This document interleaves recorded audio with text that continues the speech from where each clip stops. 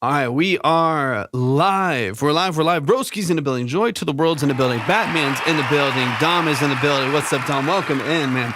Welcome in. We are live. Nicholas, welcome in. IZK, thank y'all so much for tapping into the stream. Mr. Dom Music, how are we feeling today, man? Let me get a couple things rolling here. Let me pop up this link for you, Dom, and then I'll have you submit your music for free, and I'll boost you up where we had you the other day as well. Give me 1 second to get this over here and get everything rolling. IZK, I would love it. Or is it Isaac or something like that? Let me know. If you would like to submit it, it's at the link in my bio. I'm getting things rolling here. We just hopped on. So let me just get this stuff moving. Boom, boom, boom. All right. Yeah. If you wouldn't mind just submitting whatever update you have right there, Dom, and then I'll get it boosted for you. I think it was 15, right? If I'm remembering correctly. Aiton Music Productions in the building. What's up, man? Thank you so much for tapping in. Robbie Rob's in the building. How y'all feeling today? Welcome in. Everything is at the link in my bio. If you want to submit your music, we're going to get rolling here in a moment. Thank you so much, Batman. Thank you for the follow as well. I really appreciate you being here. I'm not familiar, Onyx. I'm not familiar. Spides is back in the building. What's up, Spides? Welcome in to the chat. Thank y'all so much for joining. If y'all are coming in for the first time, let me know where you're joining from. If you make music, talk to me about the kind of music that you make. We will get rolling with some music in the next 5 to 10 minutes or so. If you want to submit it, it is at the link in my bio if you're over on TikTok. You do not submit here in the chat. You do not submit popular artists. Y'all know what popular artist means. This is for your music. If you're a producer, you're a musician, you're a session musician, you're an artist, you're a vocalist, you're a songwriter, you're an engineer. That's what this live is for. All submissions happen at the link in my bio if you're on TikTok. Hey, I was hoping to use my script to send it. Yeah, 100%. Yeah, send it in for free. Was it a 10? Remind me really quick. Boonette, thank you so much for the follow. I appreciate that a lot. Alvin is in the building. What's up, Alvin? Welcome in. Thank y'all so much for joining. Let me know where you're joining from. If you make music, talk to me about the kind of music that you make. 15. Okay, I got you. Yeah, just submit for free. Submit in the free line, and I'll bump you up. Mr. Dom's in the building, and then Mr. Dom, I think you said 15, right? Pretty sure. Let me know really quick, and I'll get you pushed. 15, got you. Boom, boom, boom. Just got back from Detroit. It was okay, beautiful, dude. Amazing. How was the trip? Let me get you pushed, man. I appreciate you so much. You got 20 up on the board now. I appreciate you so much, man. And we'll get a couple other things rolling here in just a moment. Sydney's in the building. What's up, Sydney? Welcome into the stream. Welcome in. This is for your music. So if you're not the artist, the producer, the engineer, the session musician, the vocalist, the songwriter, then that is not what we are talking about here. I feel like most people know what popular artists are. If it's artists that people know, this is generally around you. This is about breaking down the structure of your music, offering tools and tips for producers and engineers and songwriters, vocalists, session musicians, stuff like that. Dan Gilbert has done wonders to that city. What an incredible city. 5, man. That's cool, man. Amazing. Excited to see you in here, man. Excited to hear some music from you as well. Let's see. Let me see. Let me catch up on a few Underground Nation magazine and podcasts. Feral Minx, welcome in. M Stacks, I'm thinking about signing that guy. What guy? Perfect, Meli. Let me see. Boom, I got you. And you are boosted as well. Done. Ready to go. Appreciate it so much. KBA, thank you so much for the roses. I appreciate it. If you want to submit your music, it's at the link in my bio. We're going to get rolling here in just a second. Lucas, welcome in. All right, yeah, Dom and Meli, y'all are updated from the other day's live as well. Appreciate y'all as well. Thanks for your patience, of course. I'm excited for y'all to be back in here as well. Feral Minx, thank you for the follow. I appreciate that so much. Once again, if you are over on TikTok and you would like to submit music, it is at the link in my bio. Lucas, thank you for the follow. How do I get my written lyrics out there besides using AI? I can't sing or produce. If you want to start with early demos, just find one vocalist and one acoustic guitar player or pianist. There is a billion of them out there, quite literally. Find someone who can play decent piano or play decent acoustic guitar, and someone who can sing decently, and start creating simple demos like that to pitch the artist. That's going to be probably the best way to create a structure in which another artist can actually see themselves in your music, as opposed to submitting like finished someone somewhat polished products through AI, where there's like no room, like they're doing crazy vocal riffs that just can't even exist in real life, right? There's oftentimes a gap in people even being able to see themselves and insert themselves into the equation of those of songs like that. So yeah, find a very, very simple musician. You don't need anything crazy. You don't need full productions to pitch. I know people that have pitched very simple acoustic productions and got them actually purchased, like actually purchased by the label or bought by an artist, so on and so on, or at least done splits at the very least. So I would just find a halfway decent musician. If they're a multi-musician, even better, where they can play a couple different instruments, build a decent demo for you, do splits across the board, so on and so on. 100%. Any style, any genre, any language, any level of preparedness, any level of quality. Give me 1 second. I got to update just one little thing over here. Let me think. Yeah, of course. Absolutely. Good question. Tehran, thank you so much for joining in. I appreciate y'all being here. Let me know where y'all are joining from as well. We'd love to hear from y'all a little bit. Let me know where you're joining from. If you make music, talk to me about the kind of music that you make. And we're going to get rolling here in just a moment. Let's see. Aiton's in the building. Aiton, it's good to hear from you, man. Thank you for the follow. Y'all appreciate that a lot. Thanks for the follow over on TikTok. I appreciate that. Give me 1 second. Florida's in the building. What's up, Florida? How do you like Florida? I've been to Florida many, many different times, but I'm always curious what people's experiences there. I have my experiences, but I'm from Austin originally, but live in Rhode Island now. I mean, Meli, that's a huge change. So my wife and I are currently in San Antonio, but we have family and friends in Austin. We're there, a fair amount. I'm curious what that move was like from somewhere like Austin all the way to Rhode Island. We are very curious about moving into like the New England territories. Florence in the building. What's up? Florence in the building. That's amazing. Amazing. Thank y'all so much for tapping in. Link in my bio. Hot and humid native Florida. Yeah. It's that about it. That about lines up with my experiences in Florida. Y'all, this is not for like popular artists or producers, so don't submit those in the chat. Don't submit any music in the chat. Actually, if you would like to submit, it's all at the link in my bio. Would you say your accent is typically San Antonian? I don't know. I really don't know. Like my dad and mom's family have moved around the country, a bunch of different places. They've kind of been from Washington to Florida to Minnesota, all over. And so I don't know. I don't think so. I wouldn't necessarily say so, but I don't know. San Antonio, I mean, a lot of Texas, honestly, but San Antonio, there's a lot of diversity as far as just different cultures, people coming from different places. It's, military hub as well. So for that reason, there's a lot of like in and out, there's a lot of kind of like feed through that's happening as far as like people coming in and out of San Antonio for medical, for military and stuff like that. So I think it's a pretty broad spectrum. Excuse me. Leoski's in the building. What's up, Leoski? Welcome in. But I don't know, like it would take me hearing like an outside perspective on that, like of someone that's like maybe lived in all the, lived in a bunch of different places. But I'm like, I actually don't know. Thank you for the follows, y'all. Appreciate it. I appreciate it a lot. Thank you so much for tapping in. Corn Dog, thanks for the follow. Thank y'all for tapping in.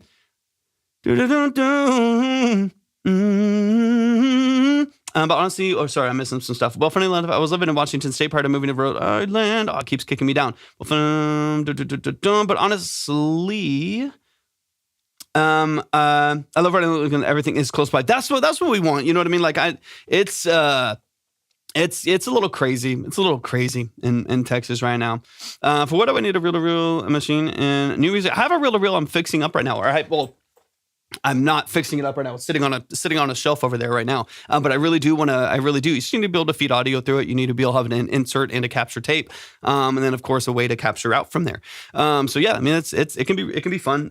When I was like kind of training in studio and learning audio engineering, we did a little bit of stuff on tape, not a ton. A lot of the tape stuff I'm figuring out is just self-taught, YouTube and stuff like that. It's a little bit of a different world, but I'm excited to dig into it. I have an old TC355 from like the mid 60s. It's an old solid state tape machine that I'll be using here in the studio occasionally, just kind of for fun. It's not like a high quality like tube mastering console or anything like that, but it is a cool little grit. It is going to give you a little bit of that grit and that saturation that even without the tube, just having magnetic tape is going to give you some cool tone, some cool color. So I'm excited to dig into that, but I do need to fix it. It works. I have tested it. It does turn on. It does work. It does forward. It goes reverse. It does change speed, but it is. But I do need to fix it up quite a bit. It's a little rough. It's a little rough, so I'm gonna have to open it up. Probably make a YouTube video out of it. But I gotta open it up and figure out what in the world's going on with that thing. Okay, give me just 1 second, y'all, and then we are going to kickstart the live stream here in just a moment. We got things to do. We got music to listen to.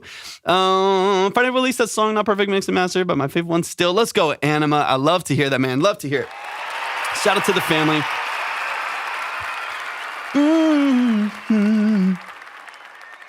Does 100,000 listens count as popular? It's about your music, Tickle Toe, so it's not about a number. There's not like a threshold for popular or not popular. The reason I say that is because people will be like, do Shape of You by Ed Sheeran. I'm like, that's not what we're here to do. It's just not what the stream is at all. It's not even the structure of it. There's other streams where you can just like put your song in a playlist and show people music that you like. That's not what we do here necessarily. This live stream is for your music. So if you're a producer, artist, musician, vocalist, songwriter, etc., that's what this live stream is about. So it is for those people. Now, if you are a session musician for a popular musician or a popular studio or something like that, if you're a phenomenal session musician in Abbey Road or East West or something like that, then of course I would love for you to send in your stuff and we can talk through the structure of what you do. You can let people know how you approach utilizing gear in your tracking process and stuff like that. I think that can be really informative and really valuable for people. Stop streaming. You say, oh, this is not what the stream is. Yeah, exactly. I don't know. I've tried so many things. I've tried putting it in bold yellow letters. I have, but then people somehow are confused on what popular means. I thought this was pretty straightforward. You know what I mean? Like people are like, is Sleep Token popular? And I'm like, use your imagination. Anyways, okay, let me double check a couple things here, y'all, and then we are going to dive into the music. In fact, I'll give my spiel and I'll let you know exactly what we're doing, the structure of here, and kind of how it works here at Track Talk. KBA, thank you so much for the roses. I appreciate that a lot. Give me just one moment to catch up over here. Miranda's in the building. Livy, welcome in. Let's see. Amanda, I got you. Meli, I got you. Mr. Dom, I got you. Aiton, I got you. Y'all are ready to go. Okay, let's get into it, y'all. Let's get into it. I'm popular. My mom seems to always know. Seems to is the red flag there, but I'm excited. I'm excited about that. But let's get into some music, y'all. Let's get into some music. For those of you who have never been here before, welcome to the stream. Welcome to Track Talk. Welcome to the family. I'm glad y'all are here. Thank y'all so much for spending some time with us. If you've never joined this stream before, let me explain a little bit of kind of what we do in the structure here and what you can expect to happen. We do have 2 lanes that you can submit into. There is a free line. That free line, we will listen to up to 2 minutes of your song and give it a quick note. That quick note is going to be, very simple, right? A quick note on your mix, your song structure, whatever it may be. What if you change it to no artist request, no trying to hate? But then what happens, Tickle? What happens is then people don't think they can request their music as an artist, and so no matter what, the semantics get in the way. I've been doing this live stream in this context for 3.5 years. 3.5 years. I've heard thousands of artists. We have changed overlays 300 times, and no matter what is there, no matter if I say link in bio, no matter if I say no popular artist, no matter if I say don't submit in the chat, no matter if I say this, literally no matter what, the same thing happens. I don't know. It's cursed, man. I don't know what in the world is going on. I've tried it all. At least I feel like I have. I'm always open to suggestions. But yeah, then what happens is that people think they can't submit their music, which is, of course, no worries at all. But yeah, it's like no matter what, then they're like, oh, so I can't send in my song. I'm like, no, that's literally the whole point. Make your blink in the manner. Yeah, it's wild. Anyways, let's get into it. So there's the free line. The free line, we will listen to up to 2 minutes of your song, give you a quick note on song structure, on formatting or mix, whatever. Those are short and sweet. Those are quick, right? Up to 2 minutes of the song. Then we have the paid consultation line. The consultation line is the bulk of what we do. That is a 20 to 30 minute multiple listen, deep dive consultation on the structure of your music. Over that 20 to 30 minutes, we'll go through your song, your instrumental, whatever it may be, multiple times, 2 or 3 different times to get into the details of the mix and master, production elements, sound design choices, lyric and song formatting, so on and so on. We'll get into the nuances and the details of what you're doing both creatively and practically within the structure of your music. For those of you who don't know, my name is Torvik. I'm a full-time audio engineer, producer, and session musician. That is what I do for a living. I've done that for the last 14 plus years. I'm also a classically trained pianist. So that is largely the structure and the perspective, thank you for the follow on Twitch, of this live stream. I'm not here to roast you. I'm not here to trash you. I'm not here to tear you down. I'm not here to hype you up. I'm not here to give you exposure. The structure is really just to dig into the details of your music over a long period of time and really get into what you're doing. Hopefully offer you some specific, professional, and actionable feedback on the structure of your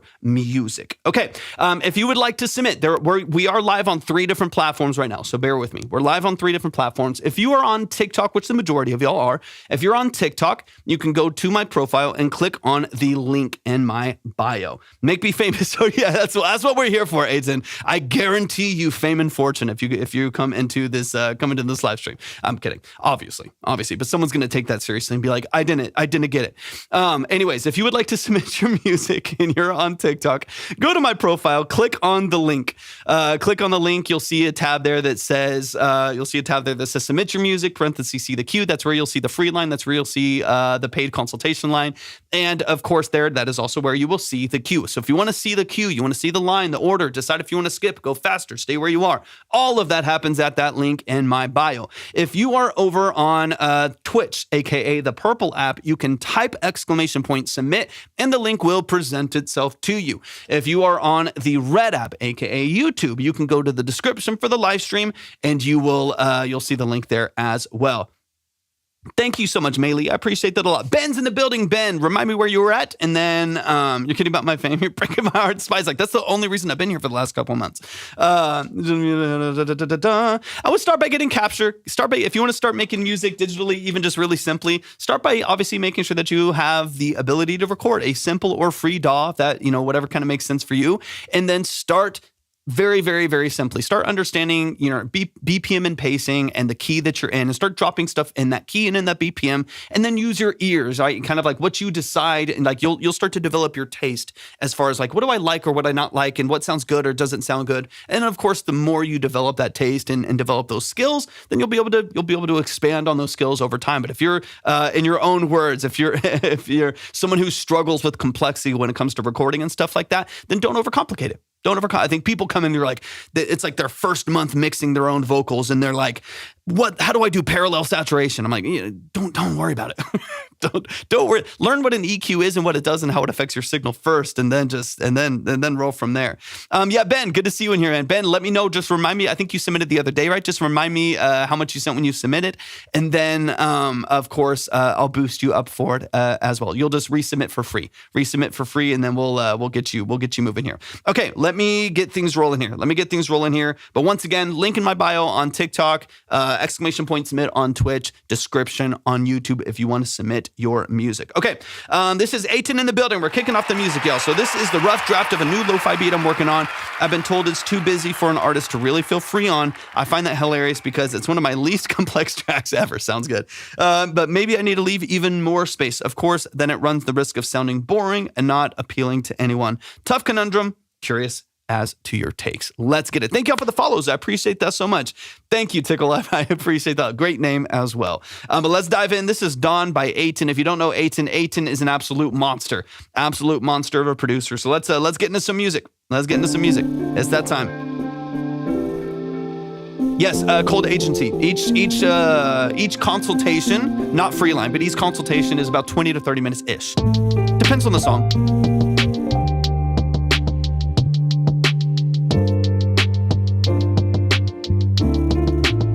Got kind of like a lo-fi feel. Let's go, Aiton.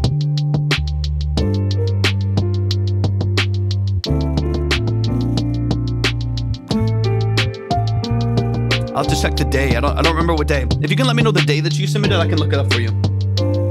Cole, thank you for the follow on Twitch. I appreciate you. Yeah, KBA facts.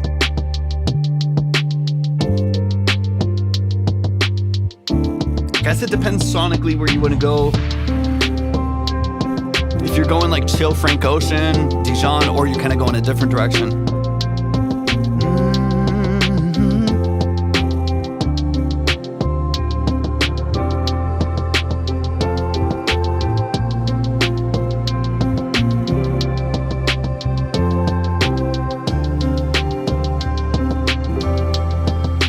I really like that texture at the top. Thank you for the follow. Just isn't too much someone lied to you? Kind of agree.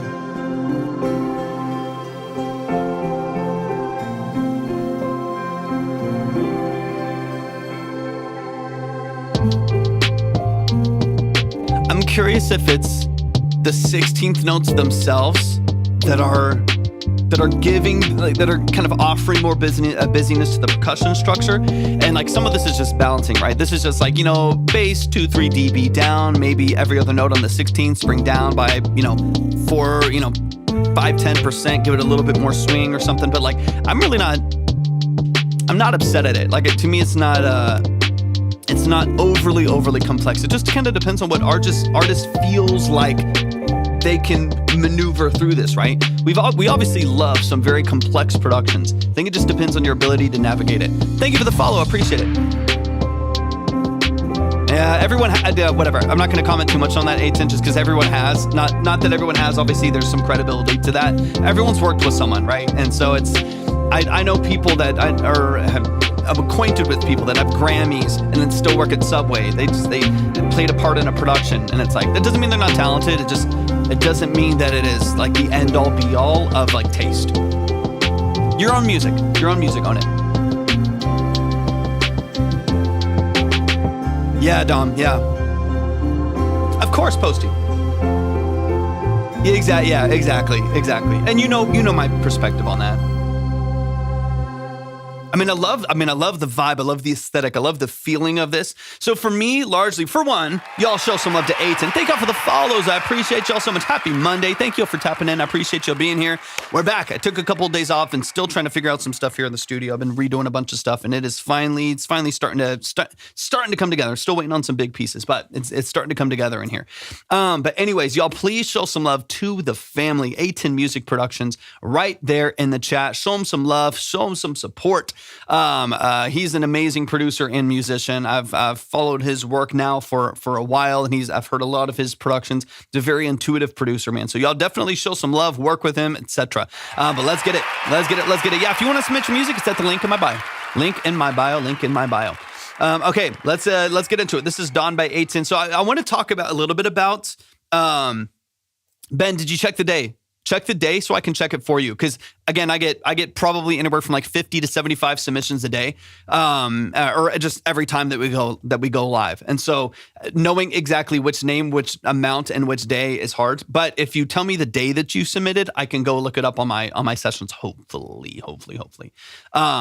I'm pretty sure it was a 10 or 2 10s, right? If I'm not mistaken, I think you submitted 2. If my memory is doing what it's supposed to do, I think you submitted 2 songs in the 10, and we were contemplating doubling down on 1 and / or pushing 2 back in. But yeah, let me know. I'm pretty sure. If you want to submit, it's at the link in my bio. Link in my bio, not here in the chat.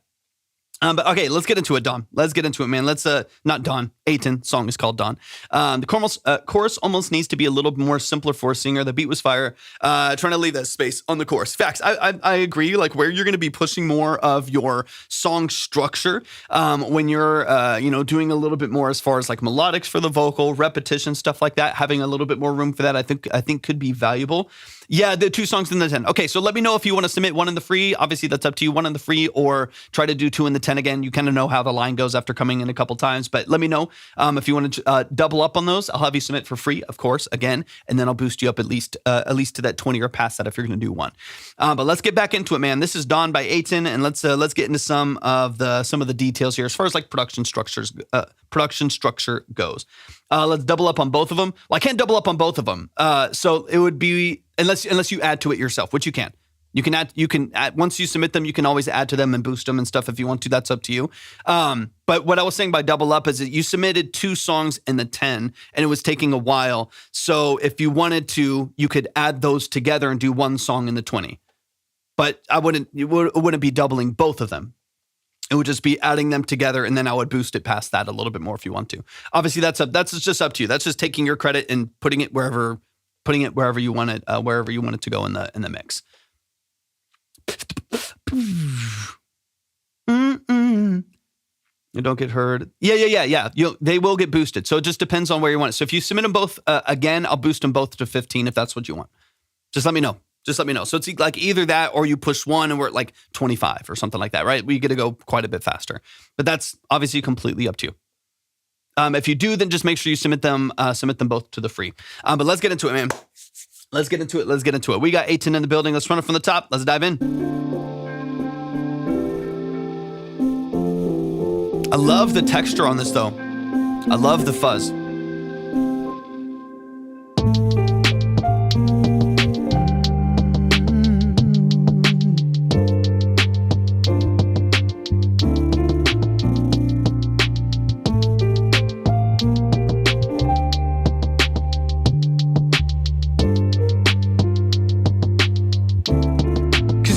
Your main structure, it's a VHS play. Dude, I like it a lot. No. Any genre, any style, any language doesn't matter to me at all. We're going to break it down no matter what.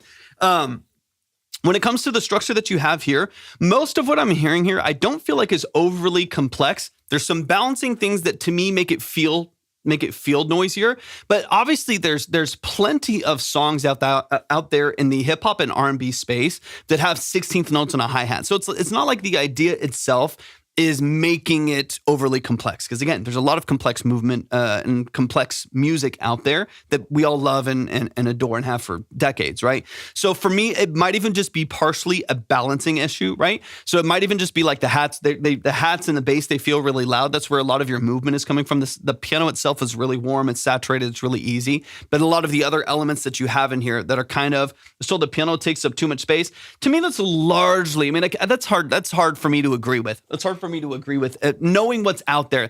To me, personal, I don't know, anyone else that this has been sent to and where that opinion necessarily comes from.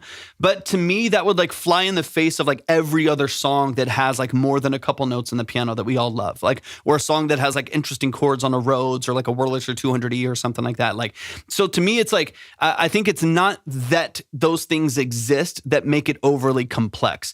I think to me, it's somewhat a balancing issue. Like for me, part of it is like, okay, the bass is hot, right? Which is pretty typical of an 8/10 track, let's be honest.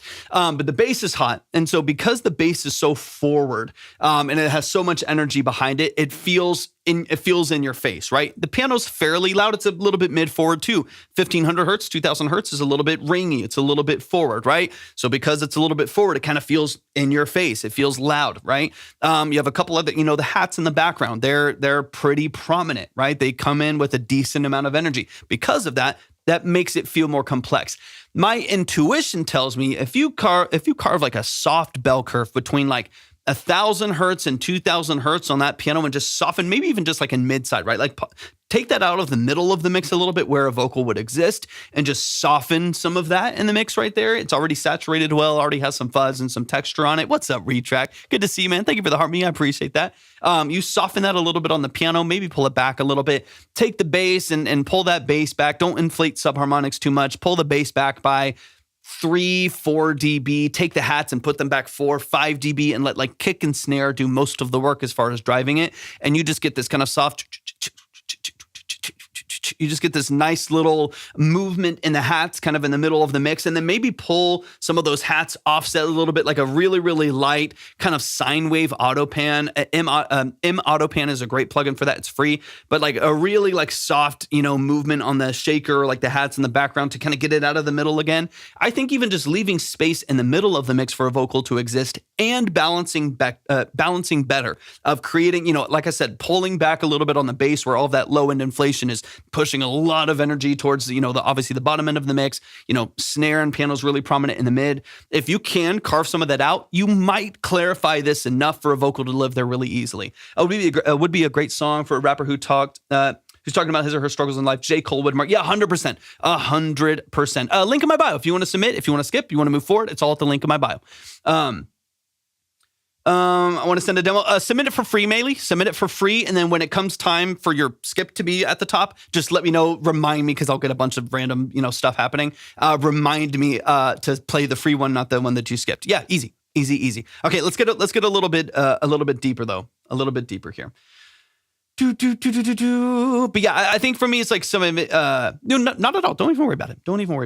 That for me is some of it. I don't feel like structurally it's incredibly complex. I think that's kind of like funny to say because it's obviously not that complicated of a song. There's like 7 tracks, a couple little like washy pads in the background. Thanks for the follow, y'all. Some shimmer in the background there, some really nice texture that I think is really cool. But like, there's nothing about this that is like dramatically complex. A lot of it, I think, is balancing, partially also sound design choice as well. Again, this is where sounds good, Ben. Sounds good. Yeah. There's some shimmer. There's some air in the background. The other side of it would just be sound selection itself, which we talk back and forth about a lot, right? Where it's like maybe the snare itself is really pointy, right? The snare, it's very same as the piano, very mid forward. It's a little bit sharp. You have this like filtered trap snare that really, really cuts through. So little things like that, where it's like it might even just be the selection and the balancing of that selection, but what you're actually programming, what you're actually playing, to me is not crazy complex. But let's get a little deeper though. Cools, thank you so much. I appreciate that.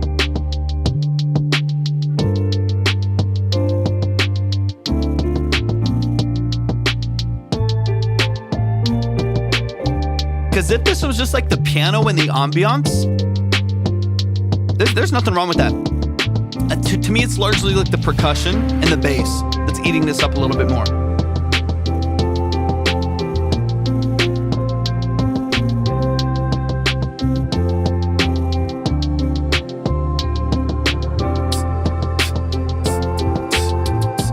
What I think you also could potentially do is take like some of your main structure. Yeah, like you have these like filtered, really like dry hats, right? In the background right there. You could also probably take those and use them more percussively as far as like what they do in the mix. You know what I mean? Because right now, again, the thing that I'm running into from a sound selection standpoint, which is why to me there's a balance between what the balance is that's happening in the production and the sound selections themselves, right? Your sound design choices that to me might be a little bit mismatched or might just be forcing things forward in the mix you don't want forward in the mix just because of how transient they are and how mid forward that sample is or whatever it may be, right? Drums don't match the deliberately actually. Okay, yeah, I mean that's everyone's got a different strategic choices that they would make for stuff like that too. But what you might want to do as far as the hats or something like that goes is on, I'll update it here in a second, Ben. I got to focus on the song. Otherwise I'll lose my mind. ADHD is powerful in my head. If I bounce it around too much, as y'all already know, I'll go crazy. So I'm going to try to focus on this and I'll update the line here in a second to make sure everything's good to go. When it comes to, let me back up here real quick. Hats. With what you have that is a little bit more articulate and it's a little bit sharper and a little bit pointier, right? You know what I mean? It's those filtered hats in the background. If you use those more percussively and then going into the hook, you still add in a slightly more acoustic or slightly softer sample for either shaker or hats. I think that might help subdue it a little bit because right now the is like loud and it's prominent, right? Same with the snare, same with the bass, right? Everything's kind of loud. So that's part of what makes it feel like it's filled out quite a bit. If you take that more percussive, hat and you pull that 4 or 5 dB back in the mix and you auto pan it within like 20-25%, just move it around a little bit with like a slow sine auto pan and then add in a right? Just like a little bit more of a consistent hook over the consistent loop over the top with a simpler hat, a softer hat. That might give you a little bit more room for texture. Because again, if everything is kind of forward and everything's loud, with like the bass is loud, the piano's kind of loud, the hi-hats are loud, the snare is loud. Obviously, those are all balancing issues. But even if all of your samples feel like they're cutting, like those hats are really cutting, the snare is really cutting. Again, very well might be, very well might be a sound selection thing, like a taste thing where you want it to be that way. But that to me is, I think, where we can shift some of that energy. So it doesn't feel like everything's forward, everything's loud, so on and so on. Do different tier skips do anything different? No, they're all the same. They're just, they determine how fast you're going. So you can take your tier 1 and add another tier 1 to it, or add a tier 2 to it, or start a tier 3 or tier 4. It literally is just the number. I have to call it something. So I call it tiers. I have to name it something in the platform. So they're just tiers, but the word tier doesn't mean anything. They're all a 20 to 30 minute consultation. They just determine how fast you go. Whoever is at the top of that list gets played first, and we just always go in order. Okay, let's keep this rolling.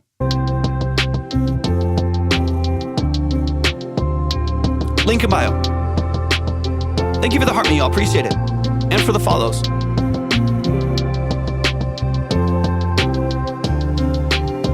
once that high shimmer comes in at the top right there, it's beautiful, beautiful. It's ethereal, it's open. I love it. I love it, I love it, I love it.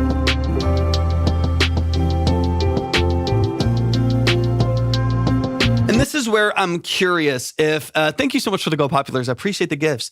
Love the shimmer. Love the shimmer. Like, there's so much about your sound design that I'm just obsessed with, right? It sounds really, really nice. I like it a lot. I like it a lot. What might be nice, if you want to maintain a punchier percussion, nothing wrong with that. Knowing Aiton, you're probably going to go through 4 different kits of drums anyways. Awesome, right? Just try some stuff out. See if there's anything that makes it fit, a little bit more of what you're doing. Or if you do just end up feeling like, yeah, it is kind of cutting in on this hook in a way that like maybe doesn't leave as much room, sure, you can kind of process from there. That being said, another thing that might be beneficial is like right now you're having to do more with what you have as opposed to adding other layers that could help fill that in as well, right? So maybe more movement on the bass, more movements on the hats, where if you just added another shaker with another rhythm, you could back off of those and they'd give you more swing, more accent points in the right? You can get a little bit more movement from the hats by just adding more and determining their amplitude, right? Same thing with the bass. Like if you had a really beautiful, like low brassy, like Jupiter 8 or Juno 106 pad right underneath, what you're having right there, you probably wouldn't need to blast the bass as much. You could actually back off of it. You could probably filter it out a little bit. You could cut up to like, 50, 60 hertz and suppress it a little bit in the mix to just give it an attack point while relying on these pads to kind of warm up the low mids and stuff like that. So I think there's some of this production that you're pushing a lot of things forward currently. I know it's not finalized or mixed at all, right? But you're pushing a lot of things forward just because there's not other elements to help fill in and balance yet. So part of my like early suggestion on a project like this would just be to maybe do a little bit more. Like it would be maybe just to like, instead of relying on the bass and like a sub bass to fill out everything that you have here, it might be nice to just pull that back by 5 dB, filter it out a little bit and have some of the tail of that be a pad, right? Instead of having that one, hat carry all of your energy at the high mids and the mids, maybe pull that back by a couple dB. It can still exist there. It can still be a rhythmic point of the song, but add in another shaker or another hi-hat to help with your accent points as more of the prominent sound design that you hear, if that makes sense, right? I think if you're not relying on the few elements that you have being so forward, I think it'll feel simpler while you make it more complex, strangely enough. I think, Vendor, thank you so much for the galaxy. Oh my God, Vendor, thank you for the galaxy, man. I appreciate you. Dia, thank you so much for the follow as well. I appreciate it.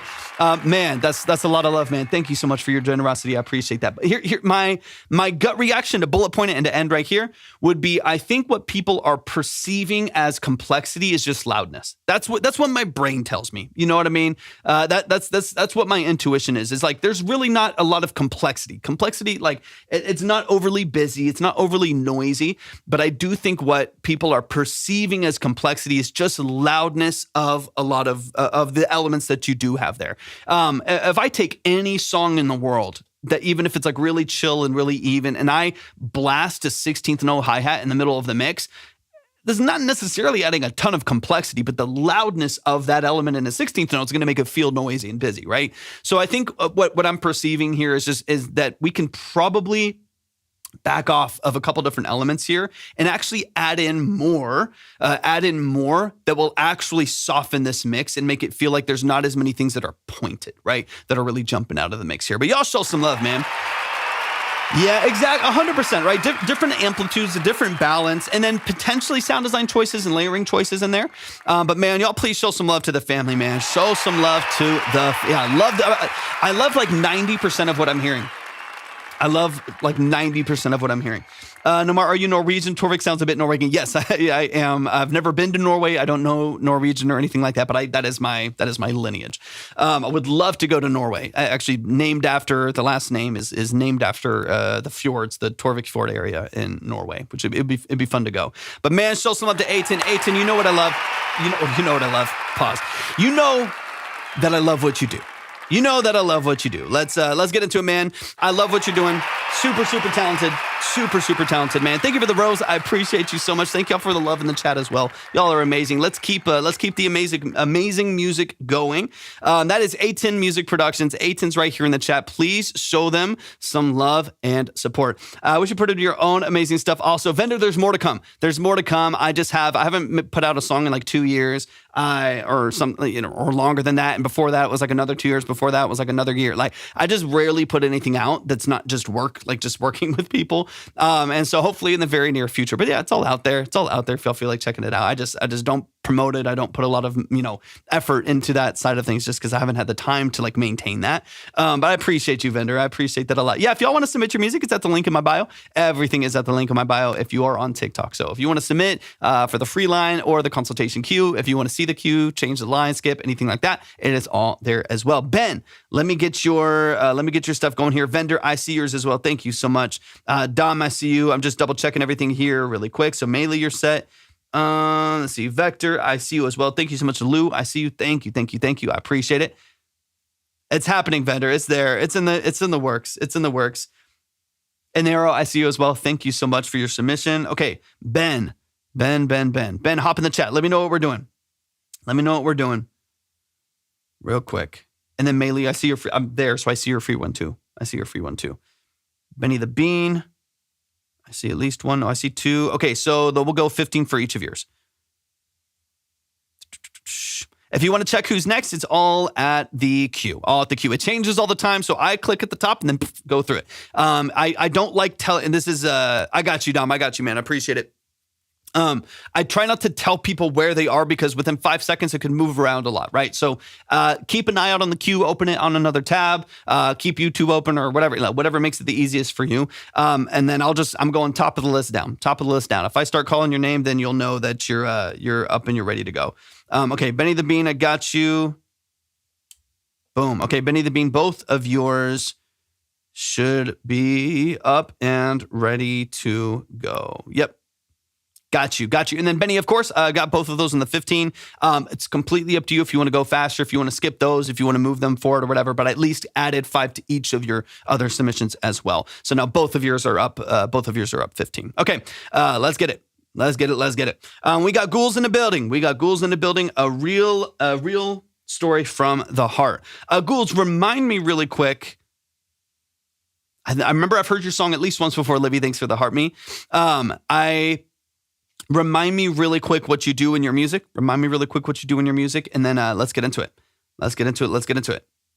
Song is next. Dude, I'm hyped. Let's go. We're moving at a good pace today, or we're trying to. I love it. Anira, I love it. Love it. Hold on. It's taking a second. Open up SoundCloud. Any genre, any style, any language, any level of quality. Let's go, ghouls. Pot roaster. That's right. Yeah. Went to a party the other day, I was not invited. I was drunk about the liquor, I was so excited. I walked in, I saw a pretty thing right away. I'ma go spit my game, yeah, I'm feeling really fresh today. Just got you, Meli, appreciate you. I hear a loud crack, the door opens and this is what comes next, Jack. 500 Indian dudes walk in the front door. They pin me on the floor looking for my butthole, but I relax a little and spread my butt apart. They pour some mustard in, I really need to fart. I put my own hand in my own butt and then I pull out a plum and hold real quick, man. This might knock me off TikTok. Do you have I hate to be that guy, but it legitimately could get me banned on here. So I'm not doing that. Do you have anything? I'll say it this way. I'm going to say it. Played a worse song on another live. It's not consistent. That's what I have to say. It's not consistent.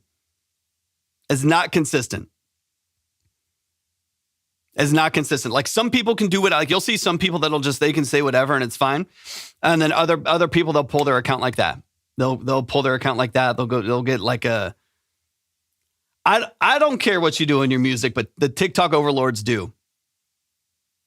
Let me see. We got 52 seconds. Let's see. I mean, yeah, it's like, I just can't. I can't risk the account getting knocked or something like that. And they have done it for. Yeah, it's crazy, Dom. That's crazy. Yeah. I know it's short, but it takes 5. Dude, I'm telling you right now, I have told someone that I was stupid about something, and it's like muted my account. I've said like nothing. And y'all, I mean, most of y'all who have ever been in this live stream, most of y'all who have ever been like in my live stream before, you know that I'm not like roasting people. I'm not tearing into people at all. And I've said like the most basic things that like, I think, wait, what was the one that happened, Libby? There's one that happened where like, I think like Libby one time said something, and I don't know. People say like the most simple things and it's like suppressed, pulled off the For You page, like whatever. It's like, it's super, super annoying. It's super, super annoying. Yeah, like I can't like, anyways, I'm not willing to risk it. I don't want to risk it. But so let me know what you, let me see. I'm just telling, they're sensitive on certain accounts. I'm telling you, some people get away with craziness. I'm going to chop through something. I'm going to chop through some things. I'll listen. I'll chop through some things. Got you, Ben. I'll update here in a second to make sure I got everything in order. Eat that ass and it's so spit at hoes. And just before I started, you wouldn't. Grimace came out with his cock out. I wanted all of that. Nah, I can't. Let me know what you do. You have anything that what I'll call more palatable? what I'll loosely call more palatable. Thank you for the follows, y'all. Yeah, I tried to skip through. I tried to skip through another 0.7 seconds, and I'm gonna be banned for life on this platform. I guess what the hell? Oh my God. I'm sweating, bro. I'm sweating. It's San Antonio, so it's hot as hell in here anyways, but you got me sweating, bro. Do you have anything loosely more palatable? Tom, I'm about a half second away from playing the rest and it just pulling my account for life. Oh my God. If we were only actually, okay, here's what I'm going to do. Hold on. Here's what I'm going to do. I have a solution. Folks. I have a solution. I'm going to back this up a little bit. It's only like a 1.5 minute long song. I'm going to back this up for a little bit. And then I'm going to mute TikTok. And we'll only play it on Twitch and YouTube because Twitch and YouTube are a little bit more free. Okay? That's what we're going to do. So, in about 20 seconds, yeah, it's crazy. In about 20 seconds or whenever, in a minute, the stream on TikTok is going to be muted. It will be unmuted in a minute, and then we'll talk about it. I just won't play it when we talk about it, okay? But I'll play it on Twitch and YouTube just so we can get to the end of the song and see what we're talking about here and determine next steps, okay?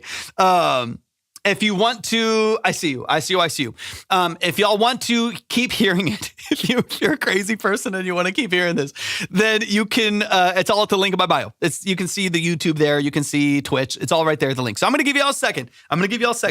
I'll play some really wholesome, an E minor 7. I'll play some really wholesome stuff over here. And then I'll play the rest of it over there. Hold on. Give me a second. I want to make sure that this mutes. I want to make sure. Okay, thank you for the follow over on Twitch. Is this muted on TikTok? Is it muted?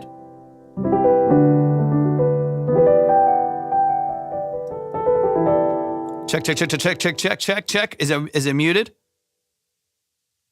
That worked. It's muted. Okay, I'm just making sure that I don't it's like when you think you're hopping off a call with someone and you're like, say some bullshit. And then they're like, I'm still here. That's, I don't want that to happen on TikTok. We play it. We start going crazy.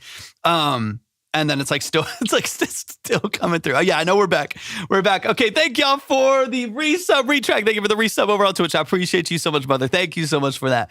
Okay, in about 10 seconds, we're gonna mute it over on TikTok, and we are going to finish listening to this over on YouTube and Twitch. Okay, over on YouTube and Twitch. And then we'll be right back. We'll be right back, folks. We're just going away for a second so that so the ghouls can therapize through their music here. Meeks, thank you so much for the follow. I appreciate it.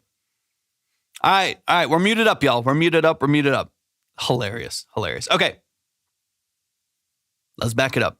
Juice, a lot of plum, and then eat that, what? And then a dragon comes in the room, his dick is big, enormous, and then he puts it in my ass, and it's so ferocious. The other day I went to McDonald's to get a burger. I was a little tired, I was a little nervous. The lady behind the counter was really pretty though, and I was practicing my game that I spit at hoes. And just before I started, you wouldn't dare believe it. What comes next is the craziest story, I mean it. All of a sudden, Grimace came out with his cock out and started putting his wiener inside of my mouth. Don't really like when people touch me, but I drink it slushy. I wanted all of that fruit juice, it's really lovely. I took a shit in my hand and started chewing on it. It kinda smelled bad, something with some tuna on it. And then I went up to an Asian dude afterwards and started cum swapping with him. I don't even know. Oh my God.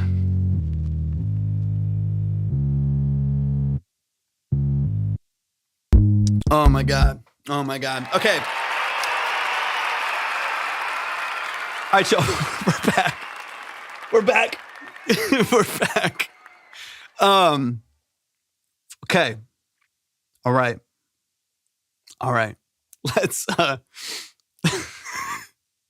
okay. I mean, you're a poet, man. I mean, let's call a spade, man. You're a real poet, You got away with words, man. You got away with words. My songs give us saved last time. I can erase them to get another save. Yeah, absolutely, Thomas. 100%. Send it in. What's funny is he said he started from the top to understand the scheme. I still lost 100. Yeah, there's so many twists and turns, Mr. Dom. I don't know if environmentally it's like the same, kind of profile that we're looking at here, but oh man, for one, y'all show some love to ghouls. Ghouls, we know from now on that if ghouls submits a song, TikTok gets muted.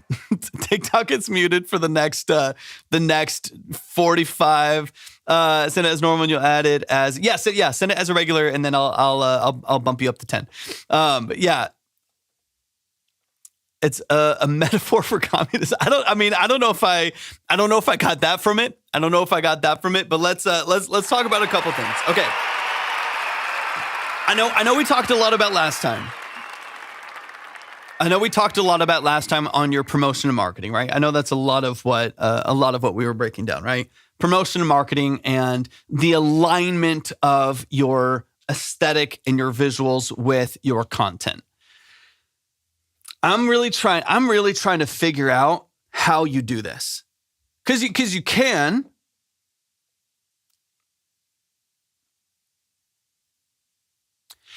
Production mix is pretty clean.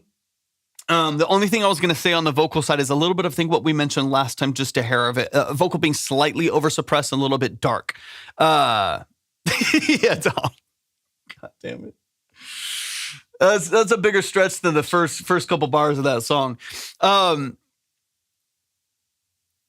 Yeah. Bounce on the product. It needs an animated video. Like it needs like a Rick and Morty. This is the same thing we talked about last time. So I don't want to hammer this home again. Bounce on the production, I think is fine. I think it works, right? I think that the fuzz on the bass, the production, percussion structure is fine. It feels funny talking about practical things here. I think that's fine. Vocal, I think still, we talked a little bit about this last time, still a little bit oversuppressed, a little bit overcompressed. And so it feels held back a little bit more, added more threshold for de-esser and light up on the compressor. The de-essing is better, so I didn't notice that at all. So the de-essing is better. So your suppression of the S's and T's, I think is a lot cleaner on this one. It's not nearly as harsh. I would just maybe go, if the threshold still feels like you're getting a lot of reduction over multiple stages, maybe go another dB or two per stage to help loosen it up just a hair more. And then push that forward, push the vocal forward, maybe another dB. But most of the rest of it, production-wise, I'm not mad about. I'm just really curious how you do this. You know what I mean? Because it's obvious, and you know this better than anyone else. It's obviously abrasive. It's obviously controversial. And so I'm really curious. I do think animation is interesting. Retrack said that it needs an animated video over on TikTok. I think animation is really interesting. I mean, I can imagine a kind of like Rick and Morty style. Like it's just so goofy. Yeah, I think I can make a funny video. Yeah, that's what it has to have that. It has to have that like comedic relief. Like obviously you're getting that tension from the song itself, right? It's crazy, and you know it is. It's crazy. And so I think it really, really is going to need things to support it. I know we already talked about this, so I don't want to hammer that home too much beyond just, lifting the compressor a bit more and stuff like that. But I do think that like this takes all the strategy in the world, right? Like it's a lot easier. I think the value of the song is how it suddenly takes a sharp turn. I mean, yeah, it's the unexpected nature of it. But somehow still preparing people enough that they don't opt out too quickly. You know what I mean? That's what I'm trying to figure out. I'm J Matt, good to see you. That's what I'm trying to like navigate right now. I'm trying to like figure out is like, how do you have the twists and turns? Because those are necessary, right? That comedic timing and the left and right turns here are necessary for this kind of style, this tongue in cheek, like parody style to work. But there needs to be enough of a preparation for that people don't opt out too quickly, or that there's some preparation for it. It's a balance. I think a lot of the Ugly I'm Scared video that went viral. Yeah. So I'm curious if like you start, like when you're doing this, right? I'm going to risk it all and play like 10 seconds of the production. Here we go. Yep. Like right here on this intro, a video seems normal at first and then goes wild. I agree. That's great. Sounds good, Jay. Sounds good. I agree. So like, I think, but here in this first 10 seconds where you have just production, I think you need to, in my personal opinion, I think you need to add something vocally there. I think you need to add something there that prepares people. They still don't know the context. They have no clue what they're about to buckle in for, but say something fairly explicit early on. And the reason why I say that is because you can still have they have no other context for the song. They have no one could possibly, like AI could never. There's no possible preparation of how crazy it's about to get. But if you just say, something explicit right at the very beginning, allude to it being silly. Yeah, let people know like something crazy, even if it's you just say something's effing something. I don't know, like say something that just tells people, oh, this is not like a chill boom bat song, and and some like whatever, some clean artist is about to get on, like some expectation. This is about to be something a little bit different. If they want to opt in, they will stay, and there will be a payoff for the fact that you've alluded to, like, this is going to be more explicit. This is going to be something a little bit, I don't think so. Because you don't have to give away, there's, in my personal opinion, thank you for the follow. There's no way to give away what's coming. There's no way. There's no way to prepare for what's about to come. You know what I mean? Like, but I can't think of an example right now. There's no way to prepare. I don't think you need to worry about people being like, oh, I totally saw the second verse coming. I don't think that's, no pun intended. I don't think that's going to be your issue here. I think you have plenty of plot twists. I don't think that's going to be the issue. Is that 103 with a U47 girl? No, it's an M147 tube. It's a Neumann M147 tube. I don't think you have to worry about people being surprised, but I think there can be some level of expectation of like, this is not going to be your average song. And I think that is going to, I don't know how to do that. I would have to dig into that a little bit more. But I think if you can allude to the environment of the song, not its content. Does that make sense? Am I making any sense? Like, if you can allude to kind of the aesthetic, this is gonna be what it is, but not the content of the song. There's no way to prepare for the content. Nobody could.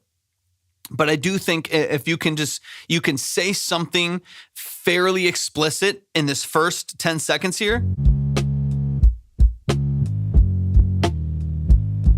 And it can, and I'm telling you, it could be literally completely random, because the song is completely random, dude. I'm thinking of filming a real video where I'm enacting some of this stuff using practical effects and make it nasty but safe for YouTube, like with Dragon or Grimace doing all this stuff too. Just watch the copyright with Grimace. You don't want a lawsuit from Mickey D's. Nothing will prepare them for no matter what you put at the front. He could start off with, "This is the realest you ever heard." Like, right, yeah, like it could be something like that. Yeah, I do like the bass line a lot. Like that, like it's something like that, or even like literally, I'm trying to think of like the most random thing you could say, like.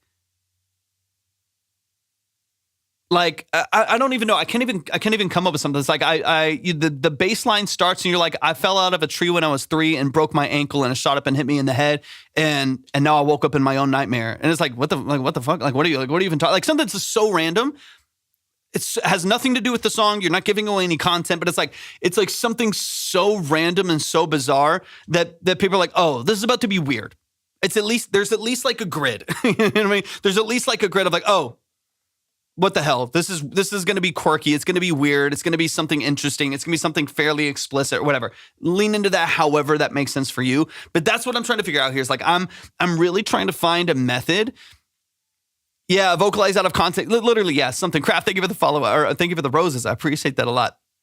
Like that's what I'm trying to figure out. Is like how do we allude to the aesthetic of the song and so that more people stick? Because I think if you don't, then you think production needs more. I like how simple it is. I like how simple it is too, because this is a story forward, right? This is all about 100%. This is all about messaging. That's 100%, right? The beat is very, very secondary to everything else that's going on, right? So I don't think the production needs more because you're so condensed lyrically, right? There's so much excuse me, there's so much traffic lyrically. I don't think you need like a busier production. In fact, I can appreciate that it's as simplistic as it is. It really leaves everything up to the vocalist, which is why I think that vocal has to be kind of perfect, right? The vocal has to be really, really clean and like really, really well executed. I think to me that's the key. Retrack said, look up Ill Mind of Hobson 4 music video. It's a good video for him to watch. Okay, check if you haven't already, maybe check that out. I think that to me is going to be like the missing piece for something like that. Cause like, I'm like, even for me, right? Like as a host of a live stream that has to like follow terms of service on TikTok and stuff like that, hearing something a little wild, not the whole content, and it can't be too crazy because you want some level of restraint before you get into the main section of the song. But that little bit of preparation at the beginning, be like, oh, okay, this is a little crazy. It's about to get a little bit crazy. I think is really, really valuable. I think it's really, really valuable because I actually think that you will maintain and keep more people listening to the song if there's more preparation, right? Like if you are going to Spotify to like hear an opera track and you end up with Eminem somehow, you're going to be like, Like that's not what I prepared for, right? That's not what I was expecting. Even if you were trying to stream, you're trying to stream like another like trap song or something like that, and came across this. It's such a twist from the messaging that you're expecting, that I think that can be a challenge. This lives in a very specific space, in like viral content. It lives in YouTube. It lives in like very, very specific spaces that I think you do need to prep people for just a little bit. Do you think if you came across that song on your own, it would hook you in enough to listen to the whole thing? That's more, excuse me. That's more stylistic, right? So like if you already like that style of music, it just depends. And this is why I'm saying that the hook at the beginning is so important, is because if I'm not prepared for the style of music, I won't like it. If I'm trying to find, weird music to like send to people, right? Like if I'm trying to find like a viral YouTube video that's crazy and I want to like send it to people to make them laugh or like whatever. If there's a viral piece of content connected to it and I want to like ship that out to people, then I think it's easier to search something out. If I'm not expecting this, I think it's too abrasive for the average person, right? If you're like randomly like, I don't know, if you're randomly streaming like a Migos track or something like that, and then this comes on, it's such a turn of lyrical structure that I think it would be challenging. Like, do you think the shock value is exhausting or dated, or do you think the utility is to get reactions from people? I think yes. I mean, the dated part I think really just depends on how you execute. I think it really, really depends on how you execute. It can really easily, this depends on your skills on the marketing side and the promotion side. Like if you can execute this in a way that's like that really works, then I can see it working. But I do think the reason why I think we keep talking about this every time you send something in, obviously because we talk a little bit about quality of the structure and quality of vocals and stuff. It's fairly easy. Just a couple things. Most of it sounds fairly good, right? But I do think you want the right reactions from people. You know what I mean? Is that, or do you think the utility is to get reactions? It has to, like, the reactions have to lead to something for it to matter. You know what I mean? Like, so like getting reactions from people that can't be the end goal. It has to either lead to like other music that you have that maybe is more palatable or that is a little bit more of a bridge between the two, or it needs to lead to some version of monetizability through YouTube or something like that, which is going to be very challenging to do. You can, but there's going to be a lot of obviously marketing limitations and stuff like that, and brand limitations as far as getting ads on something like this, even through like partner programs and stuff like that on YouTube. So there's a lot you got to kind of think about, right? The reactions can be great, and they can, but what I don't want to, and I keep this 100%, right? So here's my like loose suggestion. This is just my opinion. This does not have to be something that you follow, of course, in any sense. I would create other music under this character that is still a lot of your identity. You know what I mean? Like still goofy, still a bit, parody and stuff like that. That's a little bit more, it can still be explicit, right? It doesn't mean you can't like curse and stuff like that, but like it can still be explicit, but is maybe more mainstream palatable. And it's just like you flexing your lyrics and stuff like that for there to be a lead in. Because my worry for you is that I've seen other people get into the situation where, what's up, Moister? Good to see you. Where you get into a situation where you are stuck in your own bubble in your music. And then there's no way out. You know what I mean? What's up, Time Mind? Like, I think if you still kind of obviously Eminem and other artists still have stuff like this, right? Where it's like, it's still a little bit tongue in cheek. It's still a little bit, of a parody. There's still some quirky lyrics and stuff like that, but yeah, slightly more palatable, right? Those are going to be like, you might hook with this potentially, but that's where you're going to make money, right? Like that's where you're going to get streams. That's where you're going to get an ad to a playlist. That's where you're going to be like, people are going to work out to it, whatever it may be, right? You're already producing, you're already writing, you already have all the control over this structure, right? And so I don't want to be a Unimiles where pigeonholed. Exactly. And I think that's kind of my concern in all of this is like, you will just be like, well, how can I hook people? But hook to what, right? If it's not monetizable on YouTube, if there's no marketing leverage for it, if there's no ability to like draw them into other stuff that is more commercially marketable, then you are just the character of yourself in this. And it doesn't actually lead to anything that's going to be like fulfilling or additive to you. Thank you so much for the hat mustache, dude. I appreciate that a lot. You know what I mean? So that's kind of my loose concern is like, how do we take you from this, which is a hook? We can try to draw people in and prep them for it, so on and so on, right? Like we can try to kind of get them in the door in a way that like lets them know, hey, it's about to be a little bit crazy, like we talked about, and also have some songs that are still a little bit crazy, it's still or whatever, but they're not so extreme that actually gets you more leverage. You know what I mean? Actually gets you a little bit further.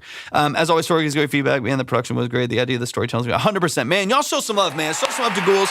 Ghouls, I appreciate what you do. I mean, it's weird and it's crazy and it's wild and it's whatever. And obviously, there's going to be a lot of people that hate that. It's polarizing. And there's going to be a lot of people that just love it for what it is. They love the energy behind it, so on and so on. That's a little bit catchy, maybe with a hook or a catchy melody. 100%. It can still be goofy. It can still be silly. And it can still be somewhat controversial, right? Just nothing that is going to limit what you're actually trying to funnel to. And that to me is like, my whole perspective is like, how could you succeed with this, right? No matter if people love it or hate it, right? How can you succeed with this? And the succeeding with this is, to me, is not that you just like, you get people riled up, but they're all just mad. Like, it's not that you're just like getting people's TikToks, canceled left and right. It's like, how can we make this work? And I do think the way that you make it work is that you have other palatable songs, right? I know I mentioned Eminem earlier. It's like Eminem has like Rap God, right? That's like Eminem doing the Eminem thing and rapping fast and going crazy. And then he also has like his commercial success, largely a lot of it is like Love the Way You Lie with Rihanna. You know what I mean? Like that. Like we need Rap God because that's the credibility side of it. That's like the core nucleus of the capabilities of Eminem as a lyricist and as a rapper, right? And as an artist as a whole. But then we also need Not Afraid. You know, which has a pop hook and a pop production and Eminem on it. You know what I mean? And so that's the gap that I want to bridge here a little bit with you. Is like, not that you need to start doing pop records. It's not what I'm trying to say. I don't want to dilute what you're doing too much, but I do think you need some of the 100%. We need the palatability side to make sure that your music is not so abrasive that people are just mad at it. That doesn't help. That doesn't help your movement, right? I think we need to have a little bit of the other side, a little bit. Doesn't have to be everything, but a little bit of the other side. And then when people come across this, you're like, dude, look what this crazy guy does. This crazy guy does this crazy song, and so on and so on. Anyways, y'all get there. I'm ranting a little bit. Bull, thank you so much. Ghoul, appreciate you so much. Thank you so much for sending that in. I appreciate you more than you know. We know now that anytime that Ghoul sends something in, unless you say it's more palatable, and the next time you come in and it's a little bit something different, then maybe we can play it on TikTok. Then we can play it. We can play it on TikTok. But otherwise, we'll go straight to YouTube and Twitch for Ghoul's songs, man. I love it, man. I appreciate you, Ghouls. Thank you so much for sending that in. If you want to submit your music, it is all at the link in my bio. We got Meli in the building. Okay, let me double check some things real quick. Vendor, I see you. Meli, I see you. Thank you so much for y'all's generosity. I appreciate it so much. Begin again instead of We Can't Be Friends. Thank you. Beautiful reminder. That's fabulous. I love that. Benny, I see you as well. I appreciate that. Let's see. Amanda, I got you. Just making sure I've got everybody in their spot. Beautiful. We're ready to go. Any chance the amount I played last time can get me bumped up a bit? Did you submit again, J-Mac? Let me know. Or maybe I'm missing something. Just remind me if I'm missing something. Just remind me if I'm missing something. It's in the queue. If what you sent, like what you pay for a consultation on another day, doesn't affect like a future one unless we saved it. Unless you didn't get heard and then I save it for, which is actually a good chunk of the people online right now are saved from another day as well. Next, where are you at right now, Blake? I got you, Dom. You'll get boosted again too, man. You'll get boosted again. I appreciate you, man. I know it's taken a while. So tier 5 is next right now. I'm going to go ahead and since I'm already, okay, sounds good, J-Mac. No worries at all. I'm going to play Meli that's in right now because I already had hers pulled up. And so I want to respect that. She was already talking about which one to play. And I don't want to like start pulling up their stuff and then Jet. I feel like that'd be disrespectful to them. So I'm going to play theirs. And then actually tier 4, Blake. I'm sorry. After because I'm going to play this one. So tier 4, as of right now, tier 4 would be next, currently speaking. But Meli, let's get it. Let me pull up Meli's really quick. I know that she sent in another one lower. Boom. Got it. All right. This is Begin Again. This is a demo. Everything's at the link in my bio. That's where you'll see the queue. That's where you'll see everything that you need up there as well. Welcome in, y'all. I appreciate y'all being here. Thank y'all for tapping into the stream. Okay. Meli, this is a demo. Going to re-record some vocals and fix mastering on the beat, but feel free to give me any and all feedback. Let's get it. And then Meli, have I heard one song of yours before, or is it submitted and we didn't get to it? I think we didn't get to it, but now we are. I believe. Jenna, good to see you, Jenna. How are you feeling today? So I think this is my first time. I think it's my first time hearing you. This is Begin Again by Meli. And then you heard my song Third Eye like way back in 2025. Okay, amazing. Okay, remind me really quick what you do in your music just because I hear so much and people's situation changes. So some people that were self-producing are hiring producers and going to studios. And so just remind me really quick what role you play in your music, just really briefly, and then we'll get into it. Okay, Begin Again by Meli. Does everything. Fabulous. Love it. I'm doing great, Jenna. I'm very tired, but I'm doing good.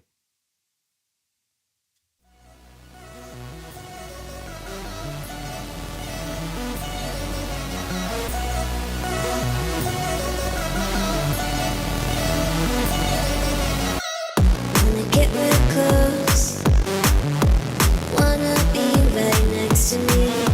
Gotta let you know, right there's where you wanna be. Okay. And we can do it how you like.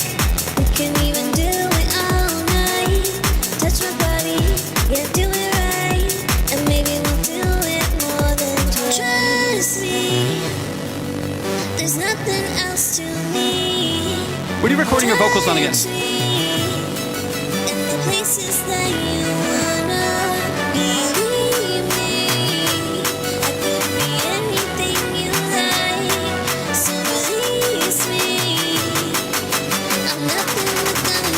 Okay, got you.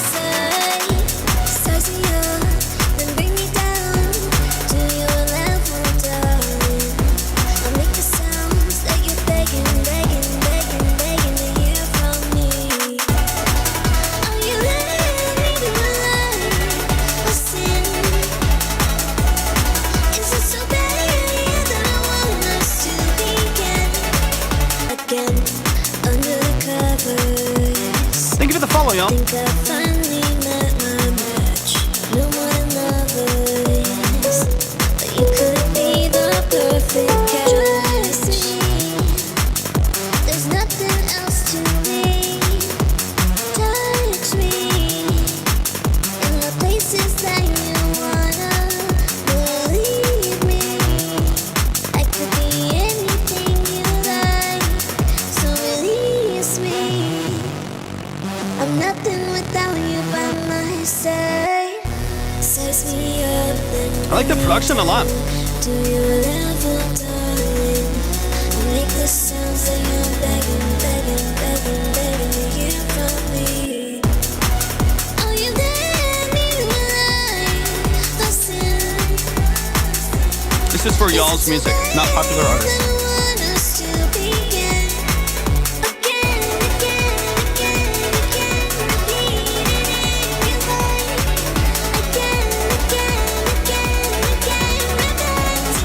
Check the queue, Ben. It's always updated. It updates automatically. You could bring me down. Yeah, you could hurt me with no others around. I could do better, but I like what I got right now. Only in deeper. I'm in trouble, trouble, trouble, trouble now.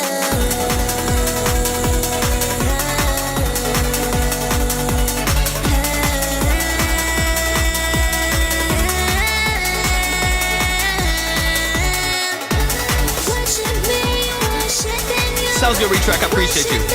You have a 25 and a 15. Check the queue yourself. It's always updated.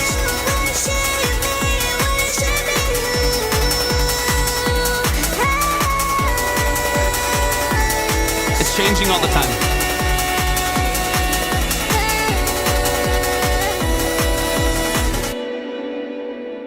Let's go. Let's go. Let's go. Let's go. Y'all show some love. And then Blake, sorry, I think I messed up on where you went on here. I think I told you the wrong.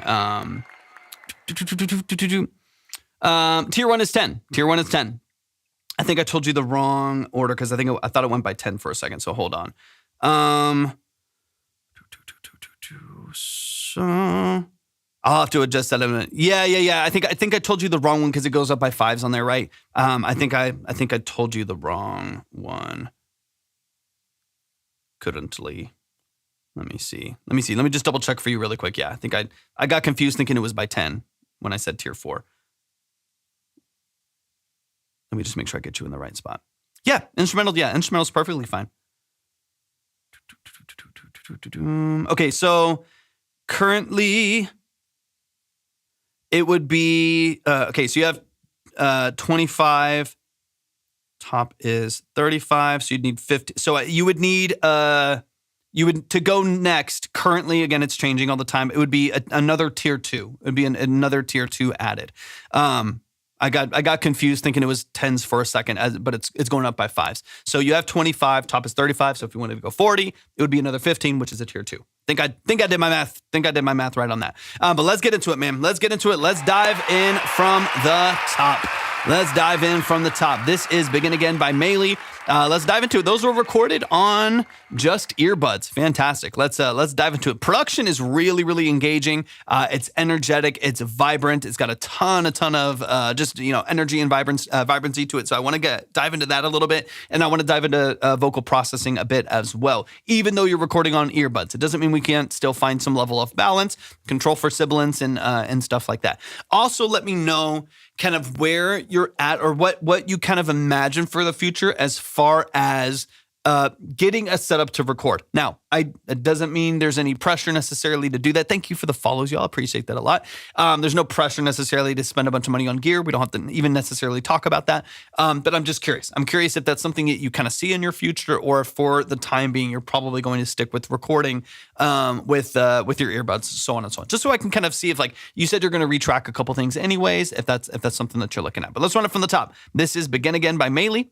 And let's dive in. Sounds good. I have a setup, but I like doing quick demos on my phone because it's easier to deal with. Facts. Awesome. No worries at all. So let's lock down structure then. I'm not going to touch mix too much. I'll give some notes of things you can look for, to process later on. But let's mainly talk about structure and like what's actually happening here, as opposed to mix. Because if you're going to re-record these vocals on a different microphone and be balanced differently, then what I talk about is less important here. I want to make sure like the song structure itself and what you're doing here creatively is where you want it to be, and you're getting the full expression of what you're trying to do creatively. All right, let's run it. Thank you for the follows. Appreciate it.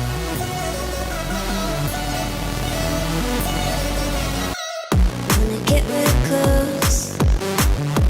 Wanna be right next.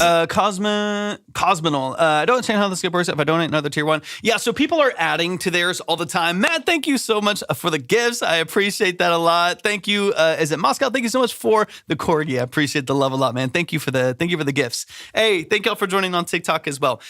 So the tiers are just different ways that you can skip. So some people come in and they just start at 10 and they just start there. Some people come in straight away at tier 8 or something like that, and they go a little bit crazier earlier on. And then people over time, if they want to go faster, they'll add more to it, right? So if you start at tier 1, which is 10, and you add another tier 1, you're at 20. So you're skipping past all the people that are in the 10 or something, or in the 15, right? Or if you're in, tier 2, which is 15, and you add a tier 2, you'd be going to 30 or something like that, right? And so people just add to theirs over time to skip people and go faster and stuff like that.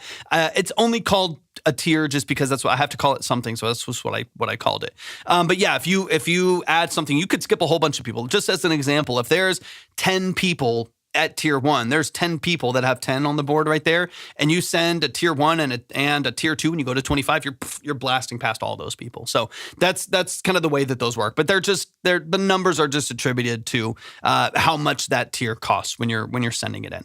But yeah, it isn't. It's not a one tier per place. It's. I had to call it something, so I called it a tier. I don't know. Maybe there's a better name for it. Y'all can let me know.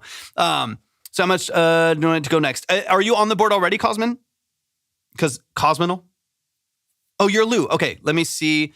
And then Meli, we're going to dive in. Thank y'all for the follows. I appreciate it. And Blake, I got you as well. Blake, you're set. I got you. I appreciate you. Okay, so that's Lou. Let me see. Where's Lou at? So you're at 10. So you would need to add 35 to yours. Yeah, that's probably closer, Spides. Yeah, so like you're at 10, the top is 40, so next is 45, right? So whatever tiers or combination of tiers would equal that. And then again, sometimes this is up to y'all to do. There's no pressure to it all. There's no worries if you don't. It does not matter to me. It's just completely up to you and what y'all want to do. So y'all can kind of look at yourself in the queue. The thing I don't want to do is spend the live doing math and not listening to music, because then we never get to y'all's submissions. So check the line. What a lot of people do is they just like keep adding tier 1s. Honestly, that's probably one of the easier ways to do it. They just keep adding tier 1s until they see their name where they want it to be, as opposed to guessing and stuff like that. Just because I don't want to. I think 45 people in line. I don't want to have to do that for everyone because it's going to be different for everyone. And I want to make sure that I get to the music. But right now the top is 40. So past that is going to be past that. But again, another thing that happens, and this is completely up to y'all. Sometimes people get into a bidding war. I don't care if y'all do that. That to me doesn't necessarily matter to me. But I don't want people to be upset if they're like, well, I submitted to be next and then someone else skipped. Like that's the way that you're doing the same thing to other people, right? So it always is going to kind of work that way. So just keep that in mind. Keep that in mind that the board is always modular. It's always moving around, so on and so on. Okay, so let's get deeper into the song. Let's get deeper in the song. We got Begin Again by Meli. Let's dive in. Gotta let you know, right there's where you wanna be. And we can do it how you like. We can even do it all night. I know I've told Ben, to your point, just because again, it's moving around all the time. I don't want to spend too much time going back and forth too much and then not listening to music because I want to get to more of y'all's songs. And if I'm doing too much admin, then I don't. I've talked to the creator of the platform about putting the tiers on there so that people can see, and they haven't. I might reach out to them again just because that can be helpful to be able to see that like this is the amount. So I know that they're at this point and I can skip to move past that point and know exactly what to add to do that and can see exactly when I'm getting skipped again, stuff like that. So I wish that was an option. It's not yet, but hopefully. Yeah, so that's why I say I usually, probably the simplest thing to do would just go by tier ones, right? Because every time you add a tier one, it adds 10, right? So if you go by tier ones, you can just add them until your name is where you want it to be, right? Instead of like trying to like add 35 and hope that that's where you need to be. Yeah, it might be easier to just like do a tier one, move me up a couple spots, do a tier one, I'm first or whatever, and start there. Or tier one or tier two. Some people just go crazy to skip it. That's up to y'all, right? But anyways, that's probably my recommendation, at least early on, until I can hopefully work with them to get the titles on there, because I do think that would be helpful. Just so people are like, I don't even know where I am. I don't know where other people are. So it makes it hard to kind of know. Anyways, Meli. I got to focus on Meli. Let's get it. It's your body, yeah, do it right, and maybe we'll do it. Wanna get real close, wanna be right next to me. Gotta let you know, right there's where you wanna be. Good, consistent melody structure. Dun, dun, dun. Dun, dun, dun, dun, dun, dun. Like your lead melody structure is really, really consistent, especially for your starting phrases. Love it. Lock it in. Really, really well structured. Ending lines change a little bit. You have some melodic changes there. Your early parts of your structure are super, super consistent. Love it. And we can do it how you like. We can even do it all night. Touch my body, yeah, do it right, and maybe we'll do it. I would. More than Here's what I would suggest for this hook. Personally speaking, or I say hook loosely because, trust me. yeah, you move into a hook after this. So this pre right here, personal opinion from a songwriting standpoint. Thanks for the follow, y'all. From a songwriting standpoint, I would highly suggest reworking the lyrics here. We have this like do it phrase that kind of intertwines different pockets in here.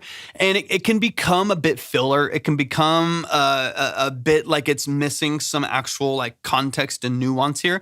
I'm going to back it up here just a second because we rely on that lyric to fill a couple different lines, even though they're different phrases. So I'm going to back it up here just for a second. And we can do it, that's where you wanna be. Here. And we can do it We can do it. how you like. How you like? We can even do it all night. We can even do it all night. Touch my body, yeah, Change. do it right. Do it right. So we say do it right again. So we can do it right. Touch my body. We can do it right. Like we're kind of coming back. And maybe we'll do it. And maybe we'll do it, right? So there's like 3 or 4, I guess like 4 different parts of like the same phrasing right here in the background. Yeah, it happens. It happens all the time, right? So you have like 4 phrases, and because all of them are kind of bolstered by the do it phrase, it sounds like filler and it sounds like kind of like random lyrics, right? So I would love for you, like some of those can stay, of course, like maybe 1 or 2 of them, but when you start rhyming the same word with the same word or using the same phrase to bolster different pockets of the song and stuff like that, it cheapens the lyric structure a little bit. Now, with a dancey song like this, you can get away with a little bit more, but I do think we can still rework it. We can make it super catchy. We can really lean into this part of the song as a build-up to make it really enticing to listen to with maybe a hair more nuance to the lyrics here. So like maybe like backing it up here. Yeah, if you want to submit your music, it's at the link in my bio. That's where you wanna be. We can do it how you like. We can even do it all night. So like I wouldn't say do it before the all night, right? It's like we can do it. Da, da, da. We can do this all night. Like we can still have some of those ending lines right there. We can still have some of those ending phrases, but I would try to pull out and switch out some of those duets right there in the middle. Thank you for the roses, y'all. Appreciate it. Do it right, and maybe we'll do it more than just trust me. There's nothing else to need. Touch me. Again, good, consistently, like phrasing and consistent melody though. Like the repetition of those melodies right there, super, super clean. Now, obviously, would love to get once you re-record, get this nice and balanced, a bright condenser microphone, or even if it's something cheap, a Blue Yeti or something like that. Get a good profile on this vocal, get it smoothed out. Like right now, obviously, it's really, really harsh. It's really, really, really bright. We can soften some of that brightness. We can de-ess just a little bit to help control and suppress some of the sibilance and the harshness that's kind of slicing into the middle of the mix right there. All of that stuff, I'm not too worried about it. Just like we talked about before, this is going to be all re-recorded with a different mic and a whole different setup. So I don't want to like address too much of this mix because you're going to be changing and addressing a lot of it already. But if anything, just point your attention to some things you might want to look out for, which would be that harshness and the S's and T's, so on and so on. In the places that you wanna believe me, I could be anything you like. Thank you for the follow. Appreciate it. Please me. I'm nothing without you by my side. Size me up, then bring me down to your level, darling. I'll make the sound. Love the portamento on the low bass. Dun. It's a beautiful little bend that's happening on the low bass right there as well. Yeah, one of the things I would look for on the production here too, again, it's a solid production. I love your progression change going into what I'll call the hook here. Love the change in progression right there to like the 2 minor walk up. That's all great. A lot of your sound design I really like. The whole song itself is really bright, so I would just do a little bit of work on the. But what's up, Jasnaya? Good to see you as well. I appreciate you being here. I would do a little bit of work on the production to soften it a hair. Right now, it is that 9K, 10K is cranked up at the top end. Some elements feel a little bit thin. Some feel a little bit harsh and abrasive. So softening some of your really high frequency pushes here. It has a kind of Pultec-ish curve to it where it's like really sub heavy, like 100 hertz and below is really boomy. And then really, really bright, like 10K plus, you have this kind of exaggerated U-shaped curve to the EQ. Soften that just a hair. Just soften that just a hair, and then you'll be able to push the whole thing forward just a little bit as well. In addition to like the mids of this track as well. Don't pull too much of that energy out. Like just, I don't have a download of this, but I was going to say, I forgot on SoundCloud here. I could drop it into an EQ. But if you can kind of bring back some energy into the mids, vocals are a big part of this. You're already going to retrack, but bring back some mids and some low mids into this production again. So it's not just subharmonic. It's not just high and shrill and brittle at the top end, but there's actually a lot of like life and openness to the middle of the mix. It's going to be huge. This hook is so catchy though. That lead melody is awesome. Begging to hear from me. Hop count, I got you. Jesus, man. Hop count, hop count, hop count. Listen, Goodness gracious. I appreciate you, man. Vector, I see you. again. Samples. Where'd you get the sample in the background too? Is that your vocal, or or did you get that from Splice or another kit or something like that? Yeah, that background shift is awesome too. Jasmine, I got you. I'll answer some questions once I finish this this artist really quick. Trying to focus better. I like it. It works really well. Again, it's tricky with Splice samples oftentimes, because a lot of times what happens is people just drop them. They just kind of cherry on top of their production, like random vocal chops and stuff like that. You have done a good job of feeding this into your production and making it make sense in your production. Seriously, like really, really well done. Hop count. And thank you so much for the heart me. I appreciate it. Vector, thank you for the rose. You've done a really great job. This is Meli, a couple above you, Jasonaya. You've done a really good job of feeding that into the production and it feeling like it's a part of the structure. Like, I'm questioning whether, is this a Splice loop or is that your vocal? That's a good question to have, right? This doesn't feel just dropped in there. It feels like it really works well with your production. Let's get the second breakdown here.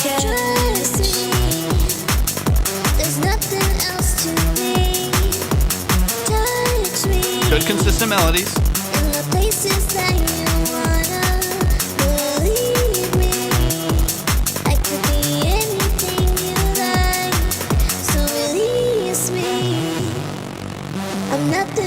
pace. By my side, size me up, then bring me down to your I would love to live. So one of the other things that I would look out for, probably the last thing I'll mention here, hopefully this makes sense and is helpful as well, but I would love to live in some of these lower dynamics a little bit more. I would love to live in some of these lower dynamics a little bit more. As soon as we hit like one moment here of going down to just the bass, immediately we're right back into this buildup going crazy. I would love, excuse me, I would love another like, what's up, Samuel? Welcome in. I would love another like 8 measures here where we really do soften some of the production for a moment. Some of it's the mix, some of it's the production choices, but I would love to bring the dynamics down for a moment before we start to build up again, right? So let me hear. make the sounds that you're begging. So if you go like, what if we brought it all the way down to like a low pad also with maybe even some of that low bass, but take that, you have this nice like super saw, this stack of saws that are underneath there that are giving you all of your energy out of the low end right there. Goodness gracious. Oh, I don't have mods in here right now. That's why. Hold on one second, y'all. Hold on one second. Y'all, please do not spam the chat. It's insane. It's insane. It's insane. Don't spam the chat. If you want to submit it, it's at the link in my bio, and this is for your music. This is for your music. Goodness gracious. I'll mute a couple people here, but y'all chill out. Chill out. Chill out. Okay. Stop spamming. Stop spamming. I know the hard thing is I know other lives, they will tell you to spam. That's the thing. That's the thing that's kind of annoying is like other live streams will be like, hey, I'll spam your song in the chat and I'll add it to my list and like whatever and stuff like that. It's not how it works here. If you spam, you'll get muted. I want y'all to be able to collaborate and connect and network with people and talk and integrate into the live in a really seamless way and you know help each other out and network with people and so on and so on. But if you just spam the chat like crazy, you'll just get muted. It's just annoying. It's just annoying. So thank you for the follow. I appreciate it. So don't spam the chat. If you personally make music or are connected to music in some way and you want to send in your music, it is at the link in my bio. Okay. On this little section here. So what I would love, this is in B, if I'm hearing correctly. I believe it's B minor. Bring me down. Yeah. Oh, don't do that. So we have this. Right, wait, once we get into this melody here, I think it would be nice to kind of bring the whole production down. So take this like saw that you have, right? This is heavy. A really, really sharp bass that you have right there. Maybe like filter that down quite a bit. Like take that cut off, automate it all the way down, just kind of just like close it up a little bit and then bring it down to following that same progression. And then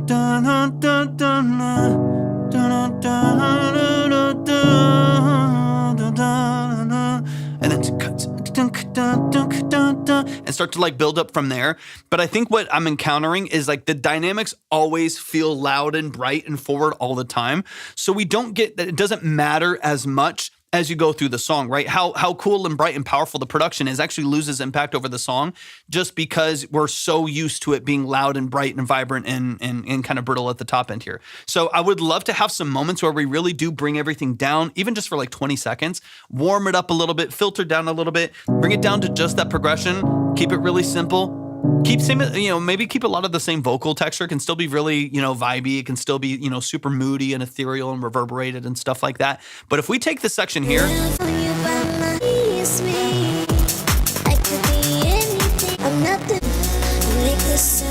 so like here,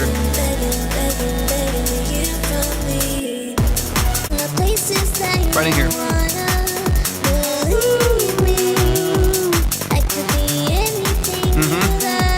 Here, right?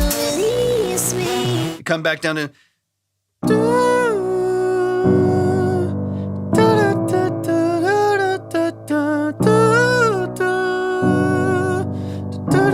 Like just bring, instead of having this so full, having a little bit more dynamic range will be helpful. Makes sense? I'll play around with the production and see what I can do, but I'm kind of attached. I get it. And again, that's 100% valid. That's the thing that's so important to keep in mind is like, y'all are the creatives. You know what I mean? Like y'all are the cornerstone of these records, right? So if you're like, if you hear an idea, and especially if you send music to a lot of different people that have really strong opinions, then it can be really easy to lose yourself and then be like, I don't even know what I want. Everyone else is telling me to change this bass and change these drums, and I don't like this snare and this like whatever. It can be hard to it can be challenging to not lose yourself in that and be like, I don't even know what I want for my music anymore.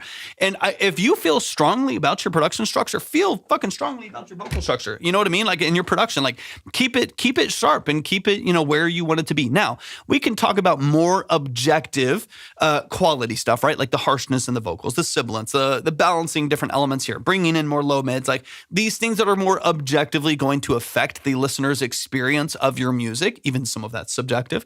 But it's going to be a broader, piece of that puzzle right there. But if you go back through this production, you're like, you know what, maybe it's less dynamic. Maybe it is, maybe it's less dynamic. Maybe that'll make it harder to listen to. Maybe it won't get as many streams. I don't care. It feels authentic. It feels like that's what I want to hear in this song. So I'm going to keep it going. 100% valid. 100% valid. And no one can tell you different. No one else can tell you that was right or wrong. It might have objective effects and consequences on who streams it and how much exposure you get for it and how enjoyable it is to listen to. Sure. But that doesn't mean it was like the right or wrong, production decision, right? So if you like what you're hearing, run with it. And you should feel confident in that. You should be confident in your taste and confident. And that's also something that's developed, right? Like you might be really confident in your taste, but it still needs to mature a little bit over time too, right? But anyways, I want you to be confident in the decisions that you're making creatively and stylistically within your music, right? No one can come through and be like, that was wrong if it's what you wanted to hear, right? They cannot like it, and that's their, that's obviously up to them to like or not like it based on their taste. But anyways, if you get into this, that just to see, but I'm very confident in that 100%. So if you feel locked into it, be locked into it. You know what I'm saying? I'm nothing without you by my side. Thank you, Vector. I appreciate it. And so the reason, and my heart, and the reason why I talk about that stuff, and the reason why I'm even bringing this up in this particular song is I do want selfishly, like as a consumer of the music, right? I'm like, I would love to hear these things. I would love for this not to be a harsh experience when I'm listening to it. I would love to crank this when I'm in the gym. I would love to, all of these things that I won't do if they sit in their in their particular state right now, brightness and harshness and stuff like that, right? So some of this is like, I want as many people as possible to fall in love with your sound and love your character and your charisma and fall in love with the aesthetic of your music and all that, you know what I mean? Like I want as many people as possible to fall in love with what you do. And that's where I'm coming from. And so all I'm listening for, what's up, Brand? All I'm listening for, is there anything that I feel like might be an obstacle to that, right? Whether it's harshness, whether it's like practical and it's like harshness in the vocal, it's mud in the low end of the song that's going to make it annoying to listen to when people play it in their car, stuff like that, right? That's more, that's more practical. Or is it like a stylistic thing that's happened? I want to see, like, is there a way that we can make this more palatable for people, so on and so on, right? So anyways, that's kind of what I'm talking about here. So if you're confident in the section, lock it in, play around with some filtering. You don't have to bring it down to a pad and change anything here, but maybe just lower the cutoff on the synth for a moment here so that the more that you bring the dynamic in close, the more it feels impactful when you open it back up, so on and so on. You get the idea. Yeah, try it out.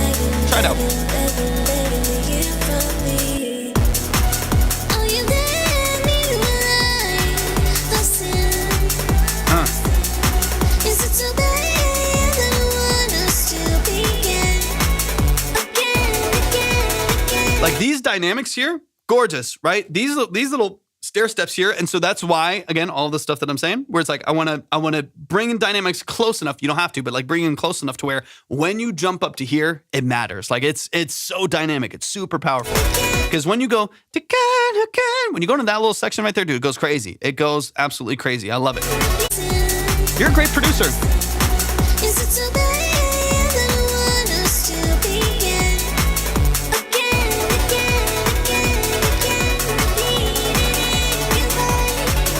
Yeah. Just watch some of the brightness on the beat.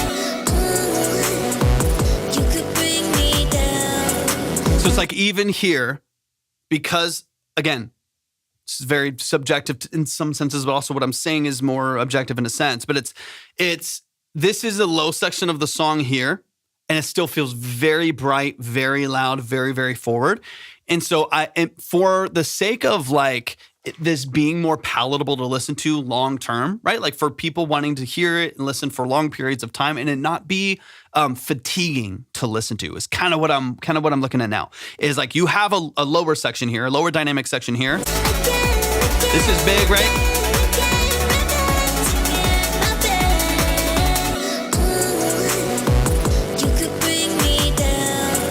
But if you took this exact same section and took that dun, dun,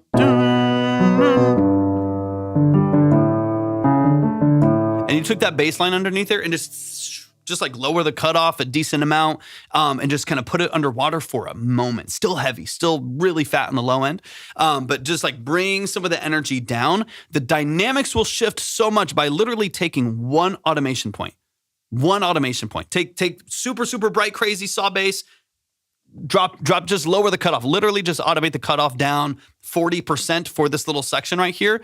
Transforms the dynamics of this next section right here. Because I love everything that you're doing structurally. I love what you're doing vocally. I know your vocals are going to be recorded and stuff like that. Think over the heart means I appreciate it. But I think that's the thing I'm running into is like, this is going to be fatiguing to listen to if it's all bright, all loud, all the time.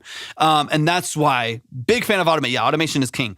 And that's why I think it's like, you can keep everything that you have in this production as is and manipulate it, right? Like you don't have to like cut this out and rearrange this and redo this and retrack all this and add 4 other layers here, take away the stuff here. If you just take what you have that is really well executed in the production and just manipulate it through automation, I think to me, that transforms the way that this track feels. That to me makes a huge difference. So it's not loud, bright, in your face all the time, but it has range, has emotion, has dynamics. Let's get into the last section really quick. We'll move on.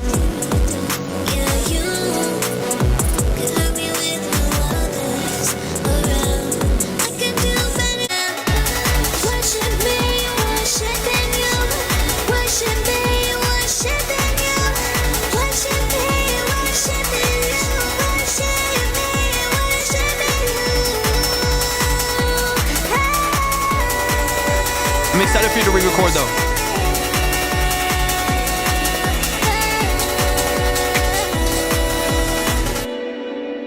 Y'all show some love, man. Show some love, show some love, show some love. That is Begin Again by Meli. Meli, thank you so much for sending that in.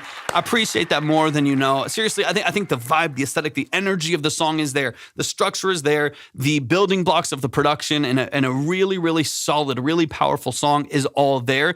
I know you're already going to retrack all of those vocals. I'm excited for that. I feel like that's obviously going to wake up so much. You're recording into headphones right now and you're going to record into a mic. I feel like that's obviously going to be a huge change in quality just there alone.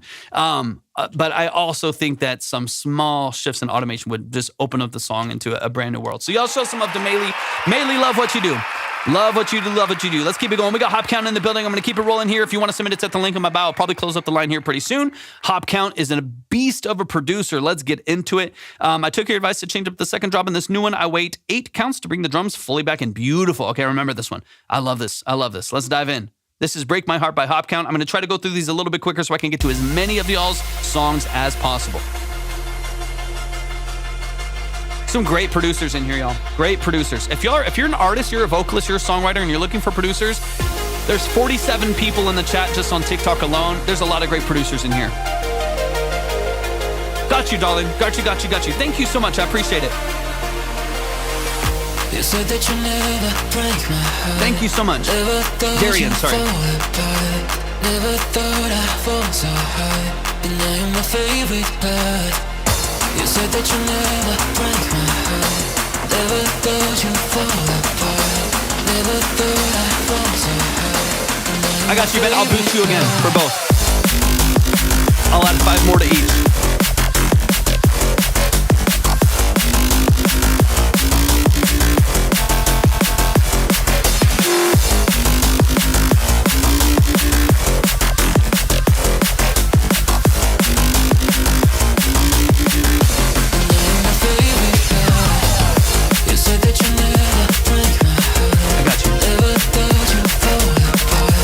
You again on me. I got you.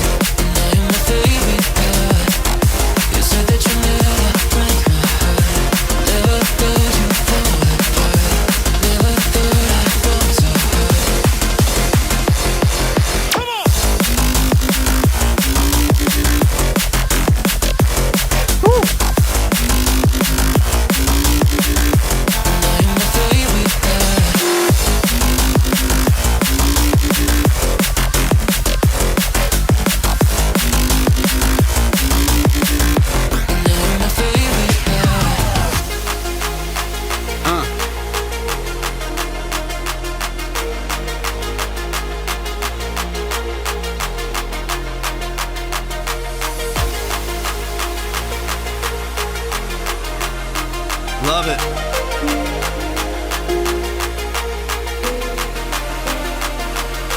Oh, that lead's beautiful. Beautiful, beautiful. Never thought you'd fall apart. Never thought I'd fall so hard. And now you're my favorite part. I'm gonna close up the line here after the song, y'all. I'm gonna close up the line after this. Never thought you'd fall apart. Never thought I'd fall so hard. And now you're my favorite part. Yeah.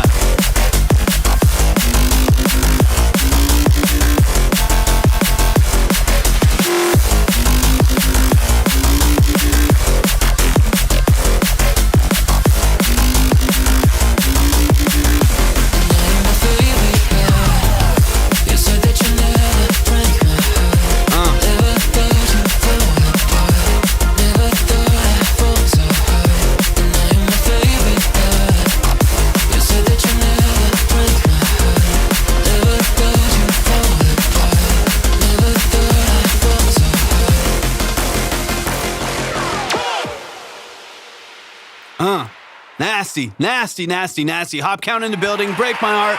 Let's run it from the top. Let's go straight into it. And y'all, I got to close the line. So I have heard the song before, and we had feedback on just like one quick little thing. As far as I think pacing on the drum reintroduction, maybe delayed hit at the end or something like that. But I'm going to go ahead and close up the line. I will be live again tomorrow. So there's many of y'all that want to submit, that are wanting to skip and wanting to submit and stuff like that. I will. What's up? Thank you for the GOAT DTSK and the heart me. I appreciate you, brother. I will be closing up the line though, because it is a little wild in here.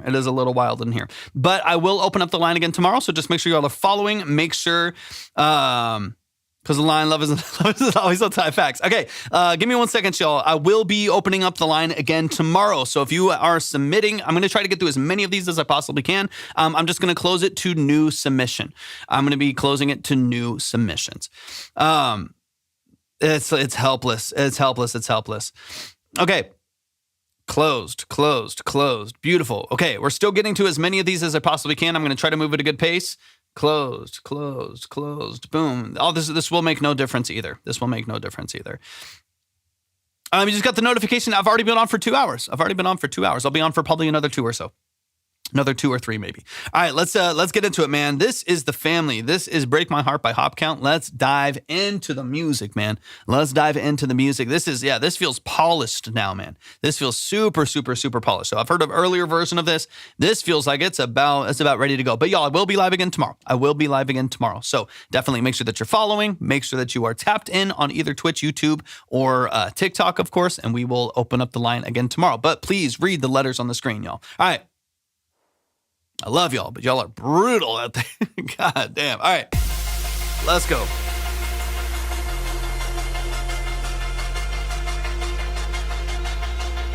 Thank you for the wink week. I appreciate it. That synth is, so good. Beautiful. It's got this like Adriatic, I don't know, I'm sure if you're in this space, you probably do. It has this kind of Adriatic feel to it. It's just very spacey. There's elements that are like really tight and really punchy and delivered really well. And then on top of that, just tons of reflection and space. It's so well done. You said that you never break my heart. Never thought you'd fall apart. Never thought I'd fall so hard. And now you're my favorite part. You said that you never break my heart. How did it early? Do you have? I'm trying to think. I was trying to think of when did it come in before this? Because this feels smooth. The drums came in earlier than this on the last one. Never thought you'd fall apart. Never thought I'd fall so hard. And now you're my favorite part.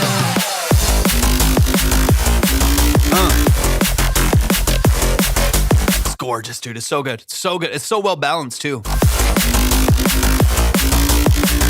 trying to remember what happened on the last one.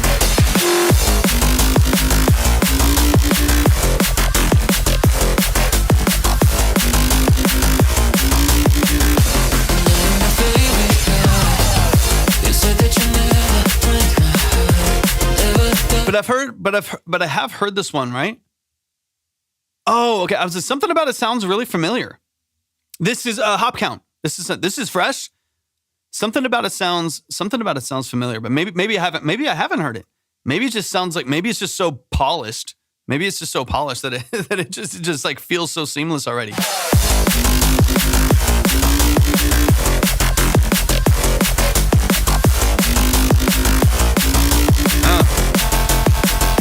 The shift to the major right there is so good.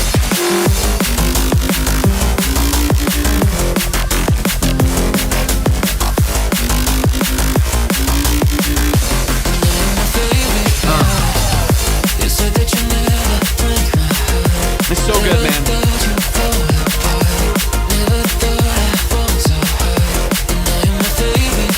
Great reintroductions of the vocals. It's polished, man. It's really, really good. It's really, really good. The push and pull of taking elements out, reintroducing them, where it's like this melody's in the intro, we reintroduce it on the hook, but only on the second half of the hook. We're going to take this melody from here. This is part of the verse. This is over here on the bridge. The way that you manipulate this, man, is just, it takes a lot of skill to do this and it not feel like way, way, way too repetitive. Obviously, there's some repetition here, but it takes a lot of skill to make this feel like it has nuance, even though there's things that are brought over and have some repetition to them, man. Dude, of course. Yeah. It's so fun. It's so fun. Like the like teasers that you have, especially here, right? So like, listen, this whole, right? This whole little lead melody right here. All of that right there. And then listen here. Same thing. It's those reintroductions, those bringing back in more elements right there. That reintroduction of elements that you've kind of pushed and pulled in order to create and take away dynamics is awesome. It's so fun to hear, man. It's just really polished. Really, really well done. Line is closed, y'all. Line is closed, but we are going to be live again tomorrow. Please do not send your music in the chat. We are closed. We're closed. We're closed. Big red letters, closed. But if you want to submit, we'll be live again tomorrow. No spot. You can send it however you want. Spotify, YouTube, SoundCloud, stuff like that. But we are closed. We are closed. Thank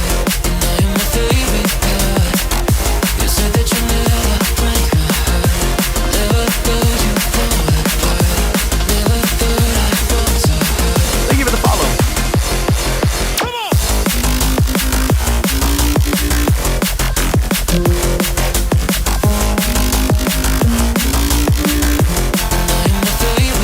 The other thing that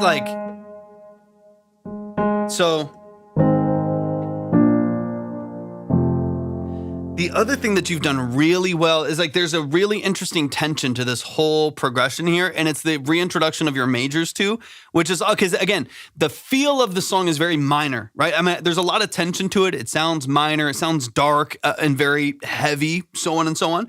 But having all major. It's all major chords. Like that, you'd think that all major chords would sound happy, but it's all this tension, and then having the 6 minor be a 6 major instead of a minor, just it makes it feel like there's so much tension to it. There's so much tension. Resolved to almost Picardy third. Yeah, like it has a really, really beautiful tension to it in the mix because some of it moves, right, from having, I think every once in a while there being some more naturals, and then on other parts of it where you actually portamento into the major right there. It's beautiful, dude. It's beautiful. I used to love this kind of music a lot during college time. Older I get, music tastes change a lot. 100%.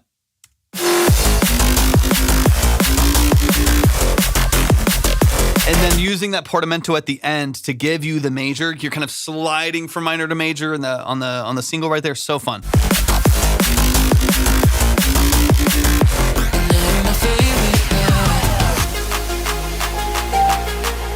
But then the rest of the production leading up is you're getting minor elements, right? You're getting all these minor elements off the F minor, but then when you follow through, you shift to the major, even though you already have minor elements for the rest of the production. Like, so you almost, You almost get this like kind of jazzy chromatic movement right there because all of the rest of your synths are still in minor. All of the rest of your like synths and most of your sound design as you're building up like the high, that's all F, that's all F minor, and then you resolve to the F major. It's fun. I like it. It's quirky. It's weird. It works really, really, really well. And then back to this. It's time for Hop Count. What's up, Silex? Thank you for the heartbeat, man. Good to see you. Yeah, your synth work is great, man. You know I love my synths. You know I love my synths. I'm obsessed with them. They're my babies. Your synth work is so good, man. I have a degree in music theory, and I think I go overboard sometimes by breaking the rules. The more you know the rules, the more you can break them and make it make sense. You know what I'm saying? Like, that's the thing is, like, you can tell when people are trying to do something nuanced and interesting, which I celebrate. I think that's awesome. Where people will try to do something nuanced and interesting and weird, but they don't really know how to support it, right? They're like, I'm going to try this, weird chromatic run because it's jazz. You know what I mean? Like we're going to do something kind of interesting here, but they don't know how to support it with their movement. Like whether it's like walking to the major and then like moving into like a diminished chord or something like that to follow into the 6 minor with the 7. Like they don't have the foundation to know how to contextualize that in their music. And I think it makes it so much more engaging when you do, of course, right? Where I'm not just doing weird to do weird. I know it's weird theoretically, but I also know how to support it in the production to give it context. So that chromatic move is supported by something really, really fun. So yeah, I mean, that's what's so cool about what you're doing is when you're listening to it holistically, the whole project, it doesn't feel like you're breaking a rule. It just feels like ear candy. You know what I mean? And I think that's the superpower of really great producers is they make really complex, really interesting elements of their production feel very normal. You know what I mean? Like some of the best producers in the world, you're not like hearing their process happen when you're hearing it. Like, oh my God, this sounds like the craziest thing. It just sounds like dope music to you. Like at the end of the day, you get the bullet point. And it's like, this is just sick music. I love what I'm hearing. And that's what I love about like hearing your music is like, I can fanboy as a producer and as a musician and be like, oh, I can hear him doing all these interesting things. I know what it takes to get to that point. I know the amount of effort it takes to automate all of these different curves and all of these different layers to make this riser happen. But the end result is this really palatable but really powerful music. I think that's a superpower, man, to make really complex, really interesting production very accessible to people. Underrated guitarists? I mean, I think people rate them pretty high. Never thought you'd fall apart. Never thought I'd fall so high. Because there's also is there a little vocal sample in the background? There's all these little ear candies in the background here. I don't know if it's a chop from this lead vocal, but I think there's some kind of like a high octave on the F or something like that of the vocal sample way in the background. It's like a little chirp at the top of the mix. It's all these little fillers, all these little ear candies in the background there. It's super subtle. It's like way back there. Never thought you'd fall apart. Never thought I'd fall so high. And I am my favorite part. That is what it, yeah. Yeah, I love it, dude. I love it because to me, that's like what matters. Now, here's the thing that is the most fun for me. Is like we haven't spent too much time at all talking about how these crazy big drums are, right? And this big synth, you know what I mean? That's all wild, right? Those are like objectively really cool to listen to, right? Like those are great. Nothing wrong with this. They all sound fantastic. The thing that's the most interesting to me is these little things. It's the little filler in the background. It's a reach-up of the vocal sample in the I. Actually, I think it's a C. I think it's the 5th, right? I think it hits on the right at the very top right there. There's a couple little lines over there where the vocal samples re-chopped and hits the 5th at the top. Those little sections right there, those little fillers that are adding like layers and texture and color to the structure of the song. Those to me are like what really, really matter in this. Like those are what are giving this so much weight and so much life. It's fun, man. All right, let me get into this last breakdown here. We'll move on. Anna, thank you so much for tapping in. I really appreciate you being here. We are closed. I appreciate the offer with the coins, but we are closed for today. We'll be live again tomorrow though. So if you would like to submit, you can definitely tap in tomorrow. Just make sure y'all are following. We'll open up the lines again and get a bunch of y'all in here to listen to y'all's music. I appreciate y'all so much. It's a great mix, man. It's beautiful.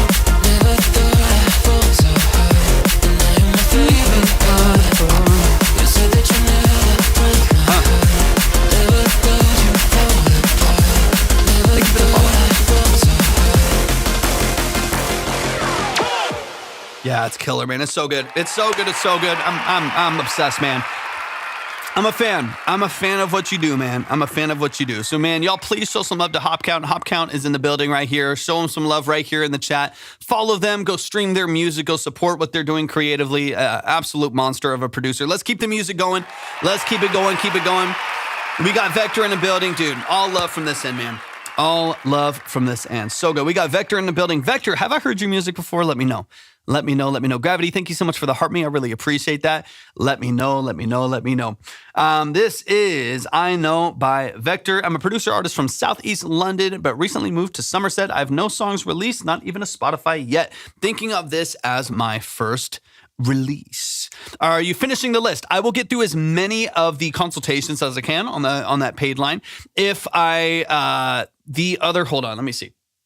If you are in the free line, that line resets every day. That line resets every day. I'll try to go intermittently back and forth, but like I've said, y'all, we're typically getting anywhere from I would say most often 60 to 80 submissions a day. So it's very, very challenging to get back through some of the free line. I try to dip into there sometimes. We'll do giveaways. We'll pull y'all out. We go back and forth every once in a while. But today it got crazy, crazy, crazy. So I'm trying to get through as many of the consultations as possible. If you're in the consultation line and I do save y'all, I will boost you the next time as well. Like it happens with a bunch of people over time. So if you sent in a 10 or a 15 or a 30 or anything like that, and you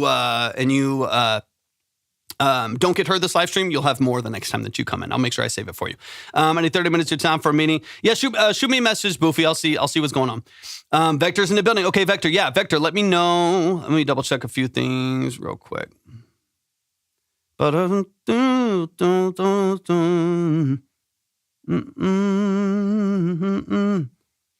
right, we got Vector in the building. Let's get it. Let's get it. It sounds vaguely familiar.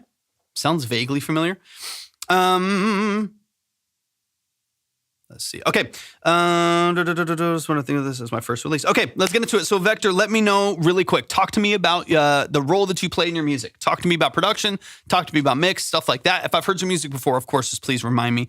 But let's dive in. Let's dive in. The name seems super familiar, so I'm kind of thinking I have heard your music before. But let me know. Let me know. If you want something, you can have it. You deserve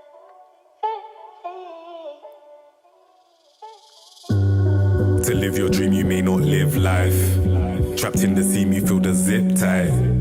Don't want to help you on the sick side, but your vision stays blurred by those thick thighs. Tunnel vision to reach your goals, highs and lows. Like a freeway, it takes its toll. Pay the toll, don't change your lane, don't sell your soul. Cause the freeway is the path that led to gold. Here we go, here we show. Through the trials, So you produced all of this, right? Play your role. Through the mistakes we know, gain control. And the right girl gives you a head start to get ahead of the game. Building your lane, building your name. Embrace where you are, cause there ain't no shame in feeling the pain and feeling the way. Reminiscing how you felt in those days. I remember when a Fredo was 10p. Back when I had no hesi to leap when I couldn't see. Yo, Stamira, welcome in. To go far, they thought it was make believe. It's been 10 years and I've only just started to plant the seeds. I remember when the Sony was Ericsson. The signals from the girls got me singing to many men. They wish death upon me. I wanna grind but the ask, but I can't see. They cannot take my life away. I've been up for days trying to find a way, working to build a lane so we can grow the wave, so we can change the stage. Been a damn cliche as artists, we gotta get paid. Let's go. That you're never a slave. Don't let them see you afraid. They can't control when you get it self-made. You can't control what will come, but in time you'll say, I know. We go where life goes. We flow where tides flow. We grow in spirals as time pulls. And I know when you can't let go, you slow the tempo. No one can do the work for you, and that I know. We go where life goes. We flow where tides flow. We grow in spirals as time pulls. And I know when you can't let go, Let's go, Vector. slow the tempo. No one can do the work for you, and that I know the sign. red and white. Know the line. Get the fan of your life if you drive by. But your life will be fine if you take the time and space to Which go line were you in, find Ghost? what Remind me really quick. missing. We're in the same boat, so go fishing.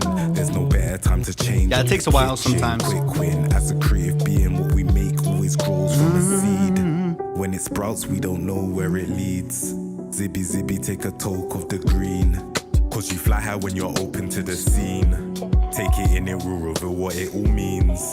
Take you further than anything you've foreseen or seen. You'll find you can't control what will come, but in time you'll say, I know we go where life goes. We flow where tides flow.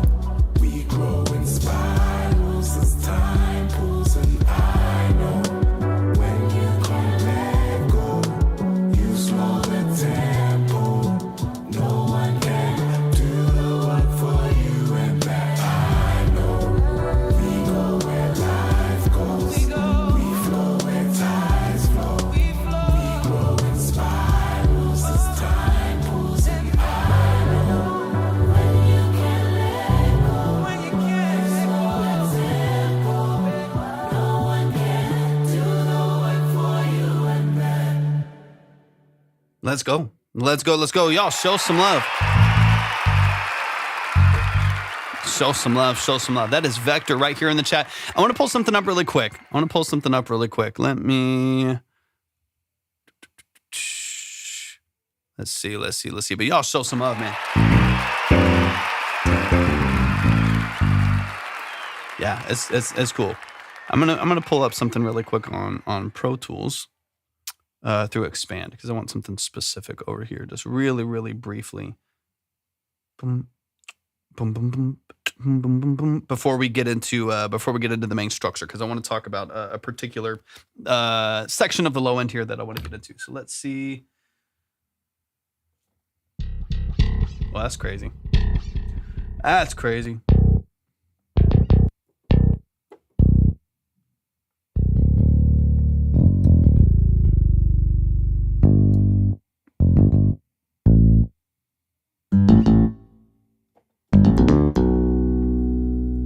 What's up, Rono? Welcome in.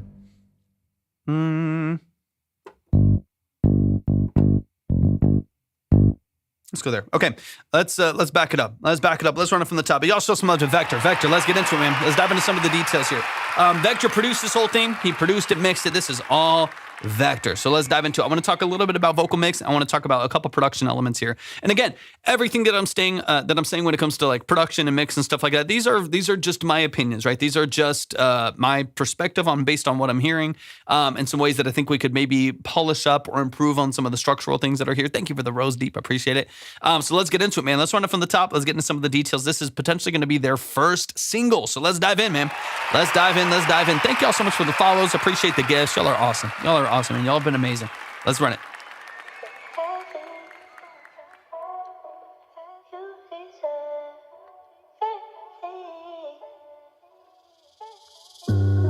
To live your dream, you may not live life.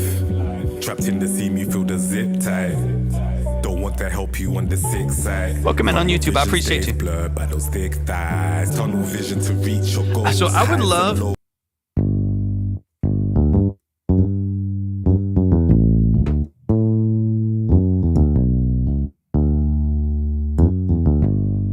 I would love a more natural. So like right now we're relying really heavily on this very distorted, like overdriven, like either an 808 or maybe a sub bass or something. Maybe it is just like another bass that we put a lot behind it, right? We put a lot of saturation behind it. What it's doing though is it's taking all of like the dynamics out of it. So it's taking all of kind of the nuances of like the finger action or like pick attack and stuff like that and making it do. It's making it like really rigid and really sterile as far as like the dynamics of that element coming in. I would love, I don't know if you have a bass or play bass or maybe that's what this is and maybe it's just the processing on it, but I would love to hear a more natural, still overdriven maybe, still a little bit fuzzier, but I would love to hear a more like natural bass tone here because a lot of the rest of the production is like really soft and really easy and really light. You really, really light cross sticks and rim shots on the percussion side. Everything is like pretty warm and pretty easy to listen to. And that bass comes in really, really sharp. So I'm going to back it up here just for a second. It's like, again, all this, it's like very easy, really, really light. And then you have dun, like it's very, very like heavy and distorted in the way that it comes in, as opposed to like, again, it would be better on real bass would be ideal, like a picked P bass or something like that. But having this, you know,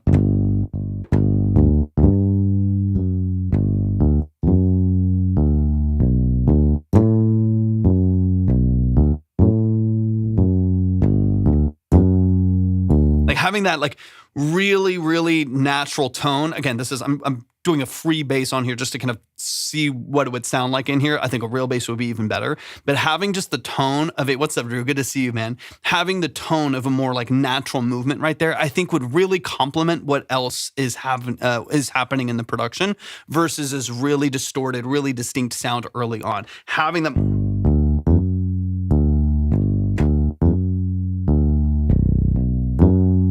like a more natural tone, I think would work well, especially with the rest of the production that you built out here. Thank you so much for the heart, man. Appreciate it. To live your dream, you may not live life. Trapped in the seam, you feel the zip tight. Don't want to help you on the sick side, but your vision stays blurred. So imagine big thighs, tunnel vision to reach your goals, highs and lows, like a freeway it takes its toll. Pay the toll, don't change your lane, don't sell your soul, cause the freeway is the path that led to gold. Here we go, here we show, through the trials we grow. Play your you can kind of hear it as like it feels more perfect. Now again, this is a free plugin that I'm using now, so it's not going to sound a bit, but then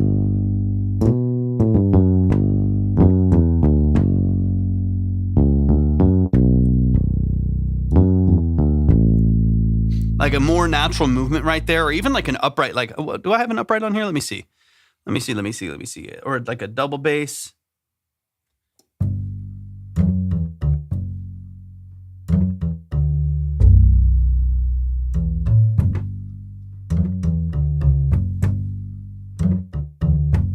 Like something that's got a little bit of a more like a natural feel. It's got a nice movement to it. I think it would be fun.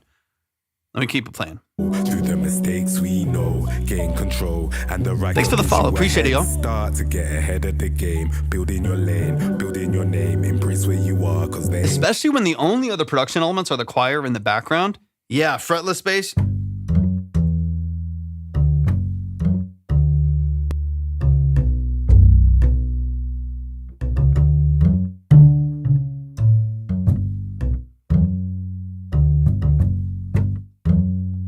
Like, I mean, there's something that's like softer. It's got a pluck to it. It's a little bit more natural. Anyways, you get the idea.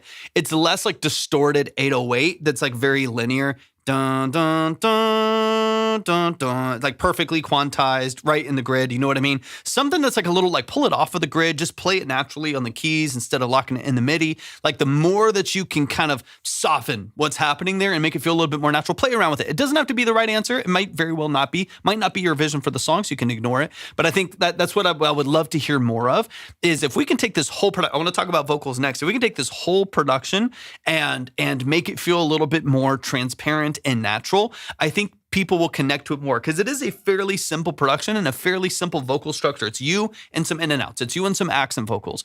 And so I do feel like we can soften some of the things that are happening in the production and the vocal processing to make this whole track feel more natural and more approachable, like more accessible to people, not hyper compressed, not hyper rigid or quantized, so on and so on. We're here to ignore your advice. Spies, I mean, that's the thing, is like, I always encourage y'all to, you know what I mean? Like, I'm going to offer my opinion as a professional. I'm going to offer my opinion as a musician, as a producer, as an engineer, whatever, and just as a listener and a consumer of your music. But at the end of the day, I want to offer stuff that maybe even just like gets your wheels spinning. You know what I mean? Like, it doesn't have to be the right answer. It doesn't have to be like the thing that you do. You know what I mean? It is. I'm like, yeah, come in here and then just ignore me. But I always want y'all to maintain that autonomy. You know what I mean? Because I do think, and part of the reason why I say that, even though I know you're joking, Spice, is I say that because I do think people put a lot of weight on going into spaces similar to this, right? Whether it's a consultation like this, whether it's like live music reviews, whether it's like a trash or pass or whatever, people put a lot of weight on it, whether rightfully so or not. They put a lot of weight on it. And so I always want to encourage y'all, like, hold your own. If you're confident in your decisions, sure, we can talk about some objective quality stuff. We can talk about stylistic choices, or whether or not this should be an 808 that's distorted, or it's an upright bass, or a fretless bass or something like that. Those are subjective opinions. You know what I mean, as far as the structure of what you're doing. But I always want to encourage y'all to like hold your own, like be confident in what you're doing. Take advice, get other perspectives, speak to professionals, like stuff like that. That's very valuable. You know what I mean? I think that's a really valuable thing to do. But don't put so much weight on it that you lose yourself and start making music to impress like live music reviewers. You will make the most bullshit music you've ever heard if that's what you do. So just be careful of that. That's why I tell y'all consistently, please ignore what I'm telling you if it doesn't resonate. Now, oftentimes, and hopefully, ideally, the reason why this platform exists at all, and the reason why we've been able to do this live successfully for the last 3.5 years, is because a lot of what we talk about tends to resonate, and I hope it does. I always do my best to try to offer as much value as possible. So hopefully over the course of doing these, a lot of what we're talking about is not just random bullshit stuff, but it's like, here's the thing that I'm hearing. Here's why I hear it that way. Here's how it potentially could be beneficial to restructure it. But it doesn't mean that it's like right or wrong, right? It just means it's another perspective. It's another way of listening and looking at stuff. So anyways, let's keep it rolling here. Is it Jester? Thank you so much for tapping in on YouTube. The line is currently closed, but we will be live again tomorrow. So I would love to hear your tracks then. No shame in feeling the pain and feeling away. Stuff's 100%. Reminiscing Any how style. you felt in those days. I remember when a Fredo was 10p. Back when I had no hesi to leap when I couldn't see. I had a dream to go for. And you have some great, thank you for the follows, y'all. Appreciate it. You have some great phrasing in here. You've got some great movements, some great pocket changes in here and rhythm changes in here vocally. You're doing a lot. You're doing a lot with your vocal that I think is working really well. So quick note, and again, all of this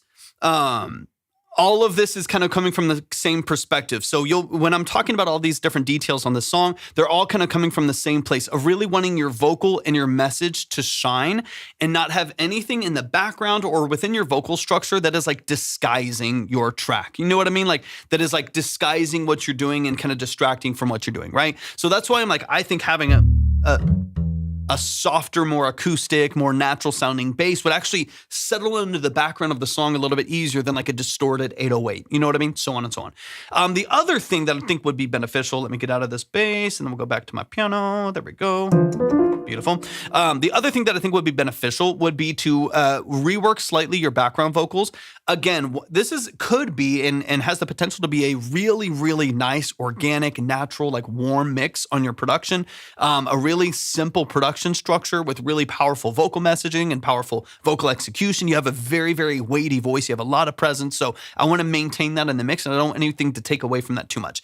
In my opinion, on the background vocals specifically, the amount of delay and reverb and amplitude, just loudness on those background vocals slightly distracts from the lead vocal a little bit. And I would mitigate that lightly. I don't think you need to do anything crazy, but I would you have great in and outs. Those are great double tracks. I love them. Fantastic. You've executed all of those really well. I think they're just a little bit loud. I think they're probably 3 or 4 dB too loud. So what happens is they offer a lot to the mix when they're there and they take away a lot from the mix when they're not there, as opposed to being a burst of energy in the stereo field, a little notch up in dynamics, and then they leave, but the lead vocal is still powerful enough to hold its own.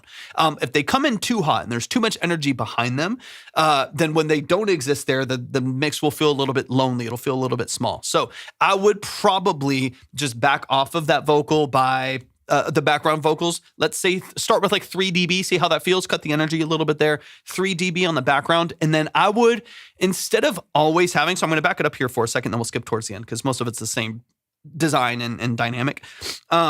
You'll hear a lot of the delays and the reverbs always there on those backgrounds and those in and outs when they come in. What I would probably do is automate those. This is where you got to dig in a little bit to the mix, but I would automate those to where most of the time they're like drier, maybe a little bit of reverb and delay here and there. But for the most part, they're a little bit more distinct and they're a little bit more dry and a little bit more connected to that lead vocal when they pop into the mix in those doubles. And then maybe on the last line that you double up on, kind of your punch line at the end of a phrase, maybe automate a delay up at the end right there so it tails, a little bit more instead of it just being reverb and delay the whole time. Because what happens then is you create all this depth and we kind of separate ourselves from the vocal a little bit as opposed to it feeling like close and punchy and really impactful. So let me back it up here just for a second. But your vision stays trapped in the. To live your dream, you may not live life. Trapped in the. So like right there, live life, right? They're fairly loud, so they're very distinct. Energy kind of pulls away from the lead vocal for a second. And then you also have live life, live life, live life. We have all of these like quarter note delays in stereo that are also carrying through while the next phrases are starting. So what I would probably do is like keep those maybe a little bit drier, maybe no delay or maybe 10%, 20% less reverb. Keep it really dry for the most part. You can still have some delays there. Obviously, this is very stylistic. You can do what makes sense creatively for you. And then maybe on your last line, which we'll get to in a second, you automate up that delay and let it tail. See me feel the zip tight. Don't want to help you on the sick side, but your vision stays blurred by those thick thighs. Tunnel vision to reach your goals, highs and lows like a little bit more specific with when these things happen and why they happen.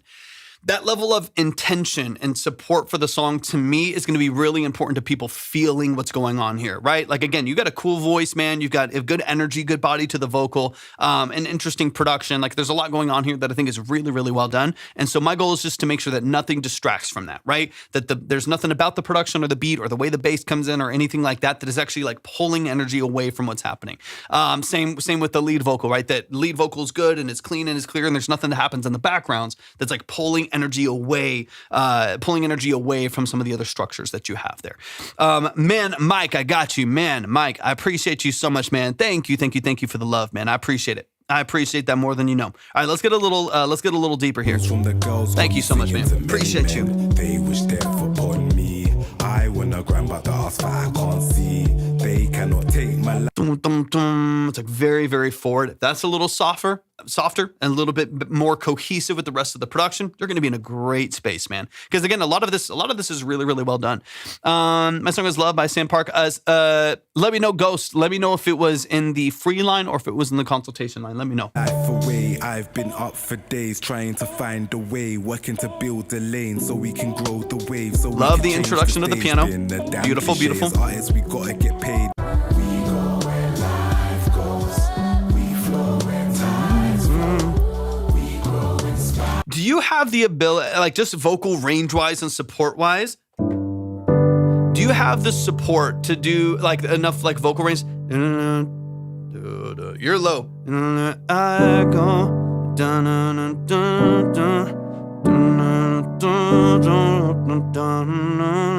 Like, do you have the range to do it there? Does that feel too high for you in your vocal?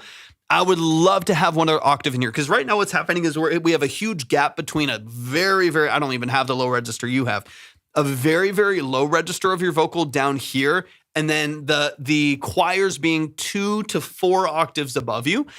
So all of the layers up there with like the female vocals, the choir, all of those layers up there, they're quite a bit higher. As your main hook, I love it as a hook. It's a really good hook, but we're missing kind of what are like the most palatable vocal layers that exist in there, right? So like most people that are singing this are going to da-na-na-da-da, da-na-na-da-da. They're going to be right in that range right here. Right? That middle octave and the octave right above it for male and female vocals, 90% of people are going to be right there. Not that many people are going to be able to sing that low octave that you have or the highest falsettos in the choir. So having layers in there that support what the vast majority of people are going to want to sing with this song is really important to making it feel really, conducive to people learning the song and understanding it and so on and so on. I could try it, Barrett. Yeah, try another layer in there. Try another, if you can, it would just be right here. Yeah, I think this would be a very, this is an octave higher than what you're singing right there, but it's not stretching. It's not like, that's still fairly low. It's like fairly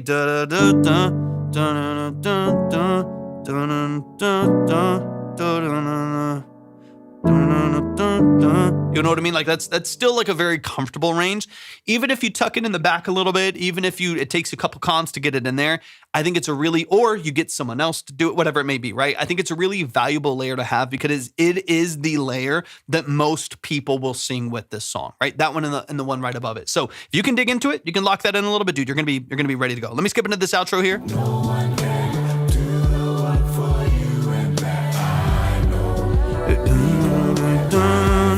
Right there.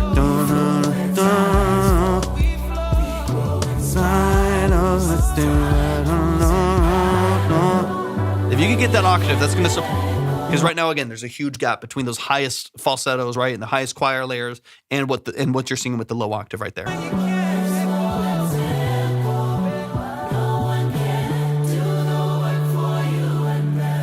Beautiful, man. Y'all show some love, man. Show some love, show some love. That is the family. That is the family. Vector in the building. The song is called I Know. If this is going to be your first single, man, I think it's a really, really strong first single. I think it showcases your production. It showcases your ear for structure. It showcases your lyric ability. I think that should be the format. The reason why I'm talking about background layers and bass lines and stuff like that is because it's anything that might step on your toes. Thank you for the rose. I appreciate it. Anything that might step on the toes of that lead and distract from it or make it less legible if it's too low of an octave and we can't hear the support on the hook. All of those different things are making sure that your message is forward, your vocal is clean and clear, and everything about the production and the mix supports and points in the direction of your vision for the song. But man, y'all show some love to Vector. Let's keep it rolling. We got Mike Fennell in the building, Dancing in the Dark. Let's keep it rolling. I'm gonna try to move, y'all. I'm trying to move and groove. Let's run it. This is Mike Fennell in the building. Mike, thank you so much for your submission, man. I really, really, really appreciate it. Thank you for your generosity, every single one of y'all. Even just your generosity of like roses and likes and heart me's and shares and stuff like that, man. It means so much. Thank you so much.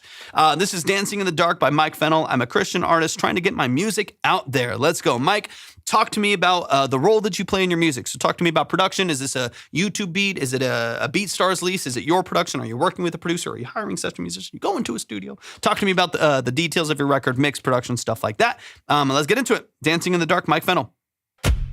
Is this unreleased? Thank you, Caleb.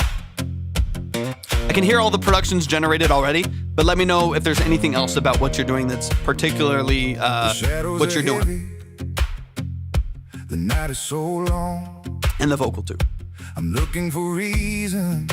I appreciate you, Caleb. Thanks for tapping in, man.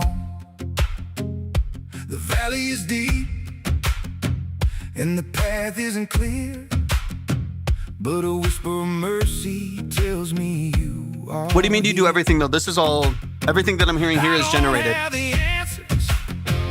I don't see the dawn. It is, Caspers. But I feel the rhythm of your love moving on. So I'm dancing in the dark, spinning in the rain, praising your name through the ache and the pain.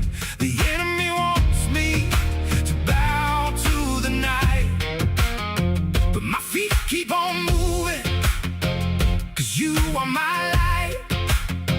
You turn my morning. Got you. To a beautiful spark. Oh, Jesus, you've got me dancing in the dark.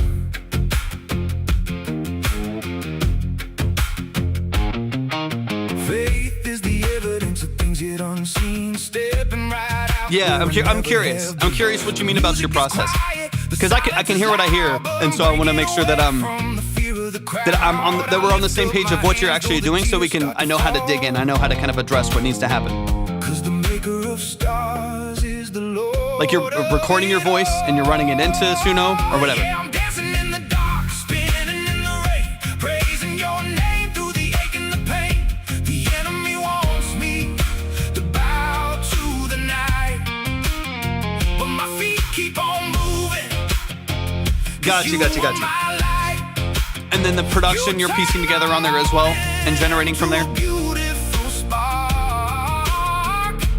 Oh, Jesus, you've got me dancing in the dark. The darkness is around me, but it's not in me. Yeah, it's AI. It's AI, Noodle. Broken the chains to set me free. Weeping may last for a long, heavy night, but joy's gonna wake with the morning light. Yeah, joy's gonna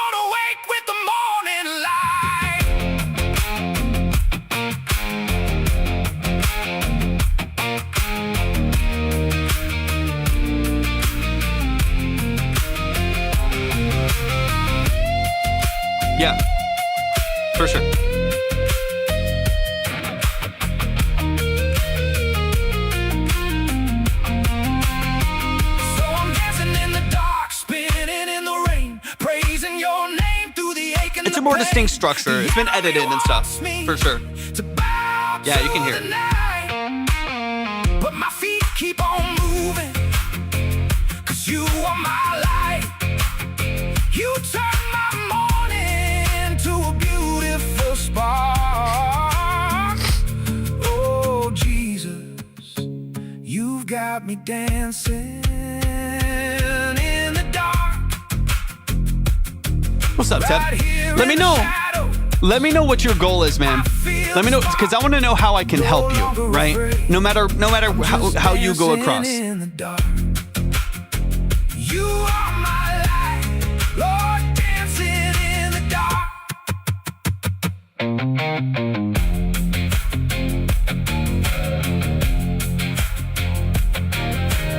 Anima, welcome in.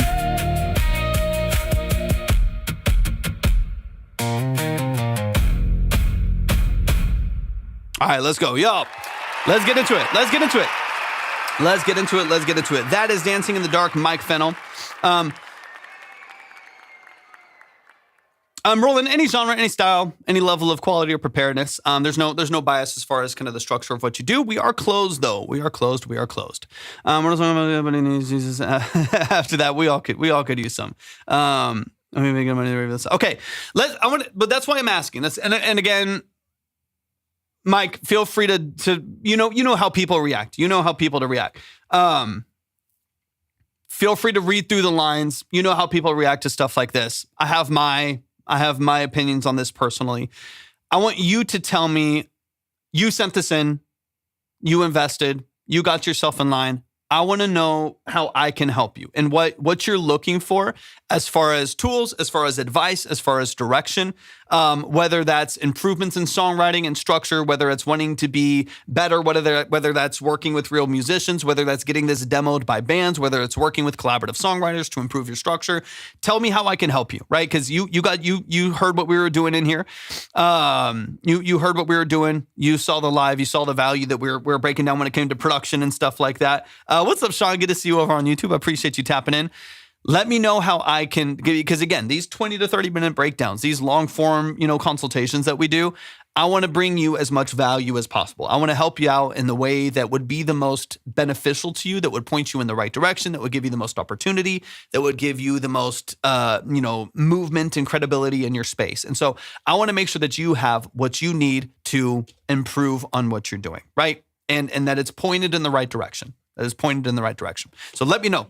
I'll pause here because that's what I really want to hear. Is I know we all know what we're hearing. We all know kind of the structure of it. We know what goes into it. Everyone's very, very well aware of that. I want to know how I can help you. I don't care. However you create your music. Again, I have my opinions. I have my stances on it. You know what I mean? That are personal to me. I don't expect everyone to have those stances. I also don't feel any desire to assert my opinions on other people. Like I know how I feel about AI and stuff like that, but I want to be helpful. Here I am sending a song so I can do mix adjustments. Then you have losers like that, sending that. Everyone's in a different place, man. Everyone's in a different place. They do it for a different reason. On what aspect of it? Let me know.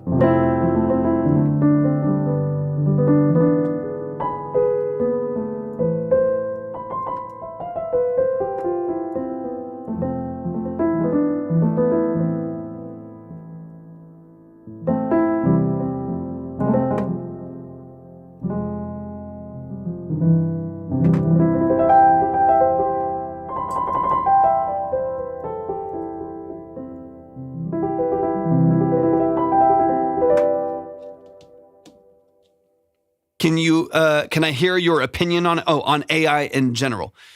That's a long conversation. My personal opinion is I have zero desire. I've never used it and I have zero desire to ever use it. That's my personal opinion on it. I enjoy the hands-on process of creating music. It's the reason why I have analog synths and analog gear, and I have a live drum set in here. It's why I have 8 guitars on the wall and old amps and stuff like that. I personally enjoy and am fulfilled by the process of making music, even more than I've like 600 plugins. I've got all the VSTs and all of this stuff too. That's all great and fun too. I love all that too. Even more than that, I personally am fulfilled by and love the process of being bad and then getting good, or maybe never getting good. And if I never get good, then I just won't ever be good at it. And I've accepted that and whatever. I really, really enjoy the process of making music, of having my fingers hurt when I haven't played guitar in a while and having to rebuild calluses and having to work at a drum part for a client for 2 weeks to finally get this thing freaking right. I am fulfilled by that. I love it and I enjoy it. And so for that reason, AI just kind of is in the face of all of that, right? That's like that's my personal opinion, right? So for me, how long have I been making music full time? About 14 years ish. Intermittently full time. Like there's been times like when I first came out of like training in audio engineering where I wasn't full time. Right? I'd taken on a couple clients and then had to take a break and get other jobs, and then started taking on some like live mixing gigs and stuff like that, and then went back full time or whatever. And I've been again completely full time for years and years now. Adam, I appreciate you. So would I be better? Okay, so personal opinion, right? I am very fulfilled. So here's my loose process, right? AI makes it easier, and that's the problem. Yeah, that's my personal. Again, I'm not going to push that on anyone else. If making things easier for you is fulfilling and you get stuff out, you get paid more for it. Cool. I don't care. Like Tep and I have talked about this a lot. Tep likes to make Tep doesn't use AI, but Tep likes to make songs that are like easy. They come quickly using some splice loops, which is not the same because splice loops are licensed, means people have been paid for their session work. Anyways, that's a side note, and people get licensing fees for all of that. Using samples that require payment out and licensing out, right? So same thing. And so, in my opinion, I am incredibly fulfilled by my process. I love it. I like things being hard. You know what I mean? I like things being more challenging, and I like having to be creative in that way, right? For me, that's personally. You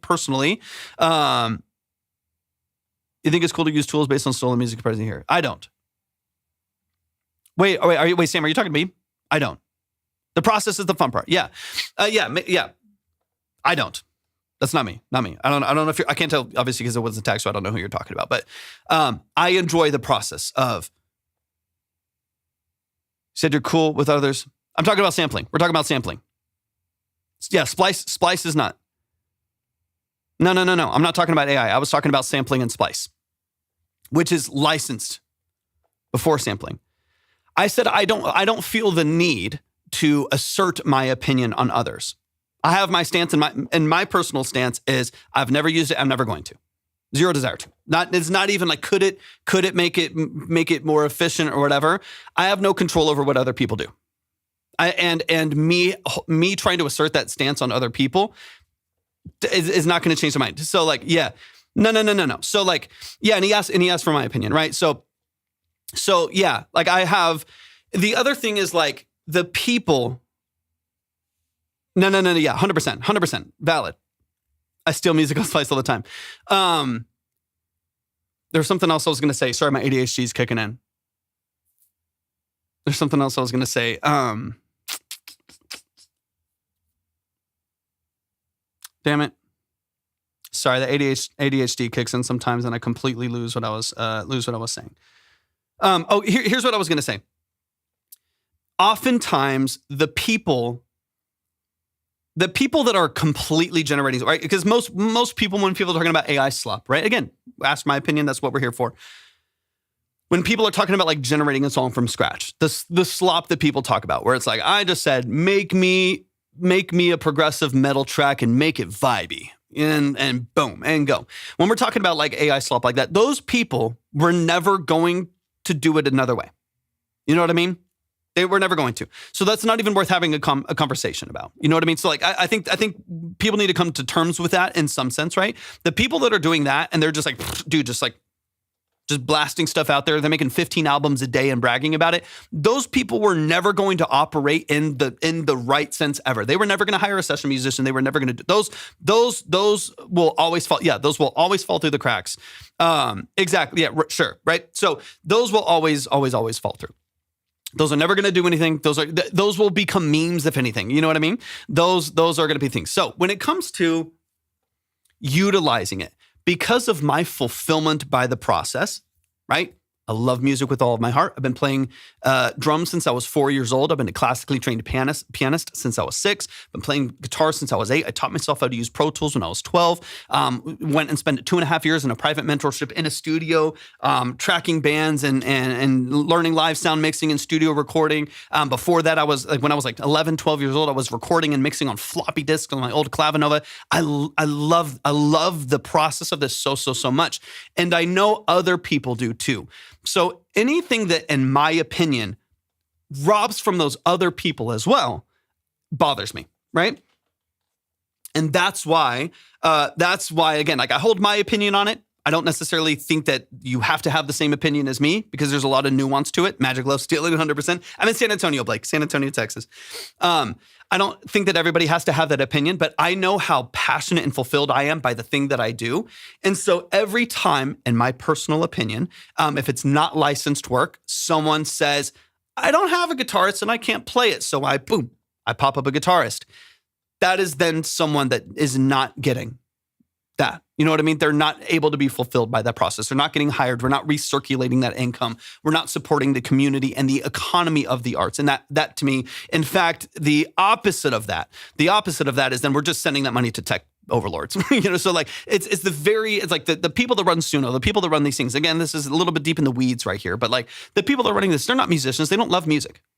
The founder and the CEO admitted this. He's like, people don't enjoy making music anymore. So here's Suno. He literally said this on camera, right? And so that's the part of it that bothers me is that instead of turning to either paid licensed sampling, licensed work, so on and so on, it is less expensive to use technology though. Technology is not the evil thing here though, right? So like using a VST, that is licensed work. If you use Splice samples, if you use Spitfire Labs cello, a cellist got paid to sample all of that in a beautiful studio, so on and so on, right? Marshmallow and Foster Thomas are some of the other, there's a bunch of people that are now paid by them too, right? Okay, so here's my recommendation, right? So again, if you're using Suno, that's your choice to make. I don't like it. It's not my favorite thing. I don't like it. I think it does pull from the community of and the economy of the arts, which I think is a very dangerous route to go. This is not about whether it sounds good. Sure, sometimes it sounds good. It's not whether or not you can still write your own lyrics and stuff. Sure, right? That's not what this is necessarily about, right? I don't think, so 156 songs, yeah, there's millions out there, man. There's millions out there. It's crazy. That's not necessarily what this is about. This is about, I am passionate about like the economy of the arts and pushing art forward. And I do think that anything that robs you of that, I think is isolating as a creative, right? The more like one of the things that I have loved over the last years of being a professional musician, like being a professional session, a big chunk of what I do as a job is session work, right? Yeah. There's a bunch of different platforms now, right? One of my favorite things about being a session musician is I am closely interacting with other bandmates, other musicians, other producers, other artists. I was helping a guy co-write a country song out of Nashville. We were doing 3-hour calls every day to like co-write it and track some like keys and stuff on it. So I'm working so that he's like, hey, I need you to call my producer so y'all can work out some of the extra details. Like that collaborate, the more that we go from not only not using a band, maybe even then into sampling, maybe even then to like just VSTs, maybe for them down into AI, the more that we isolate as creatives, the more we lose touch with what makes art so impactful. And that's the connection to people. And so I think it's not just about, does AI sound good? It's not even just about the robbing. There's so many layers to it.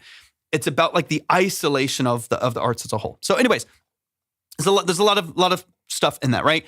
Now to the point of what you're doing, right? So you made the song, right? I talk about this all the time on this app. People send in AI all the time. Right? People send in AI. It just happens, right? People send in AI like this all the time, right? And this is one of the reasons why I don't just trash you and roast you, say like you're an evil person if you do that. It's one of the reasons. It's very specific for me. And it's because I want you to have an outlet for your creativity. And I want you to have a community that supports what you do creatively and can guide you into the method that is actually realistically, not just technologically, but realistically going to give you the most fulfillment, the most connection, the most viability, the most commercial viability, the most rights, whatever it may be, right? And that's not going to be in line with AI, right? Because it's going to be more isolating. It's going to be, there's less publishing rights, there's less mechanical rights, you're going to get less royalty, less structure, less exposure, less whatever. There's a lot of barriers. So the reason why I don't just hate and just start trashing people when they send it in is because I want you, and they do, right? It's not like, anyways, all of this to say, when you are trying to get songs to people and they're too far gone, they're too far along, I think that is a barrier to people wanting to get on it. Exhibit A would be on a song like this. As a country vocalist, I'm not a country singer, right? But as a country vocalist, I know a bunch of country singers and vocalists and stuff like that. When there's crazy, unpalatable, like things that happen with the vocal, all of a sudden the vocal jumps 3 octaves up into like a scream and then comes back into a vocal run. There's no way for a real vocalist to do that, right? There's no way for an artist to do that. There's no way for like the average session vocalist in Nashville to like just randomly boom, boom, jump 3 octaves and come back in. There's no way for some session guitarists to be like, oh yeah, I can come in. And then they hear like a perfectly quantized, unshreddable guitar solo that's like the fretboard doesn't even make sense. You kind of get what I'm saying? So unless you're Mike, yeah, there's some nuance there. There's some nuance there, right? But I think what is so important is when you are pitching songs, and I know people that do, and I know people that make a living pitching songs and ghostwriting and stuff like that.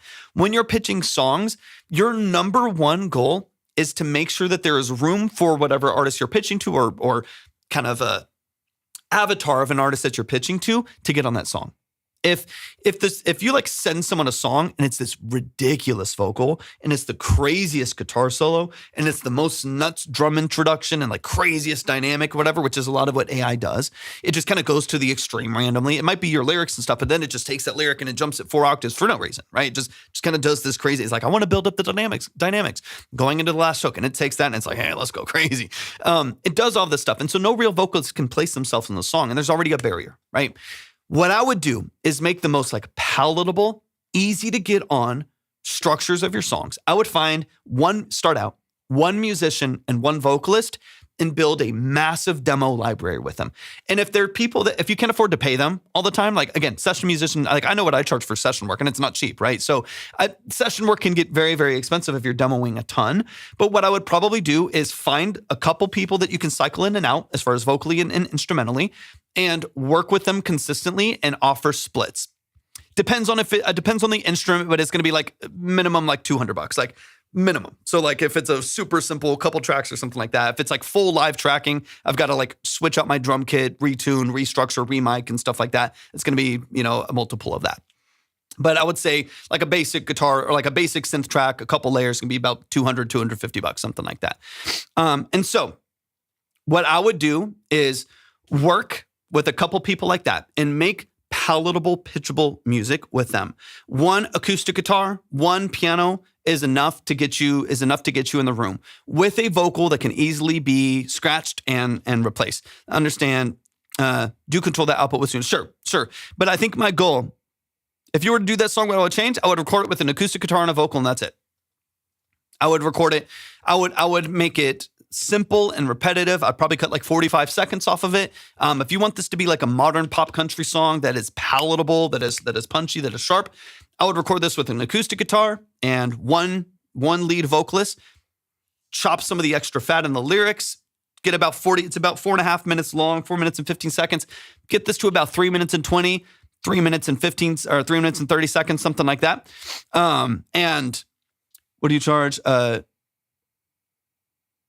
Wait. Maybe I missed a comment. Sorry. So if you were to do that song, what would you charge? If I'm building from scratch, is that what you're talking about? Building from scratch? If I were to which people have come to me before and like had me redo AI songs and stuff like that. You're talking about like reproduce it from scratch or just a session work? Obviously, on the money side, shoot me a message. because it's gonna depend on some nuances. If I'm like tracking live drums and slide guitar and I do all the session work myself, full produced song, what would you charge? Yeah, just it depends on how much I'm doing. If it's a full production, it could easily be $1,000, $1,200, something like that. If it's much simpler, then it kind of just depends. Depends on the depth of it. If I'm just like we talked about, if I'm just tracking acoustic guitar, and some vocal layers or something like that to demo, then it could be a couple $100 or something like that. But yeah, just using the lyrics. If you're wanting to again, depends on the about mixing anywhere from, again, same thing, depends on the depth of the track. It's different when it's like a 2-trap beat and then and a couple vocal layers, or if I'm like mixing a choir and a full band and stuff like that. But anywhere from $300 to $450, something like that. Yeah. $300 to $450, depending on the complexity of the track. And that includes master, of course, mix and master, all in one right there. Shoot me a message, Mike. 100%. Yeah, let me know. And again, I'm not here. I've been on this live for 3 hours. I'm not pitching my services, right? That's of course, if y'all want to work, please shoot me a message. Great. I'd be more than happy to. But that's my suggestion for you, Mike. Is whether that's me or anybody else out there, some people will do it for free for splits, right? Where they'll take your, they're like, hey, I'll track acoustic guitars and everything's down the middle, 50-50 publishing, 50-50 mechanical. If we get sync fees, it's 50-50. We just split it. We'll grow together. We'll build a catalog together. Beautiful, right? There's people that will 100% do that, 100% do that. And so, yeah, that's, that's the route that I would go, because if you send someone this track with craziness, right? Wild vocals, crazy solos, fully built out loosely, whatever, it still has a lot of the artifacts and stuff, but like a mastered track, you send that to an artist, they're probably just like, there's already a barrier, right? There's already a barrier to them proving what was written, to proving whether the production structure is viable and what they need to change or not change, so on and so on, right? There's all these nuances to that, right? As opposed to you go to like a dope country artist, and I'm talking someone like small too. You don't have to sell it for thousands and thousands and thousands of dollars. You find someone on here with like 25,000 followers, they got 50,000 monthly listeners, they're crushing it, they're making cool content. Say, hey, I have some great demo musicians. We're working on some projects. Would love to offer the song. We'll do splits. Maybe they do it for free, but they start blowing up the song. They post content about it. They go crazy. They're because I know these people, they're much more, considerably more likely to attach themselves to the song. If you send them a dope acoustic demo, acoustic with a cool vocal, I'll be like, dude, you could get on the song. It's yours for free. We'll do splits across the board. I would love to co-write with you. We can hop on some Zoom calls, whatever, like stuff like that. The connection is everything. If you send people finished, mastered, crazy, let's see if you like it. People will just ignore it. They just will. And whether that's good or bad, I don't know, but they will just ignore it. And so I think if you can create simple, palatable, well-produced, well-written, good lyrics, good structure songs, with a small group of people, dude, so much more viable. So much more viable. So much more viable. And then show people what you do. This is the other thing. The reason why I work full-time in music, man, the reason that I'm able to work full-time. So there's 3 large aspects to my business. One being mixing and mastering, full production packages, and then session work. Like I said, I work as a session musician. So people hire me to play synths. Keys is one of my main things. So keys, synthesizers, acoustic, electric, bass guitars, drums, vocals, live drums, stuff like that. That's a big part of what I do. And one of the reasons why I'm able to do that full-time is because I show people what I do, right? So when you go to my page, you can see me playing synthesizer, quite literally, every single time that I post a video of me playing synths, even if it gets 300 views, it doesn't go anywhere, it doesn't do anything, right? Even if I post, every single time that I post a video of me playing the Juno or DX7 or whatever, or even just these cheap Behringer synths and stuff like that, every single time someone's in my DM saying, hey, I'm working on a record in a couple of weeks, would love to get some synths on it, right? Every single time. So if you want to pitch to artists, you can't just, again, especially because of some of the limitations when it comes to AI and some of the barriers of people's perception on what you're doing, you can't just be like, here it is. I hope y'all like it.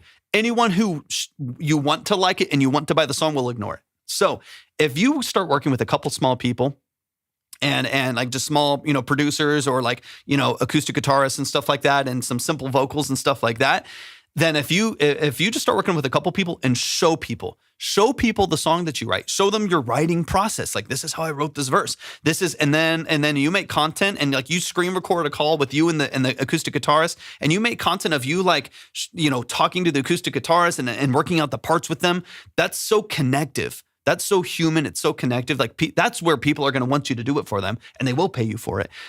Show people what you do. If you want work in the field, whether it's as a collaborative songwriter, producer, artist, session musician, if you want work, you got to show people what you do. So that's my overarching advice. I'm going to move on. Y'all show some love, man. For one, I know you could get a lot of hate. I know it. I know how it is. This is why I always want to try to offer genuine advice. It's not just you're bad, but also like, how can we take what you're doing and move you into a space where what you're doing is going to be much more credible and much more viable. That is, I do think that is important. So I appreciate your vulnerability in sending that in. I do appreciate your writing. So y'all show some love. Show some love. Seems like everyone's just doing it in the box mastering these days. I think I missed something else.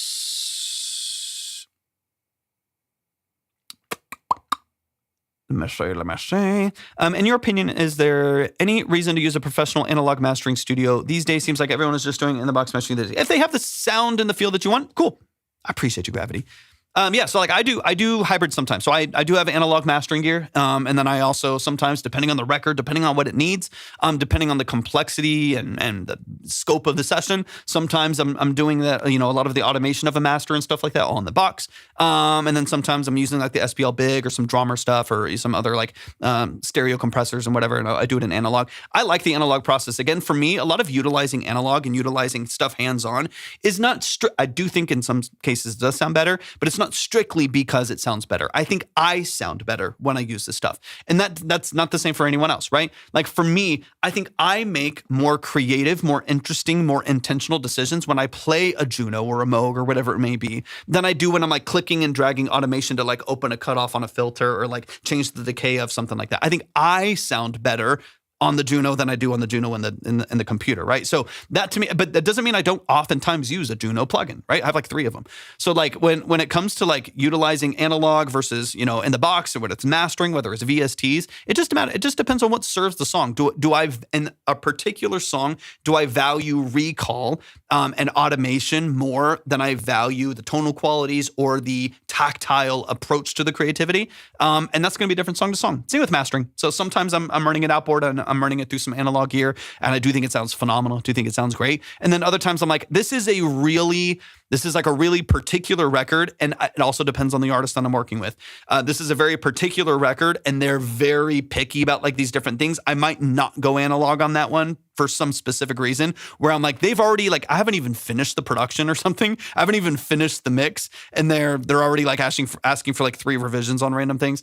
Then I'm like, let's focus on recall. Recall is going to be more valuable in the sense being able to go back to old versions and like go back and forth is going to be more valuable to me than running it through my analog stuff in that moment, right? It really just depends on what's the project in front of us. But let's keep it rolling. We got some more music to get to. Let's keep it going. I'm taking way too much time. Is Darian in the building? Darian, hop in the chat. Largely speaking, in the context of this live, it's anyone that's not you. This live is for you. If you're an artist, you're a producer, you're a musician, so on and so on. That's what this live is all about. Let me see. Let's see if Darian's in the building. I know we have a couple people that had to get out for a minute, so we might have to move around the line a little bit. Let me do my puzzle on TikTok.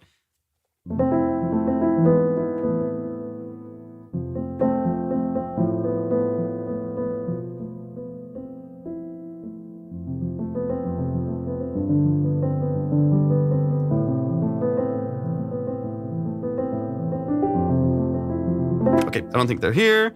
Let's keep it moving. Is Blake? Yeah, Blake's in here. I know Blake's in here. There's a chunk. I'm gonna have to save a bunch.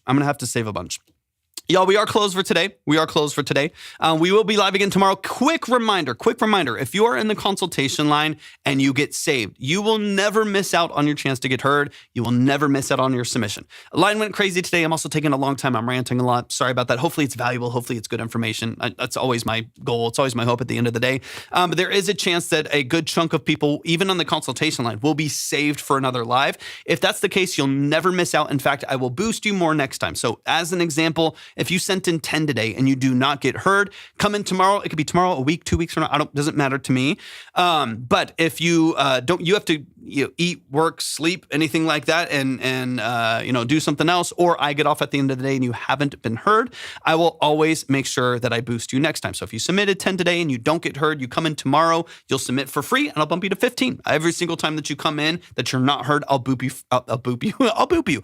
I'll boost you far. I'm so tired. I'll boost you farther and farther every single time to make sure you have a higher chance of getting heard. Sometimes the line is super simple and it's chill and it's fun and it's another, and sometimes it's nuts. I'll boop you.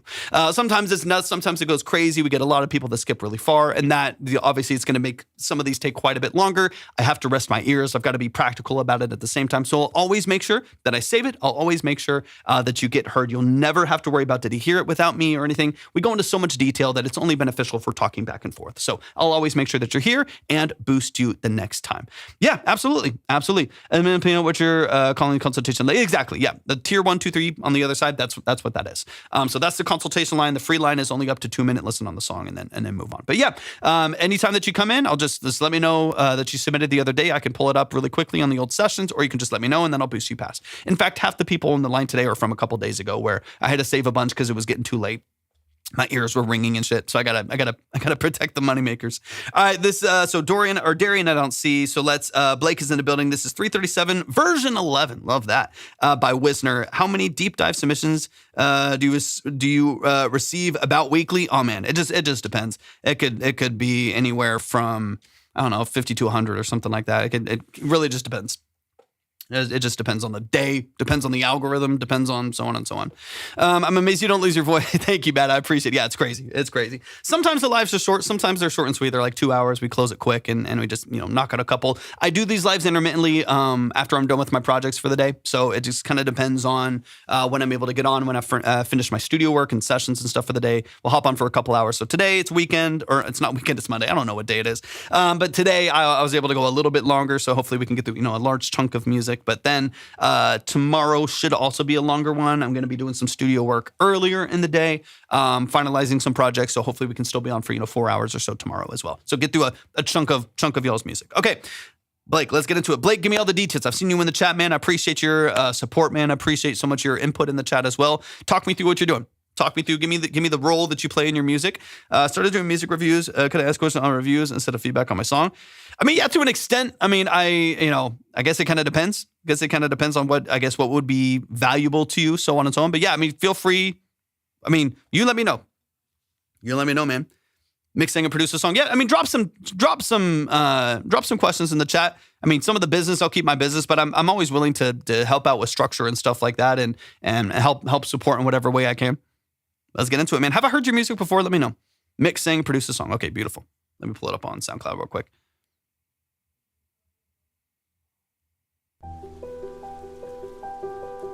Beautiful, beautiful. But yeah, as far as submissions, I would say I'm typically 50 to probably 60 to 80 submissions a day. It's 3:37 Ish. in the morning. These raindrops keep on pouring. It's not About 3.5 the years. same here About 3.5 years. without you. That we've been doing real quick. Yeah, so it's been about, there was a lot when we first started doing them. That's one of the reasons why I went the consultation route, because there was a handful of people at the time that were just doing live music reviews, right? Just trash or pass, ratings, polls, smiley face, frowny face. Let them know who likes it in the chat, stuff like that. Nothing wrong with that. Obviously, there's a lot of lives that still do that, maybe even yours, right? There's a lot that still do that. But when I came into the scene, 3.5 years ago, I was like, well, I work professionally in this. None of the people did. None of them knew anything. And I was like, well, I've been doing this for forever. I work professionally in this space. So let me hop on. And so anyways, we started doing the consultations. I just basically said, I'm going to offer more value. I'm going to do this in a way that is as valuable as possible. It's long form. It's slow moving. I'm not going to sacrifice the value in order to try to pump through more people. I'll just save it. I'll save you for next time. I'm not worried about that. I would rather offer long form, distinct, like really, hopefully really impactful, really valuable breakdowns of what you're doing, as opposed to just like saying if I like the song or not. And again, nothing wrong with that. There's plenty of spaces that do that and do that really well. Offer a great show with some valuable feedback and stuff like that. But I always just wanted to be, I wanted to create a space that was like what I wanted, right? Like I wish when I was like 18 years old making beats or like 20 years old trying to mix and stuff like that, that I would have had a community and would have had a professional in this space that was able to actually give like legitimate like pushback on what was happening, like legitimate ear to what was happening in the structure of the space. And what happened in this space on TikTok is you had kind of like two veins. You had people that knew absolutely nothing.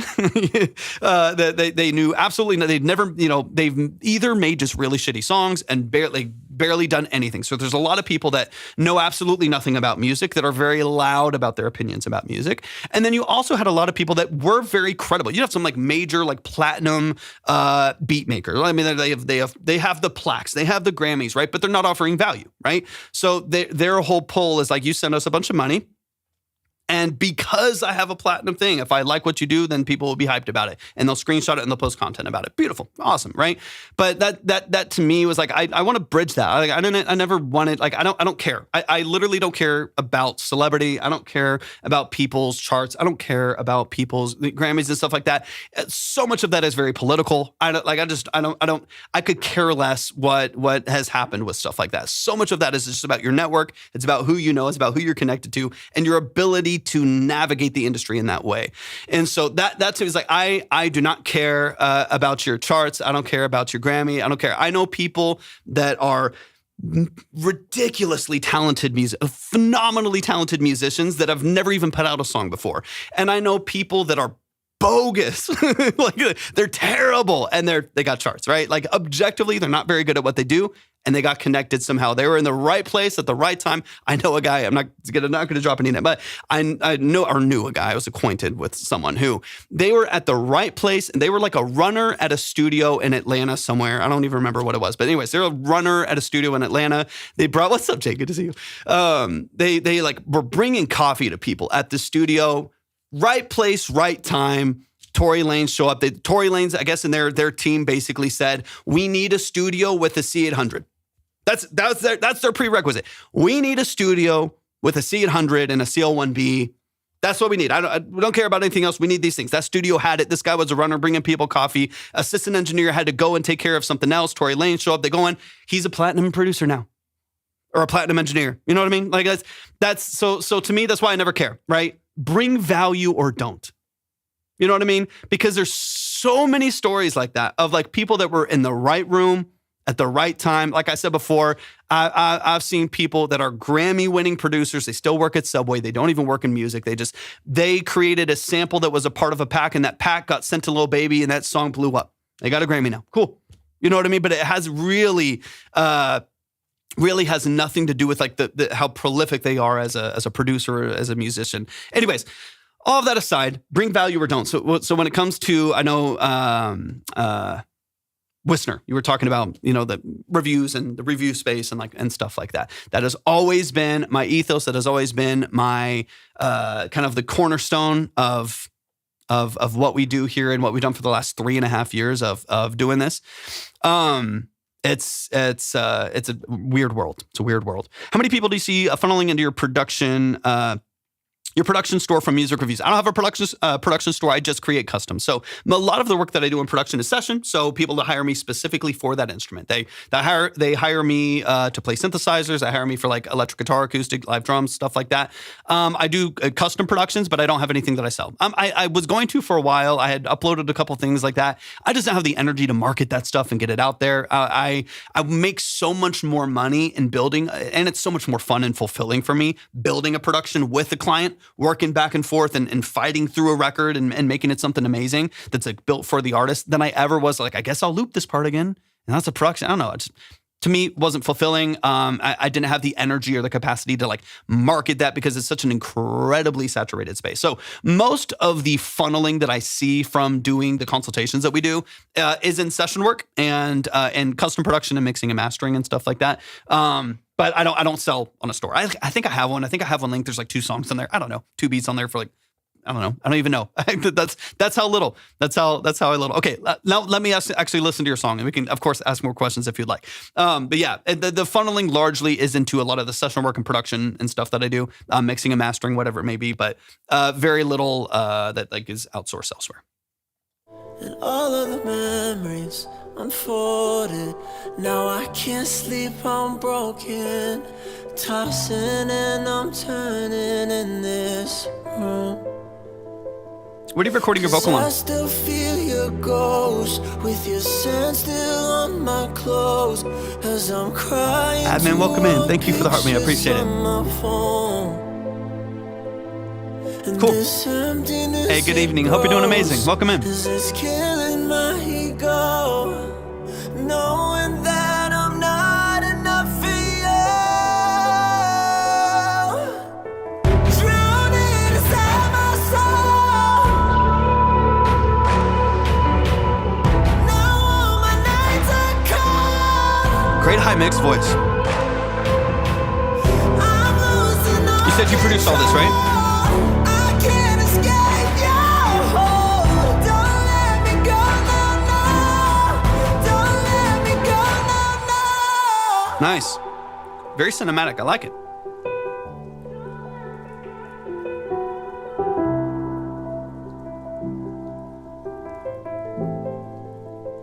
Keep going back to old habits. I always shift the blame.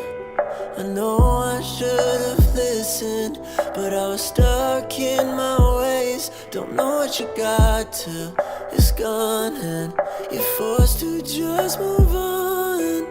Thinking day by day what you did wrong.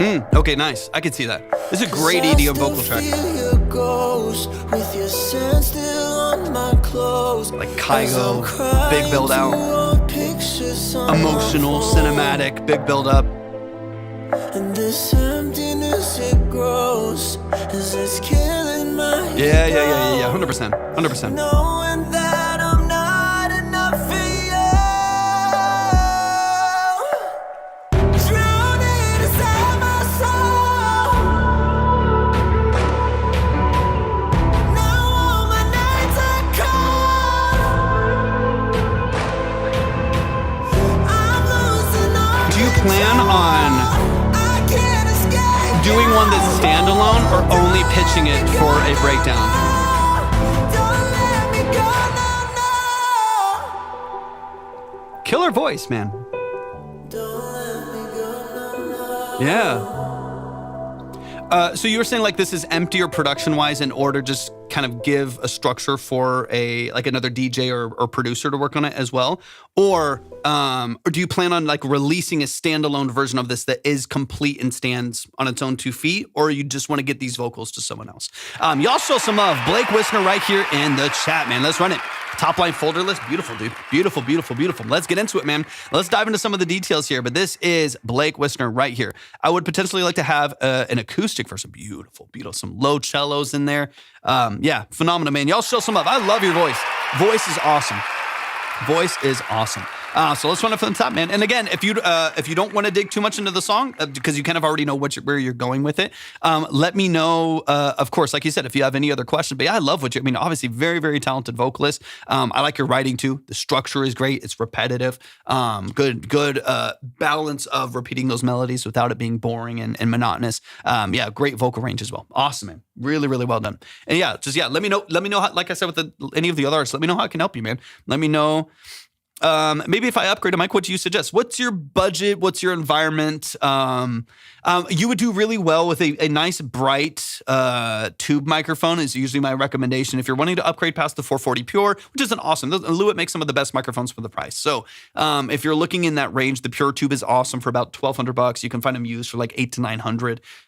But yeah, let me know your budget. What kind of environment are you recording in? Stuff like that. Because yeah, man, incredible talent. Yeah, drop some questions. I'm going to start pulling up some other songs here. But yeah, drop questions, man. Drop questions. Let me just make sure. Let me see who's here. I have a vocal booth closet. Beautiful. And then you're recording with a 440 Pure. It's a good large diaphragm condenser mic. What would you say your budget is for upgrading? And what, if any other gear are you recording into? Is it just straight into an interface like a twin or something like that? 1,000 to 1,500, that's a good budget, especially for at home. Apollo, perfect. 1,000 to 1,500, I would probably Twin X. Okay, perfect. I would probably recommend getting a solid, bright, large diaphragm tube. I would probably go with the Lauten Audio LA320. I think it's the best mic for the price. That's a good upgrade up, right? So you have a $280 mic now. It's a great mic. It's nothing, you don't have to upgrade. It's an awesome microphone. It does a great job, especially for the price. Maybe a little brittle at the top, but it's a good mic. The LA320 is phenomenal for the price. They're like $700 new. So that's a good jump up there. They're $700 new and will treat you so well. It's got options for high and low pass and padding. It is a fantastic tube microphone. So you're going to get this brightness. It's airy and it's bright at the top, but you're also going to get kind of the evenness and the fill-in that happens with the harmonics, the saturation. Yeah, not the. I would get warm. To each their own. I know people that love warm audio. I've used a ton of their stuff. I'm not a huge fan.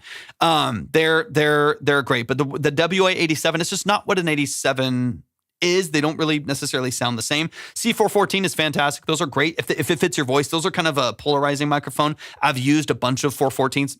I've used them on vocals, but more specifically on drums. On toms, I've used 414s on the XLS. Those are great. They do a great job as well. Those are a little bit higher. You're gonna, if you're going used, maybe $800-900 used.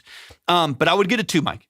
In my opinion, I would get a tube mic for what you're doing, for the quality of your vocal currently, for the amount of like warmth and energy that you want out of your vocal. I would get a tube microphone. If you want to push a little bit higher, my like realist recommendation for you on the top end of your budget would be like a TF51 or a TF47. Those are like pristine, polished, really, really beautiful. Those are Telefunken TF51s, Telefunken TF47s. TLM49, yeah. I would go like I've had a bunch of different mics that I've bought and sold over the years. I have this is a Neumann M147 tube. This is a hybrid tube microphone. This mic is amazing. I love it, but it's very expensive. I have a TLM 102. I don't like it really at all. I'm probably going to sell it. I mean, it's good for like really specific things, but I really don't like it that much. It's just bright and brittle. Same with the 103. Not a fan. I think your best bet is going to be in like the $800 to $2,000 range for a good tube microphone. I would look at, if you can find used. You could probably get a TF51, which is probably the best microphone for the price, for about $1,600 to $1,700 used. Another great one would be to stay in the Lewitt family and get the Pure Tube. I think the Pure Tubes now are going for about $1,200 new. It's a fantastic microphone. It's awesome. You can probably find a used one for $800, $900. It's probably, again, one of the best microphones you can buy for the price.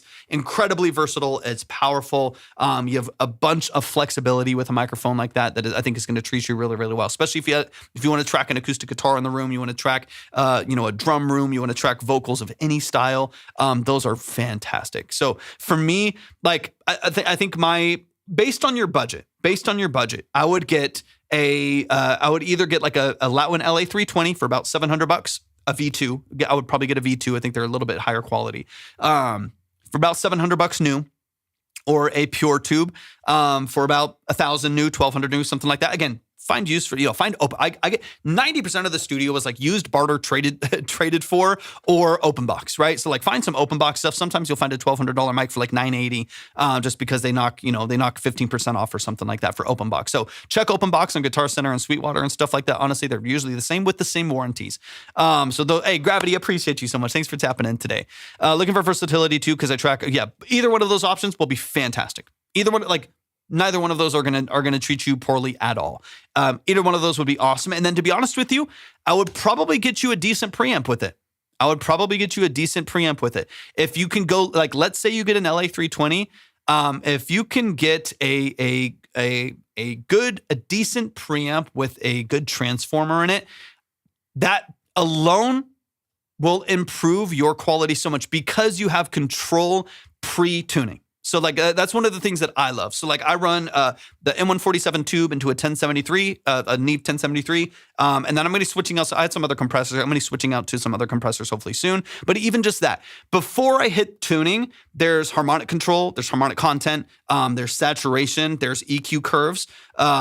even just like right there, even if I go in with like a little bit of compressor, like 76 or like quick compression, before I even hit the DAW, there's a level of control before tuning kicks in at all. Your vocal's so much smoother. It's so much more even. It's so much easier to listen to. What preamp do you think with below 1,000 for a preamp? If there's some good heritage stuff. Don't worry too much about what these things are emulating. Just get them for what they are. Because here's like you can get like the Warm Audio has like their 73 emulation. Heritage has a 73 emulation. That's around 1,000. You know, you can get them for under 1,000. You know, let's say $700, $800. Don't worry about what they're emulating. They're not going to be exactly the same, but they still do a pretty good job of what they do. Look at the Heritage. Let me see. Let me just look it up right now. We're right here. We're talking. We're breaking it down. The Heritage 73, their full one with the EQ is a little bit more expensive, but let me see what it's going for right now. The 2-channel is 2,000. See, the 81 is about 1,200. Again, look used. Used. I mean, again, my whole job is built off of used shit. Get used shit. It's fine. $1,000, dude. $1,000. Heritage Audio HA73 with the EQ. 80 dB of gain, 20 dB pad. High pass filter and a DI input, so you could record your guitars, acoustic straight into it. Those things are great. $1,000 new. $1,000 new. So check Reverb, check eBay, check whatever. That is probably the direction I would go if you want color, right? So like again, there's nuance to all of that. So it's like if you want color out of it, or if you want like transparent, you can go 500. I have some 500 series stuff. Like you could go 500 series, get an API, or I mean, you could even go the direction of like the Focus, not the Focusrite that we know, but like the Focusrite ISA. The Focusrite ISA is fire for fairly cheap. You can find a single channel ISA preamp for like $500, $400, maybe even cheaper new. Find one on Facebook Marketplace, something like that. Those are fantastic preamps for $400 or $500. The Universal Audio Twinfinity is fantastic for pretty cheap as well. You can get those for $600, $700 used. They're $1,000 new.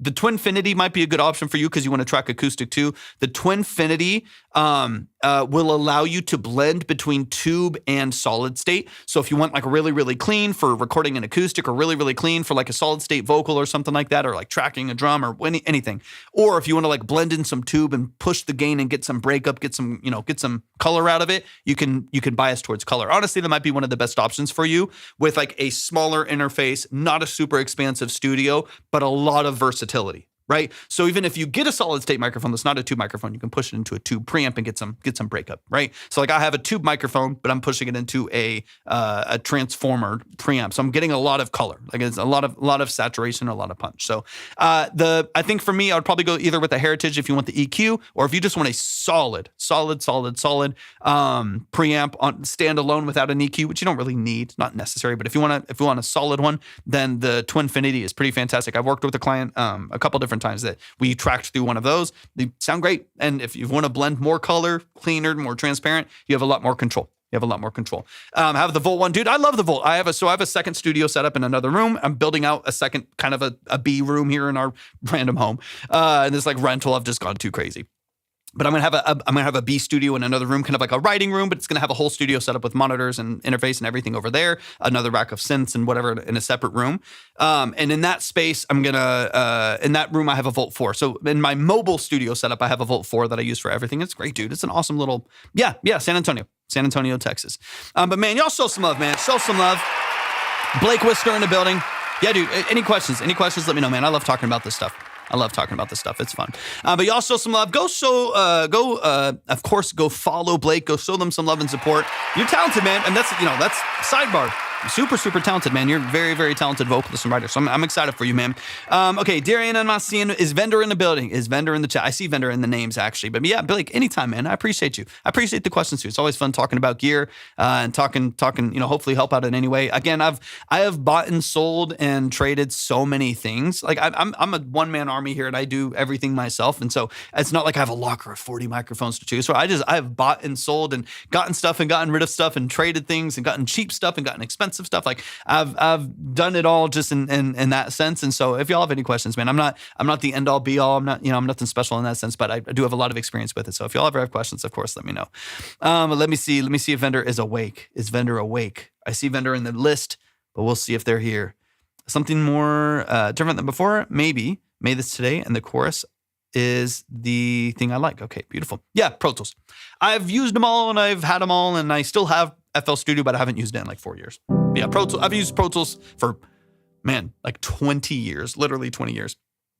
So I'm used to it. I like it. But I've used Reason. I've used FL. I've used Ableton. I've used Studio One. I've used Logic. I've kind of used them all and had them all at different times. And they all are good in their own aspect. But yeah, I use Pro Tools currently. Okay, I'm actually not. Vendor might be asleep. Let me see. Mr. Dom, I don't think is here. Benny, I don't think is here. Is Petty here? Let me know if Petty's here. Petty Strain. It's time. Amanda's here. I think Amanda's here. I see Amanda right there in the chat. There's me. All right, let's run it. We're running. I'm not waiting around. Haven't released this yet. It'll be the first drop off my debut album. Let's go. Wondering how to launch an album pre-sale, or like how and when to drop the single. If I want to drop the album, possibly late spring 2027. Also, could you record a track and send it to my engineer if I sent another song for you to play on? That'll be on the album. Yeah. Like you're talking about like session work. Could you record a track and send them in? Yeah. That's what I do. So I do all my work remote. I have had people in here, but yeah, I that's all that I do. So send me the track, send me the BPM, the key, or I can just figure it out myself. But yeah, send me the BPM and key to make it easier if you want to, and then I can run it up from there. Easy. That's what I do. Super fun. All right, Amanda, let's get into it. This is What's in Your Head. Thank you. You've been here for a while too. I appreciate the patience as well. Let's run it. You put a gun to your head and you thought we'd be better off, you said. Just shoot me a message on Instagram. And in the morning when you got home, make sure your fire's out so we didn't die. You said, yeah, what's in your head?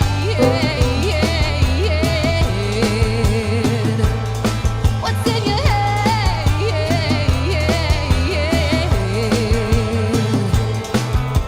Something pulled you deep inside your heart and blocking all your insight. Right, yeah, right. And every time you try that cry. You put a gun to your head and you thought we'd be better off, you said. Oh. Nice, good voice. And in the morning when you got home, make sure your fire's out so we didn't die. You said, yeah, what's in your head?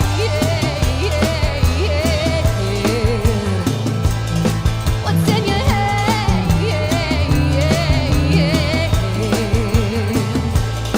When did it start? The wedge that sits below, low. Somebody heart, the cut that sits so low.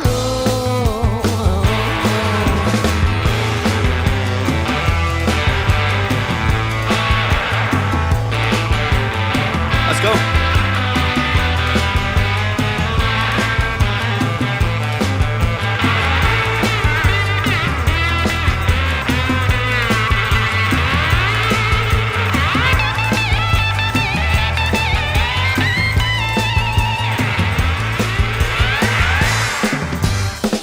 This is fun.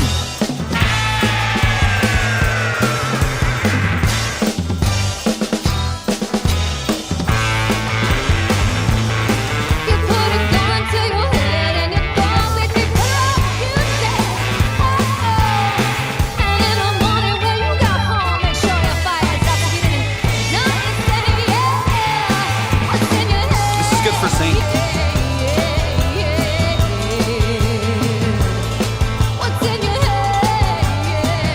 Bass sounds great too. It's a good mix on the bass. What's in your head?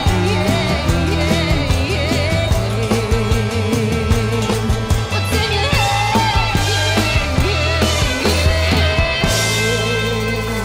head? Beautiful. Short and sweet. Let's go. Yeah, good structure. It's tight. It's distinct. Really well done. Also, great voice, some great musicianship here as well. That is What's in Your Head by Amanda Meli. Let's dive in. Let's run it from the top. Let's get into some details here. Great job, though. Yeah, great job. Awesome voice, good structure. I like you're doing a great job of emoting and really building out that vocal structure in a way that's like engaging and fun to listen to. That's awesome. Love it. Let's talk about a couple quick things here. Now, let me go over the things that I hear within the song.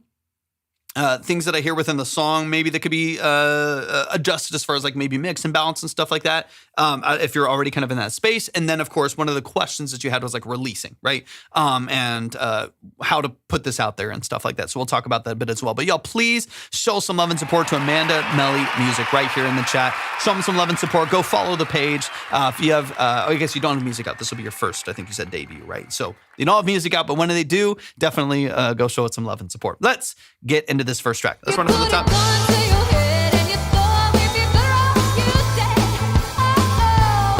A little bit. Do you know LP?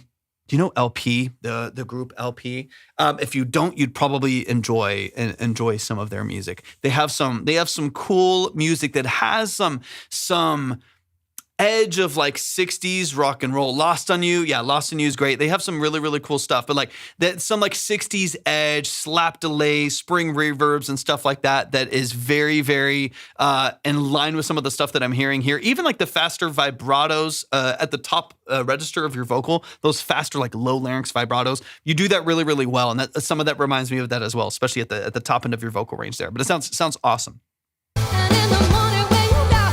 Now, quickly, drums and bass, just talking practically, mix-wise. Drums and bass, I'm loving. Drums and bass sound really, really nice. The bass is mixed really, really well. It's not boomy at all. It's not muddy at all, but it's really, really well established in the mix. Love it. That sounds fantastic.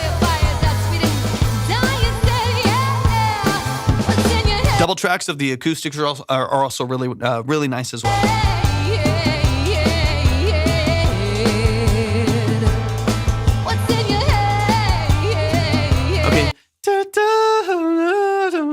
When you're doing these when you're doing like the higher walk down right there, I would love to get some support on the vocals. I'll tell you what I'm hearing, and then the solution for it can be any number of creative things, right? I'll tell you because for me, it's like more valuable to be like, here's what I'm hearing, so you can start to hear things for yourself as well. Like gain some autonomy when it comes to you making your stuff as well. What I hear is this like split in the mix where we have like good low end drums and percussion locked in. Beautiful. Top end, really, really nice. Bright, thin, double tracked acoustic guitars and a punchy, highly compressed vocal at the top of the mix with a bunch of, slap delay and stuff on it at the top. Love it, right? A lot of that sounds really good. It's muffled a little bit, it's filtered a little bit, but I like that. This is not supposed to be super clean, right? This is not a modern pop song. This is supposed to have some color and some texture to it and some character to it. I want to maintain that. I don't want this to be like all super clean and shiny. So I like that there's a little bit of mud in there. I don't mind that, but there's a bit of a gap in the mix between kind of bright, punchy top stuff at the, the acoustics, the electrics, the lead vocal at the top. What's up, Gospel Boy? Good to see you. And low end, kick, floor tom, snare, and then of course the bass itself. In the middle of the mix, there's not a lot going, like strong low mids and middle. There's not a ton happening right there, so it feels a little hollow. It feels like it's missing some energy in the middle of the mix right there. I would love to, for one, maybe get something to fill in kind of in the middle right there, whether that's like an organ, it's another rhythm guitar structure underneath there that maybe re-EQ the acoustics to fill out the double track right there a little bit more, and or bring in some layers on your vocal, especially on the hook. When you're doing when you're doing that lead vocal line right there, I would love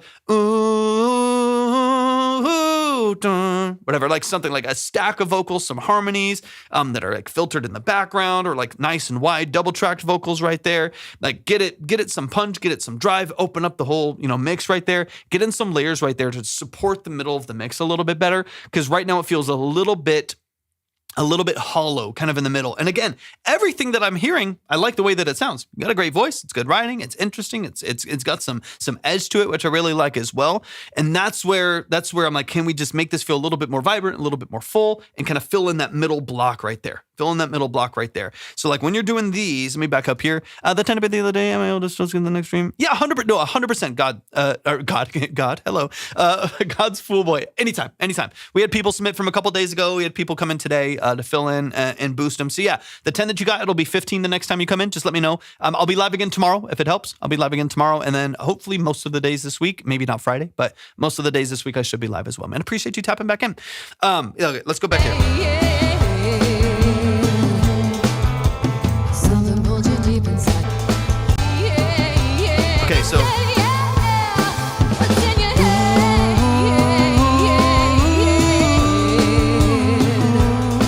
What's in your head? even just that.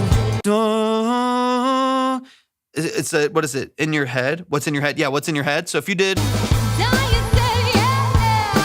What's in your head? What's in your head? What's in your head?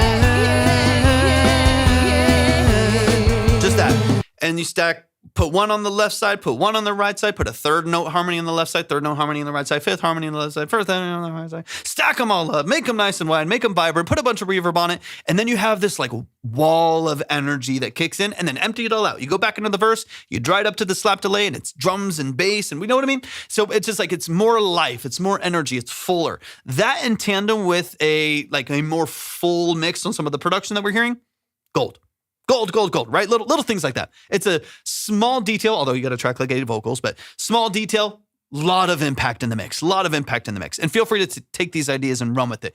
Perfect. Okay, good. I'm glad that's resonating. Of course, man. Of course. I appreciate you tapping back in. I got you. And I'll boost you next time.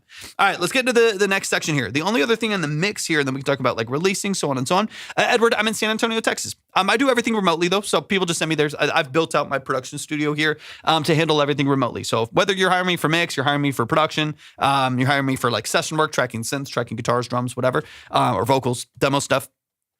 You just send me the song, send me the details of it, and then I do it all remotely, and then send you the files to or whatever that is going to look like. But yeah, I'm in San Antonio, but don't take a ton of people in here currently speaking, but I have the ability to. But it just kind of depends on what the project is, and if it would be easier for you to just like pay for studio time where you are than it would be to like fly here or something like that. But yeah, be more than happy to work with anyone, man. More than happy. Any style. Like I said, I mean, I'm doing pop records and rap records all the time. I'm doing I love 80s stuff, so I do a lot of like synth pop, synth wave. I did a progressive metal production a couple months ago. I did an album, a country album where I did some session work and some collaborative writing with an artist in. Artist, I forget his last name, or Chris was his name, but anyways, an artist out of Nashville. Tons of different genres, and I'm all over the place. But it's fun. I've just tried to make myself valuable in a lot of different senses. So yeah. So you don't want to talk about I do not, Alcadis. I do not. I'm just kidding. We're closed for today. So in that sense, no, I cannot talk about your music. But we'll be live again tomorrow. All right, let's get a little deeper here, and then we'll talk about your release strategy briefly. And again, I know a lot about this because I've been in this space and I've worked with so many people, and I know so many people that are in the space. I want to make it clear that I am not like the music marketing guy, right? That's never going to be like the tack at the top. You're like, whatever, I can fix your music marketing. I have a lot of ideas, and I know a lot because I know a lot of people and work in the space and have worked in the space for a very long time. So I'll give you some ideas of things that would be really valuable for you, because I work in the artist side, and I know the artist side intimately because I've been on the artist side and also work very closely with artists, and we're releasing all the time. So I just want to make it clear that like, I don't want people to be like, hey, your marketing advice is what I know. But we'll give you. I'll still offer you a ton. Yeah, in my gathering phase, I got you. All right, let me get the guitar solo. Is the only thing in the music I want to hear. Okay, guitar solo here. I love the solo itself. Tonally speaking, this guitar is super like strict mid forward. So like 2,000 hertz, 1,500 hertz, it is ringing right in the middle of the mix. I want some of that. Like I said, I don't want this to be pristine. I want it to be raw. I want it to be a really organic sounding record, but I don't want it to be harsh to listen to. When this guitar comes in particular, it rings a lot between like 1,500 and 2,000 hertz, like kind of in that range right there. It's a little bit harsh. It's a little bit abrasive. So like my first gut reaction into it isn't like, yay, guitar solo, turn it up.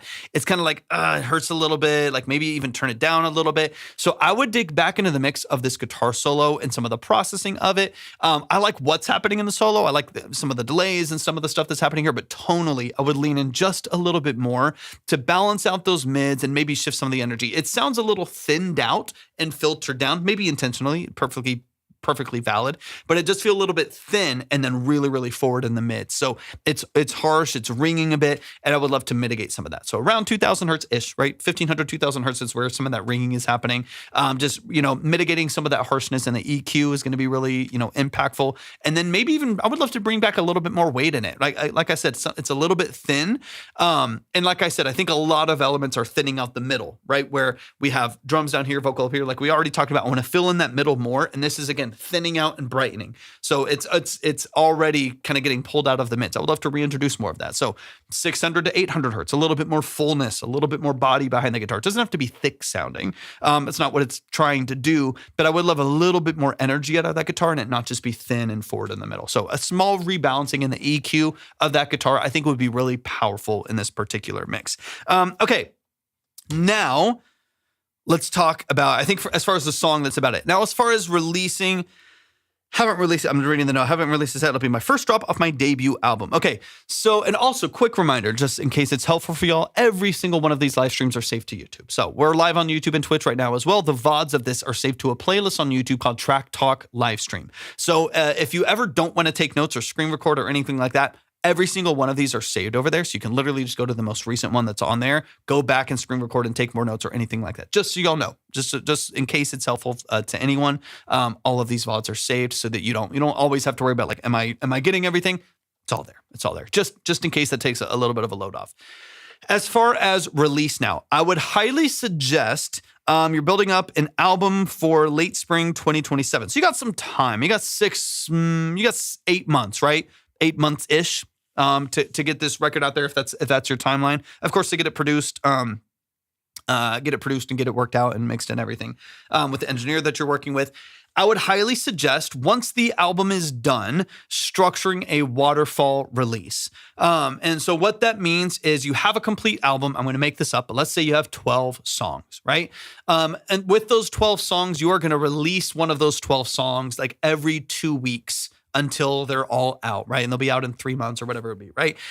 Every 2 weeks, you're going to release a new song, or once a month or something like that. You're going to release a new, I'd probably do every 2 weeks or 3 weeks or something like that. It's probably reasonable to get ready for an album drop. But waterfall the release out there. So you'll release single after single after single. And then once you get to the end of that, the album drops and that album will contain all of those songs. It'll contain all of those songs. The reason why that can be really beneficial, for one, is because it is going to train your algorithm everywhere. There's multiple facets to that. It's going to train your algorithm everywhere to receive more of your content and push your stuff to more people, right? A lot of the DSPs work largely like social algorithms do as well. They don't like randomly pop up and randomly go crazy. They're typically algorithmic, right? When you put out content and you are bringing people to their platform, they respect it and they push it out to more people. So if your music is drawing in more people and people are liking it and they're actually hearting the track and they're saving it to their playlist, they're following you on Spotify, they're keeping track, they're sensing that you're reading through the SEO on your Spotify bio and stuff like that. Their bots and stuff are getting all of that information. The retention of how long are people listening to stuff? Are they skipping after 45 seconds? All of that. They keep in mind all of that. And so the more chances you get your music to work on that platform, the better. So I think having releases more often leading up to the album drop is going to be better. For one, here's another big part of this is nobody cares. This is the honest truth, and this is not a knock to anyone. It's just no one cares yet, right? No one knows your music. No one knows that you exist yet, especially in the large, even if you had 10,000 followers on here, still no one knows and no one cares yet, right? That's not a bad thing. That means there's a lot of opportunities for them to know and care, but no one knows yet. And so I think giving yourself as many chances for audiences to find you. You put out a song and you push that song for 2 weeks. You put out the next song, you push that song for 2 weeks. You put out the next song, you push that song, push a little bit of the old one, right? You start pushing out these new records for the 3 months leading up to that album, and then you drop the album that contains all of them. Now, through your distribution, whoever you distribute through, it could be TuneCore, CD Baby. There's a billion. Everyone distributes now. DistroKid. I use DistroKid right now. Symphonic. There's a ton of them. whoever you distribute through, they will typically, thank you for the follow, they will give you an option when you are releasing the album to decide if these tracks have been released before. So you can like go to the album and you input all the information exactly for those songs. And then you can like select, like, does this song appear anywhere else? And you can select yes. And then you can select your other release that is that song. So it'll batch all of the exact same streams and exact same numbers for that under that album, right? So that's typically done through your distributor. What new? You talked about pre-sale. Pre-sale only happens once you have sent your song through distribution. Okay, so when you send your song out to, I'll use DistroKid since that's what I use. As soon as you like send it out and it goes to Spotify for artists and Apple for artists and it gets sent out to everyone, typically through your distribution, you will then get if you do it within if you do it with over 2 weeks time, which you will, you have plenty, you'll get a link that's your pre-save link for Spotify and whatever else. Spotify is one of the main ones that you got to worry about.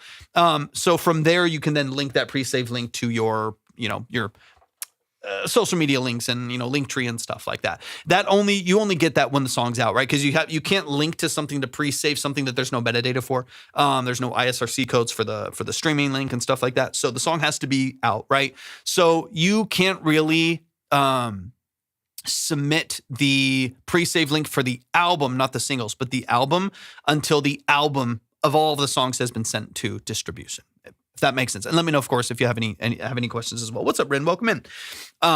So that's loosely how I would approach that is you have an album and it's scheduled for April. You know what I mean? You have it scheduled for April, and 3 months leading out to that, you're going to be putting out singles. Because the other reality is, and again, like I mentioned before, I don't mean to hammer this home and make anyone feel bad, but the reality that nobody cares, right? Like I said, even if you got like 50,000 followers, still nobody cares. You know what I mean? Like there's so much music out there. There's so much saturation. So no one cares yet. Specifically, and I love albums. Make the album. Put out the album, please. But definitely nobody cares about like the finished album either, right? People find snippets. Social media moves fast. What's up, Heather? Welcome in. Absolutely. Yeah, absolutely. It's just reality. It's not, I don't mean it as a dig. I don't mean it to make people feel bad, right? But people find snippets. They find singles, right? Now, what's a beautiful thing is if people come across a post that you do and it's a single of yours and you're promoting it and they're like, oh, that's amazing. And they go to your Spotify and there's a whole album of other music that they also would love. Fabulous. I love it. That's amazing, right? That's what you want. You're going to get way more traction by just promoting the single and be like, here's a great creative piece of content to push this single. And then they go and they discover the rest. People want to discover, especially when it comes to marketing and promotion. They don't want to be force-fed stuff. They want to discover it, right? So if they come across your single, they like what they hear, they think it's interesting and creative, and they like the aesthetic and the feel of it, and they go and discover that you have this whole world of 60 other songs on your Spotify. Beautiful, amazing. You get real fans and followers that way. If you push an album when no one knows, and I haven't seen your page or anything. I'm just going to make some stuff up, right? But if you just randomly actually, I can see. Hold on, let me see real quick. Oh, you got some followers. Fantastic. You're crushing it. You're doing good. Okay, but even then, you got 12,000 followers, right? You got 12,000. I was gonna say if you have 400 followers, you actually have some followers, so that's great, right? You got 12,000 followers, right? And to those 12,000 followers, a lot of which will not see your content. Thank you, Edward. I appreciate you a lot, man. Not many fans of right. So you have 12,000 followers, very few that are fans of the music so far. That's fine. Again, that means there's a whole the world's your oyster. You have all this opportunity in front of you.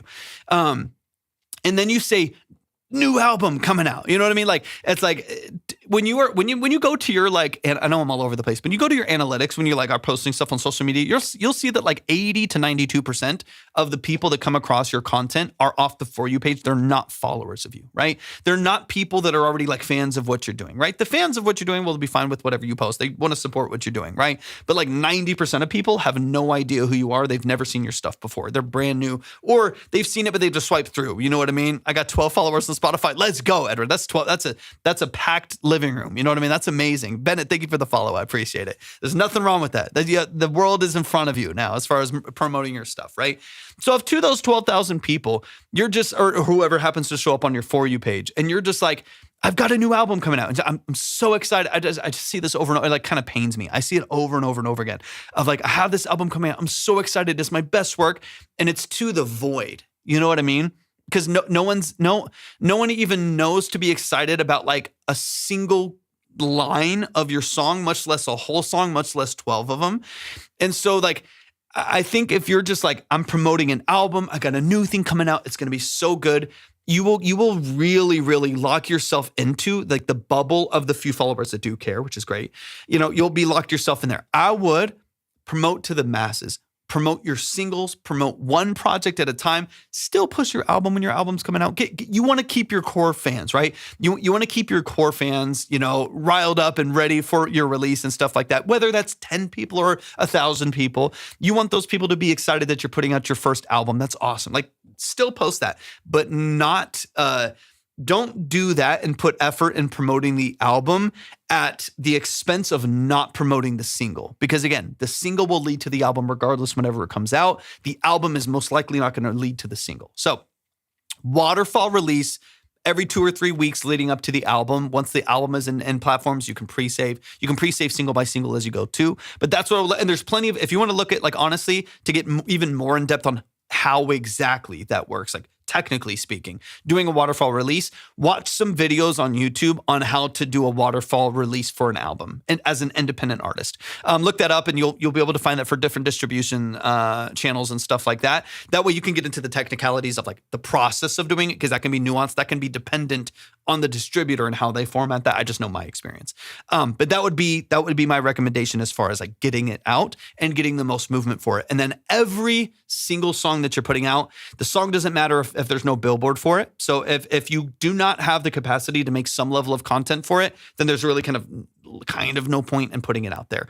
I would make sure that you're like, for every song, if you're going to put out a song every 3 weeks leading up to the album, that you have content built up for it. It could be simple, it can be basic, it doesn't have to be crazy. You got to get yourself out there, right? And again, I haven't seen, you have some followers, so I'm assuming you do some of that already, but make sure that there is support systems for that stuff to come out, and it'll build. It'll build. So like, even if you're starting super, super simple, it'll build over time if you're consistent with it. I mean, what genres is this song? And does this matter with hashtags? I literally don't. And again, I'm not the, no, I'll just mute them. We're not,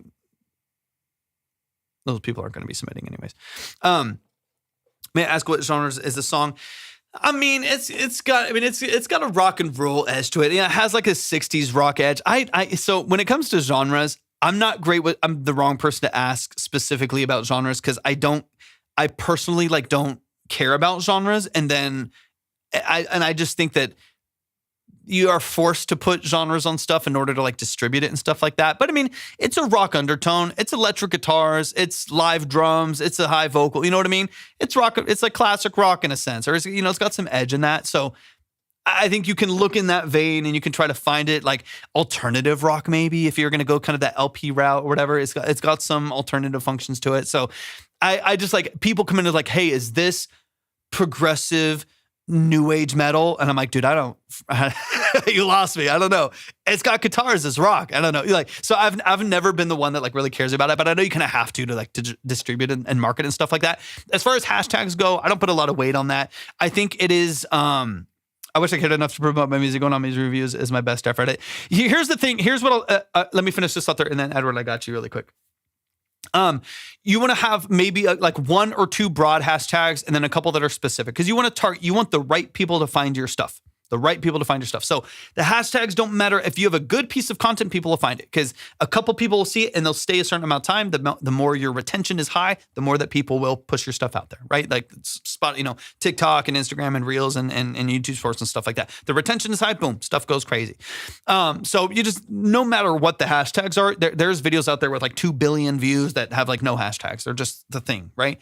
And so I wouldn't worry too much about the hashtags. It could be a way to kind of like it's like directing the algorithm. It's not necessarily drawing people to you as much as it is like directing the algorithm with where they should place you. If that's confusing or disconnected, then you're going to get into an issue. So I would just keep them clear and distinct. You know what I mean? So like if you are doing like hashtag alternative rock, hashtag, indie, artist 2026, whatever, stuff like that, so on and so on. And then maybe hashtag, music or something like that, but those aren't really that beneficial. They really don't do that much. So I wouldn't worry about the hashtags. Your SEO within within your title and stuff there is probably more important than the hashtag is, honestly. Just like using SEO and utilizing that. Like the more that you talk about your song and what you do, like, hello, I'm an indie artist, like that SEO right there is probably more impactful than like hashtag music that's going out to 8 billion other hashtags. There's very little impact on what you're doing. I'm so glad. I'm so glad. Okay. And then there was one other thing, last thing, I got to move on. There's one other thing I was going to say. Let me clear this real quick. One other thing, last thing. Let's see. We were talking about hashtags. Let me see. I struggle trying to put a genre label on my songs. Yeah, and here's the thing is like I like making a lot of different stuff. So it like, I don't know, sometimes it's like dream pop, sometimes it's synthwave, but is it synthwave or is it dark vaporwave? You know what I mean? It's like, I don't know. The genre thing just, it used to be like there was like 5 and then everyone's like, no, this is hyper glitch pop, sir. And it's like, you know, Reddit people being like, you have no idea what rock is. Rock is this artist. And it's like, dude, I can't stand it. I just make music you like and try to get it out to the right people. I'm trying to think. Do you have any other questions? Let me know if you have any other question. Ed, actually, it was Ed's that I wanted to get into. You're still going to do this on the queue, though? Yeah. Currently speaking, I'm going to have to close up in a bit, though. I've already been on for over 4 hours, so I'm going to have to close up here in a little bit and just rest my ears. It's getting late. But I will get to maybe another song or two. Ed's question is what I was going to answer. Where did that go? Let me see it.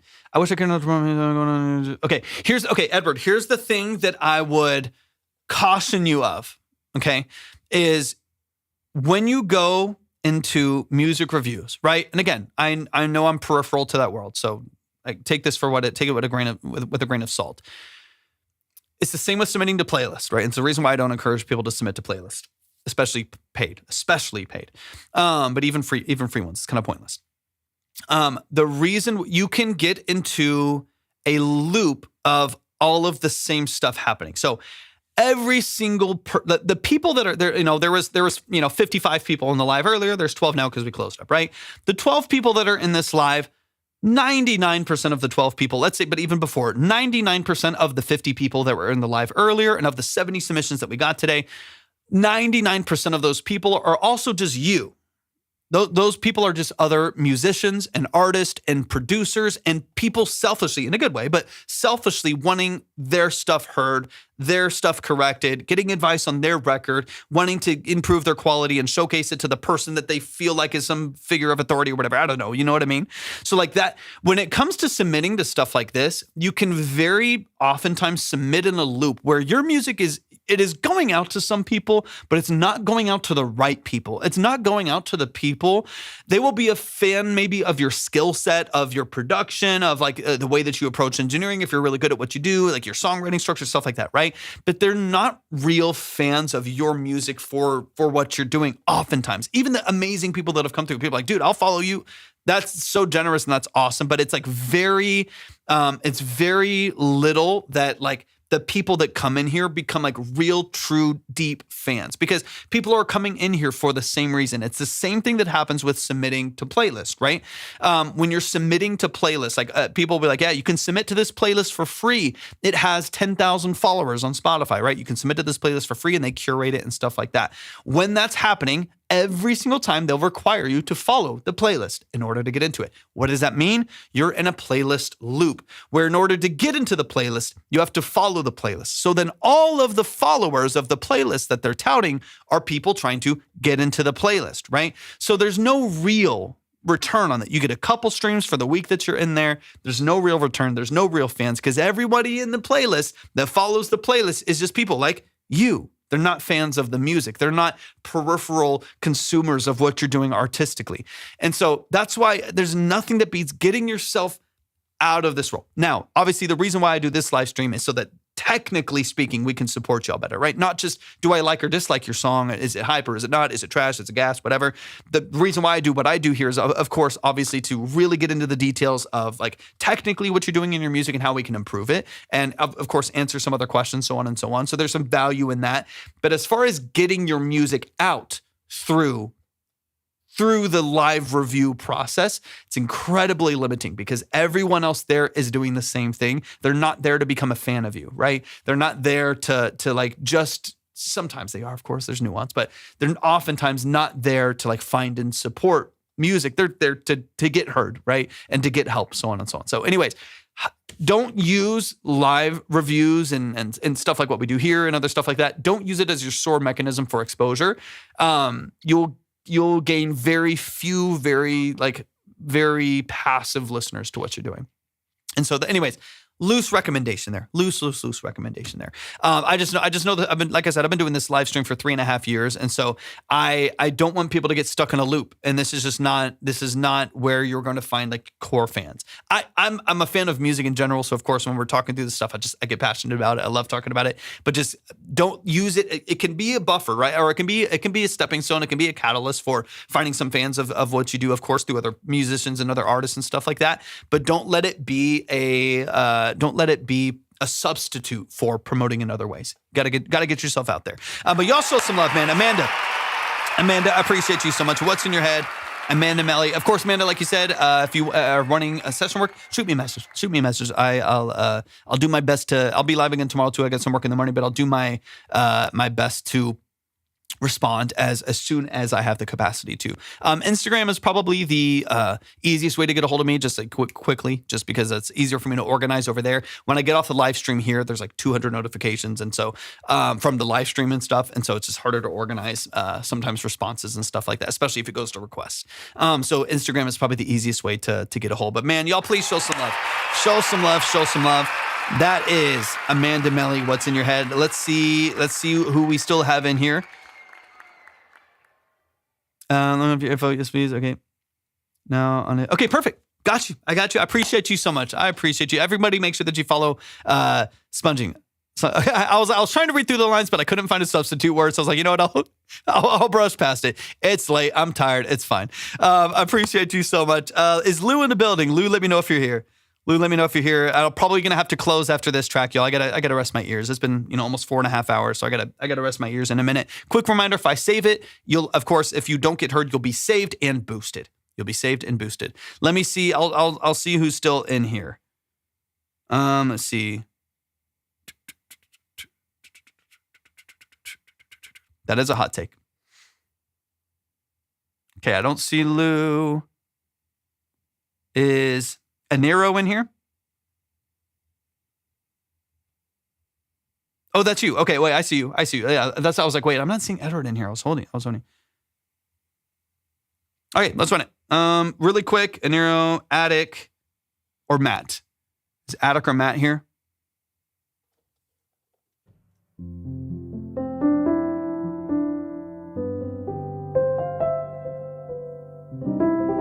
There's Attic. Okay. Okay, last two then. We'll close it up with those. And then we'll and Petty Strain. Okay, so Petty Strain, you're gone, and then Attic, we'll close it up. So Attic, you got the benefit. Well, both of you, honestly, because a lot of people that were way above y'all had to leave. So man, patience is serving y'all well today, because we'll get to y'all's. We'll close y'all up here, and then but y'all are skipping like 8 people, which is awesome. I love it. I'm glad we get to y'all's music. So let's run it. Let's run it. The last couple songs, I'm going to try to move at a good pace. I know I'm talking a lot, but I gotta rest my ears. I gotta get out of here. So let's run it. This is Let Go by Petty Strain, garage band, duet, me and my cousin Jordan singing. We did all the instruments. Let's go. Let me know if I have heard your music before. Edward, I don't think I have. Talk me through anything that you want me to know as far as production, as far as mix, as far as your role, so on and so on. But yeah, y'all just saved yourself about 3 hours of time because people had to sleep. So patience is serving y'all well. I'm glad y'all are here. Let's get it. This is Let Go by Petty Strain. Let me pull it up on YouTube. Let's get into it.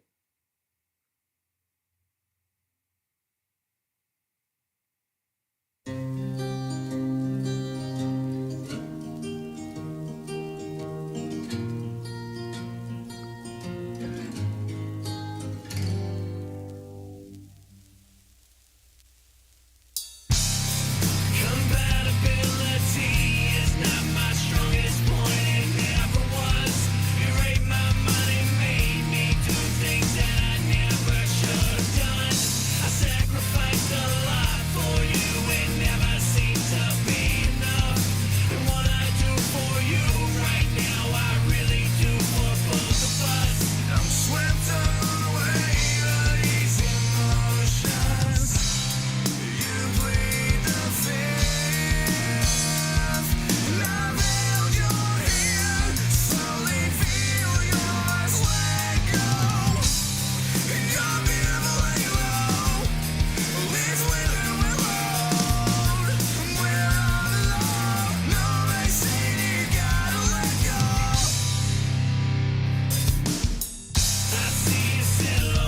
What instruments and stuff do you play, Edward?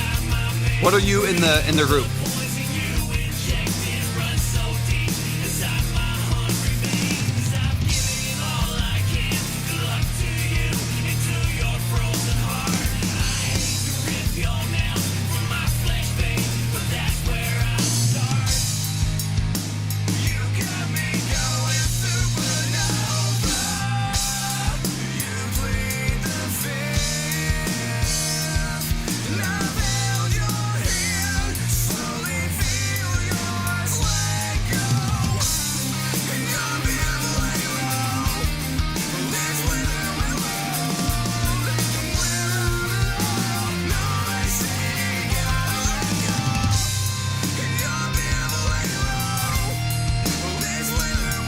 Hey, good night. Appreciate you so much. Thank you so much for tapping in today.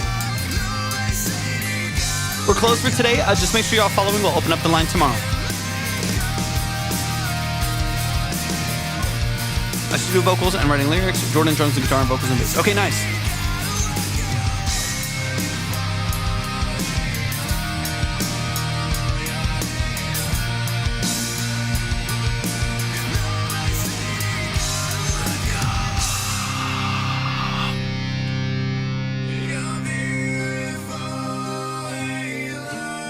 Appreciate you so much, Spides. Thanks for tapping in today.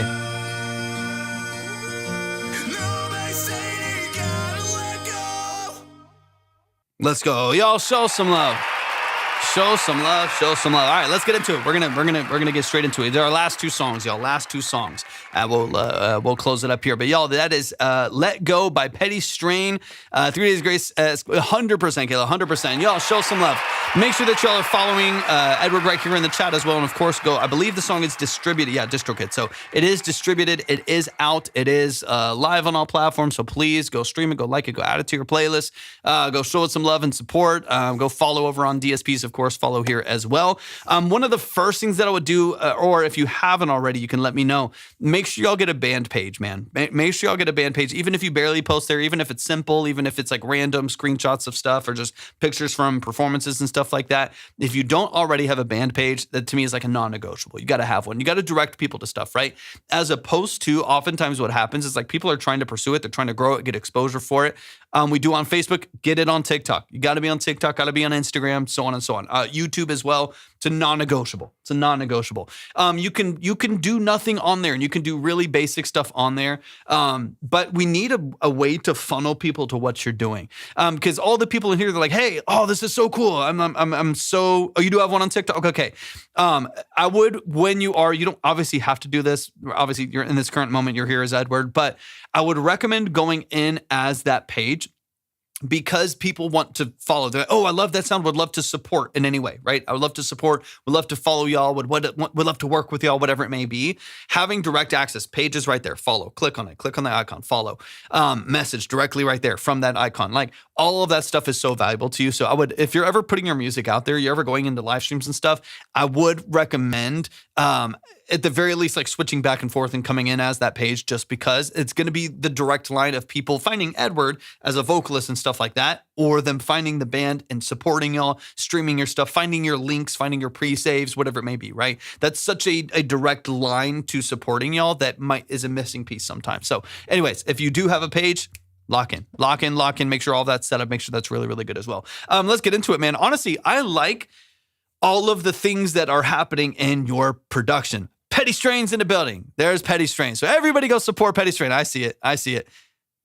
Boom. Follow back. I followed you. Everybody go support Petty Strain. I know it's later in the live, so there's not as many people in here. But everybody go support Petty Strain. Go follow, go support them, go show them some love. Love it. Perfect. Promote your, yeah, shamelessly, man. Shamelessly. Put yourself everywhere. I love everything that I'm hearing in the song. So I mainly just want to talk about mix, right? Everything about the production, what y'all are doing vocally, the harmonies, the structure, the riffs of the guitar, movement on the drums. Like y'all are doing a lot of great stuff. As far as what you built into the production, I think it's fantastic. Great musicianship, great structure. I want to mainly dig into the details of like balancing those elements and mixing those elements. Because what's there is cool. I think that some things are being disguised and hidden or maybe suppressed in the mix that I would love to hear shine a little bit more. But let's get it. And then, of course, stay close. Attic Foundation, stay close because y'all are coming up right after this. Let's run it from the top. Let's run it from the top.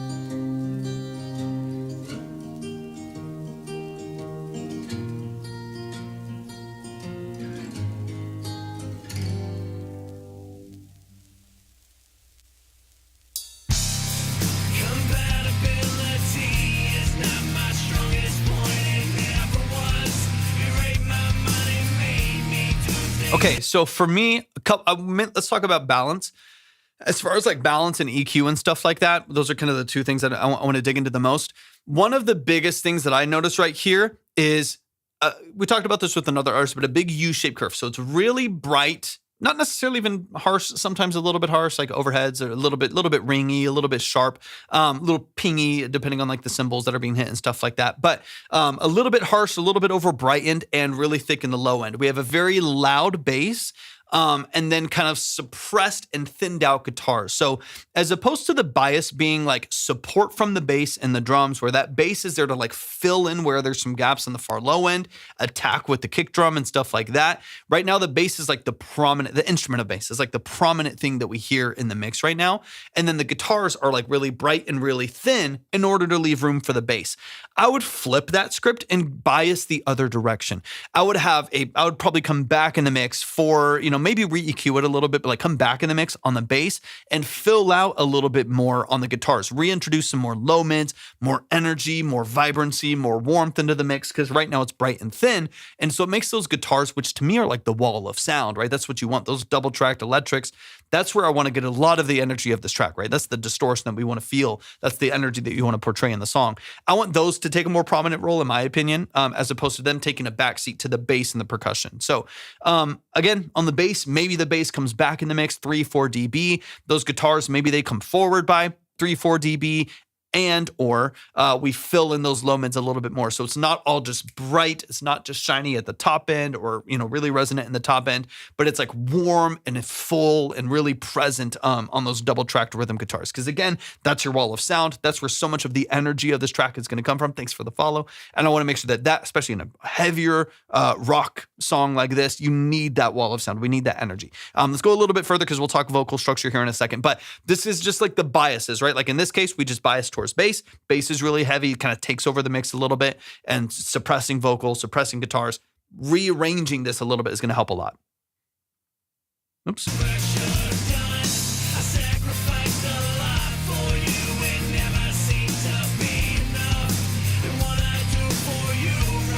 I like the snare. The snare's nice.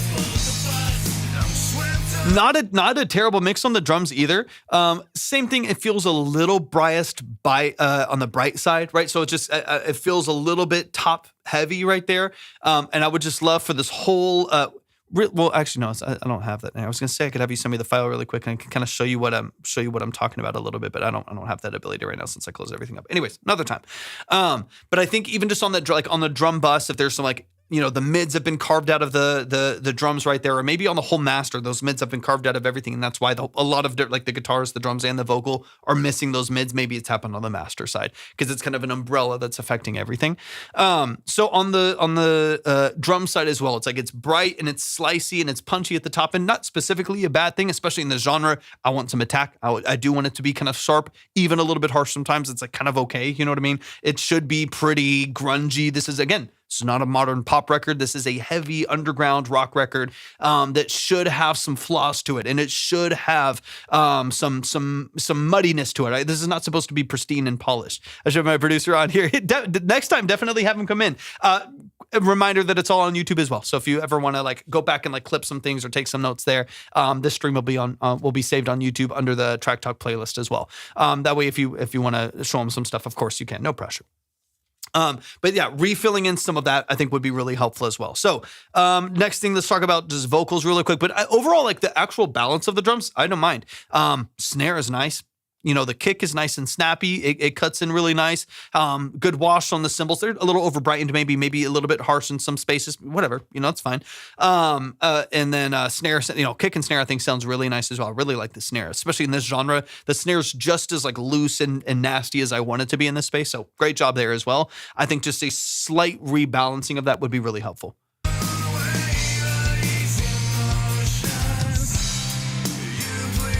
Yeah, like when those go, like when we shift to this hook right here, I want to feel like just the energy popping out of the headphones, from those guitars, like just that warmth in those mids. I don't know how these are tracked, right? But like, I want to feel like the Marshall stack jumping out. You know what I mean? Like I want to feel the energy of this. And right now I think because there's so much that has been kind of surgically carved out, like in the mids and some of the low mids and anything that maybe was ringing in the mids has kind of been surgically carved out, that we're losing some of that push, right? We're losing some of that drive of the song just kind of opening up. Everything kind of feels like held back. It feels a little bit restrained. Some of that's compression too. Some of that is we're hitting a little bit of a ceiling where the drums try to get louder, but there's nowhere to go. The guitars try to push, the vocals try to push, and they're hitting a little bit of a ceiling. All of this works in tandem, right? All of this kind of works together to make the song feel alive. So be aware of how these different elements are affecting your dynamic range and affecting how they're hitting their compressors and stuff like that. Maybe you want to loosen up the threshold on those a hair. But anyways, let's get into vocals really quick. Let's get into the middle. But again, all of this is just technical mix stuff. Like all of this is just engineering. The production structure itself, instrumentally, what y'all are doing, musically, y'all are great musicians, great vocal structure. I love the harmonies. What exists in the song, I'm a big fan of. A lot of this is just balancing a mix.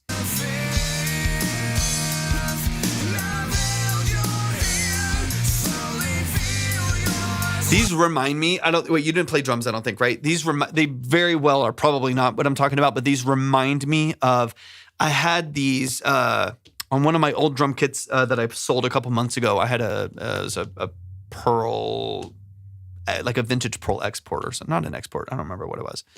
Anyways, old Pearl maple kit. Anyways, and I had a full set of Zildjian pitch blacks. They're like metal. That's what these are. That very well could not be what these are, but it reminds me of, they're heavy ass, thick cymbals, and they're just pingy and slicey. They sounded good. I didn't work in that genre a lot when I was doing session work, so I got some different cymbals, but that's what it reminds me of. Just like sharp, pingy, heavy metal cymbals. They sound great in this genre. They sound like shit on everything I was doing, but they sound great in this genre. But that's what it reminds me of. They're just bulky cymbals, and they sound good, especially if you need like a really like pingy slice in like a metal record or a classic rock record. They work great. Yeah, great vocal structure. Let's skip over. And then just level-wise, overall, this whole vocal mix, again, a lot of the same things are happening, right? We're reaching a symbol or a ceiling of compression that's really limiting some of where these vocals can just breathe in the mix. We'd love for those to cut through a little bit more. So there's some suppression there that's happening. The other side of it is EQ. So those low mids are being cut out a lot, so the vocals are thin and really bright. What they're doing is great, but they're a little bit thin, a little bit bright. So there's a lot of that suppression of the vocal in tandem to that. So one, if they have multiple stages of compression, slightly loosening up those thresholds might help that vocal breathe a little bit more in the mix, whether that's on buses or the vocal channel itself. Reintroducing some more of those low mids back into the vocal, controlling mids of the vocal, not over brightening. Some of that's going to help rebalance it a little bit. It's tasteful saturation to just give a little bit more energy to the vocal would also be helpful. And then I just want them louder, 4 or 5 dB. You know what I mean? Like now the drums are there. I want the guitars rebalanced. I want all of those little EQ elements we talked about. And then I just want these vocals like 4 or 5 dB louder in the mix. I just want them. I want to hear them. I want to feel them. I want to get the width from the layers that you bring in. Just the introduction of some of those screams and stuff like that. Like I want to feel a little bit more of that energy that's in the background and push it forward because they're great. Again, everything that is here, I like, and it's good. It's performed really, really well, honestly. But I'm missing some of the life from it. So whether it's being suppressed by levels in the mix, it's being suppressed by a ceiling of compression, it's being suppressed by surgical EQ, I want to regain a little bit more life back into this because y'all are talented. Yeah, you know what you're doing. Y'all are talented musicians, even if you don't feel like you do. Maybe you do or don't, but like you're talented musicians, you're good writers, it's good structure. I feel the emotion in the performance. I want to feel it in the mix. I want to regain the life and the vibrancy and the energy in the mids. 12 followers, baby. Let's go. I want to regain some life. And I think if you can do that, man, for one, so many more people will come across it and like what they hear, as opposed to being like, there's very little followers and it sounds a little bit amateur and they kind of move on quickly. If you have a little bit of followers, even not many at all, but like people come across something like, dude, you'll start getting the questions of how do y'all have 12 followers? Like, dude, just follow, just subscribe. Like, can't believe y'all don't have more. This sounds so amazing. I can't believe you don't have more going on. You know what I mean?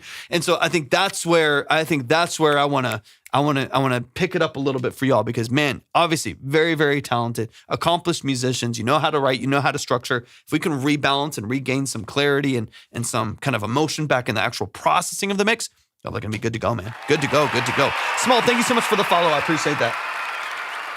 I appreciate that a lot. Y'all show some love, man. For one, scroll up. If you're in the chat, do me a huge favor. Scroll up and follow Petty Strain. Go follow Petty Strain. Show them some love and support. Go support their page. Comment on their stuff if there's anything there. Go show some love and support. Once their music is coming out, this one is released. So if you like it, go stream it, like it, add it to your playlist, follow all that stuff. Go show it some love and support. Petty Strain right there in the chat. And then Edward Strain right here in the chat as well. Definitely follow along for their journey as well, man. Love what y'all are doing. Love what y'all are doing. All right, let's close it out. Let's close it out. Attic, hop in the chat. I got to get out of here after this. All right, losing my voice, but we're going to make it through. Last track, and then we'll open up the line again tomorrow. Everyone who's saved will get boosted. Attic Foundation, Mother Song, album release on the 3rd of October. Give me all the details. Talk to me about production. Talk to me about the role that you play, mix, all that stuff. Let's get it. Of course.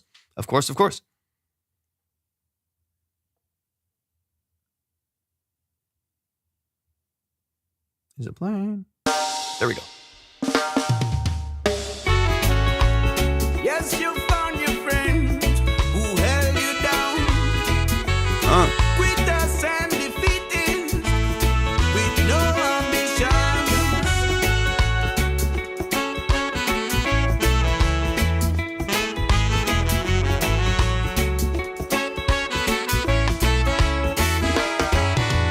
She gave her parties, she gave her friends to provide what you needed and be there at the end of each day to watch over the future of a child. Beautiful. And make you believe in the power that you have. And you found your way. You followed your path. You began to rise upwards and aim for your star. She was tired and weary for the grave. But she trusted you follow on the path that she paved. Your name on her lips was the last word spoken. You clung to her body, you own her broken, but you rose to your feet with her spirit inside, understanding the reality that nothing had died. Never say never. Never, never. Don't ever say die. No, never say die. Don't you ever Fire. waiting high. Yes, Great mix, great mix. Tell them, tell them, Tell it to your soul. tell them, Maybe they'll believe it. and you are kissed down. It's all. Make her happy, make her proud, make her want to scream your name out loud. Is that a clavinet? Like an actual It was clavinet? all for you, all she had forsaken. So be your best self and repay her dedication. She wanted you to do Okay, nice. what Nice. she could never try. Ooh, great musicianship. Your success. She wanted you to fly. So be a good person. Remember who you are. Keep your feet on the ground, but strive to go far.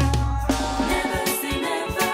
Never, never. Crank snare. Never say die. Don't ever say die. Don't you ever Angie, we're closed for today, but we're going to be live again tomorrow afternoon. Raise them high. tell it to your doctor. Tell them, tell them. Tell it to your son.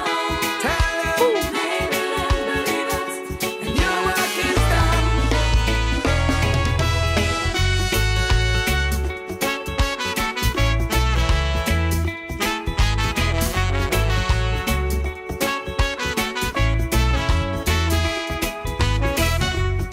Let them go away.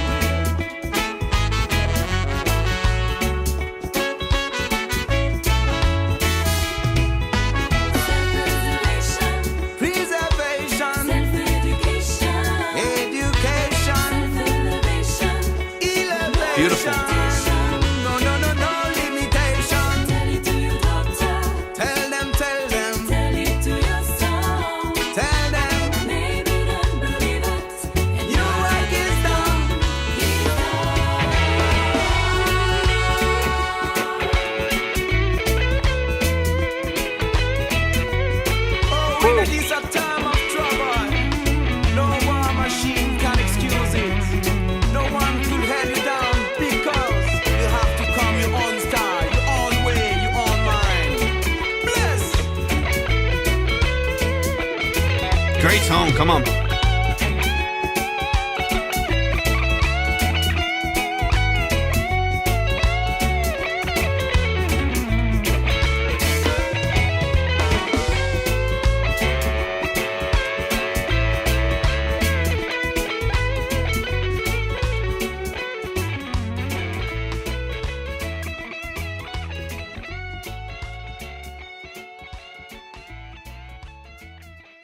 Beautiful, beautiful, beautiful. Man, y'all show some love.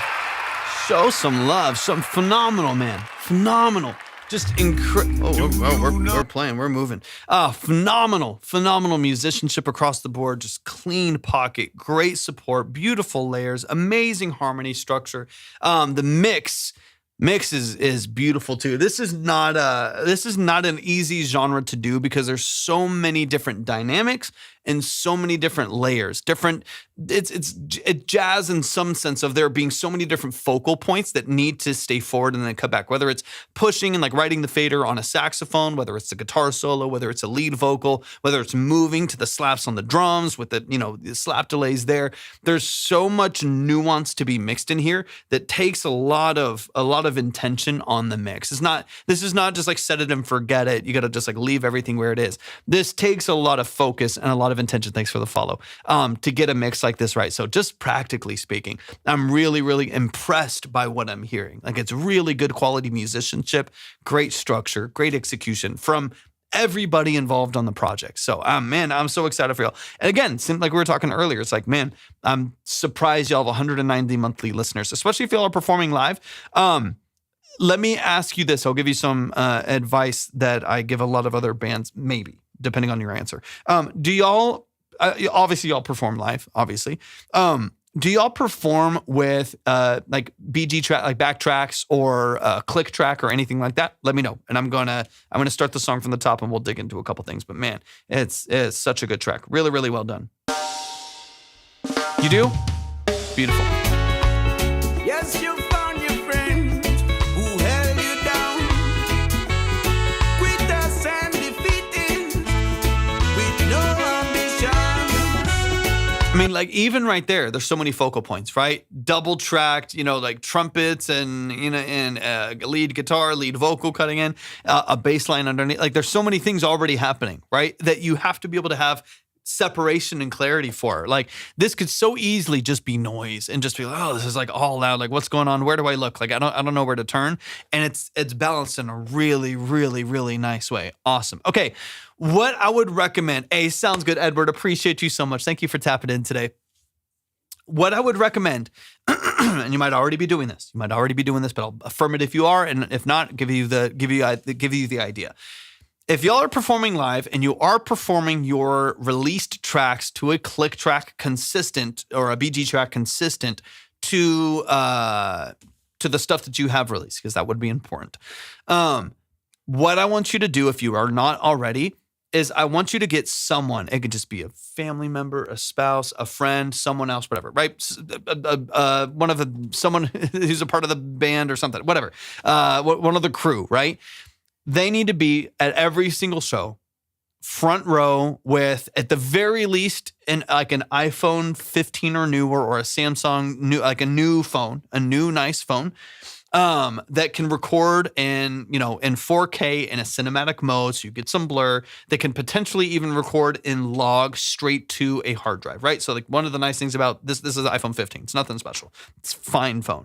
But what's nice about it is I can record in 4K in log, and so it's uncolor graded and then color graded later, fresh. I can record in log and I can record it straight to a hard drive, right? So anyways, what I want y'all to do, this is, I think every single band should do this. This is my spiel to every single band out there that is performing live to the click track of their original songs that are released.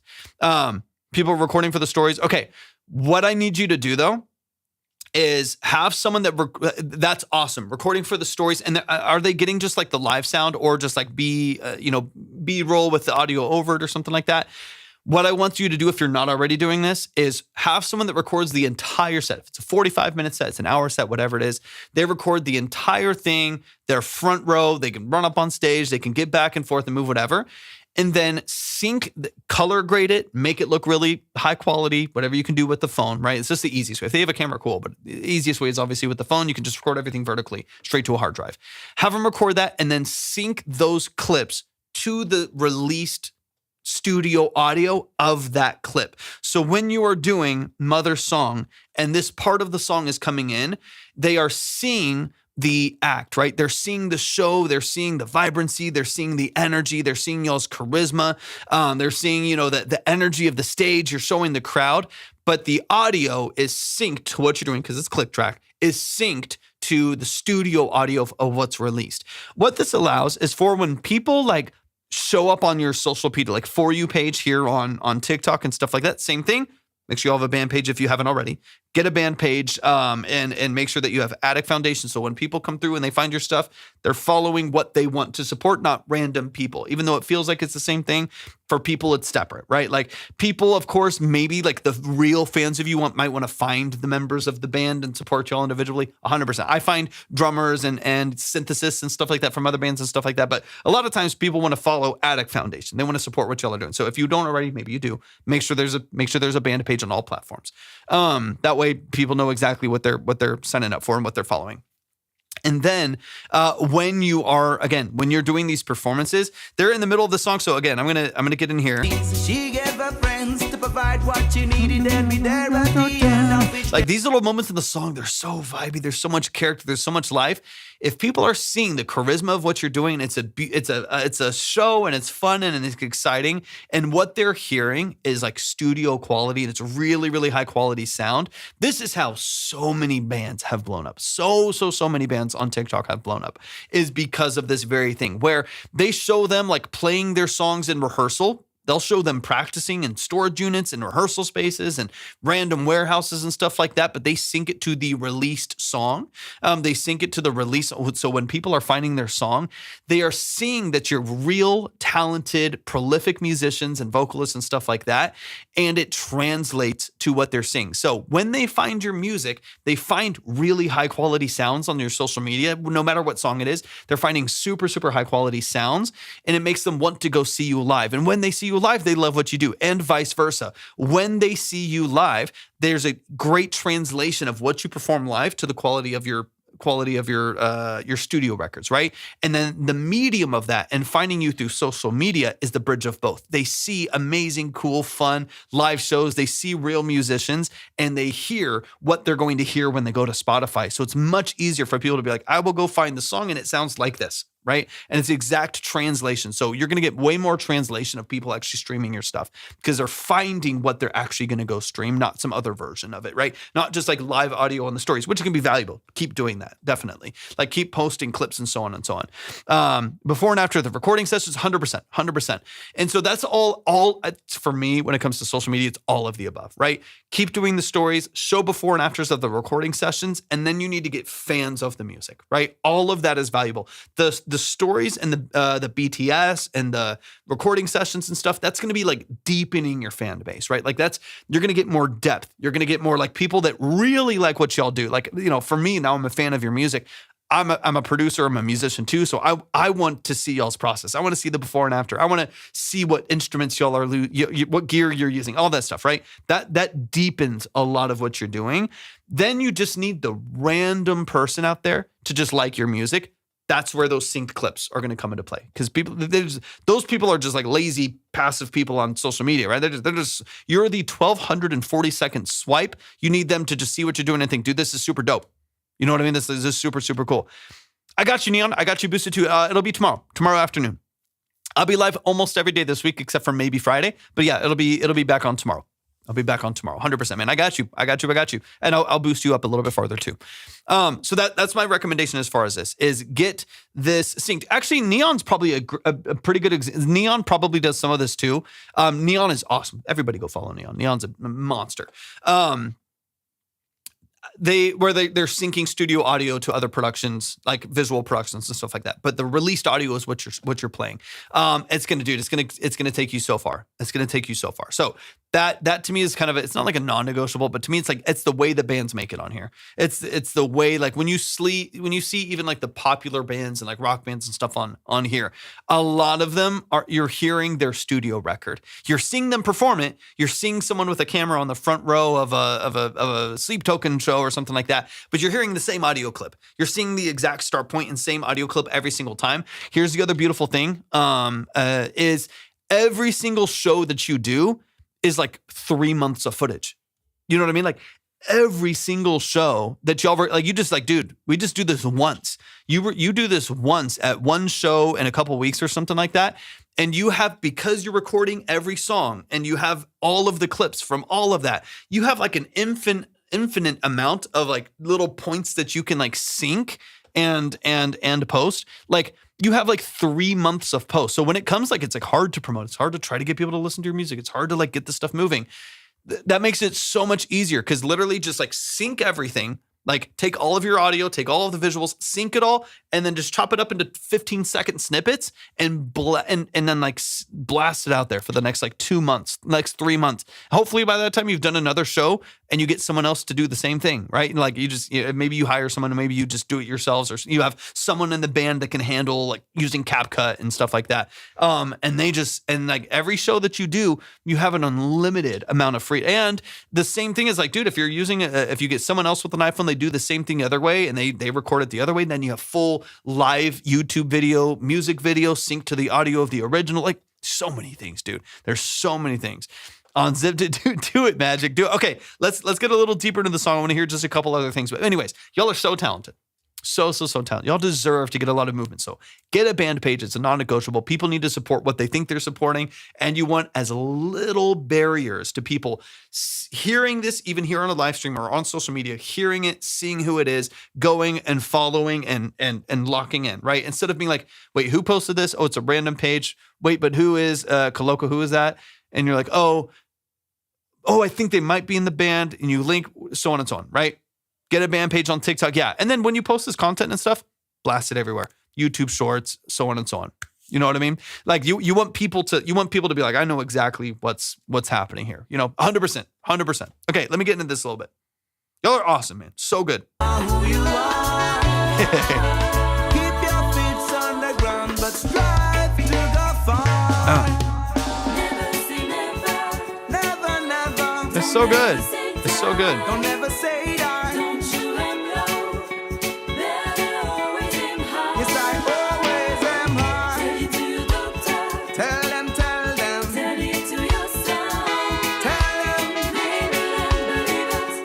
Your work is done. Such a good mix. Let me get into this last section here. Yeah.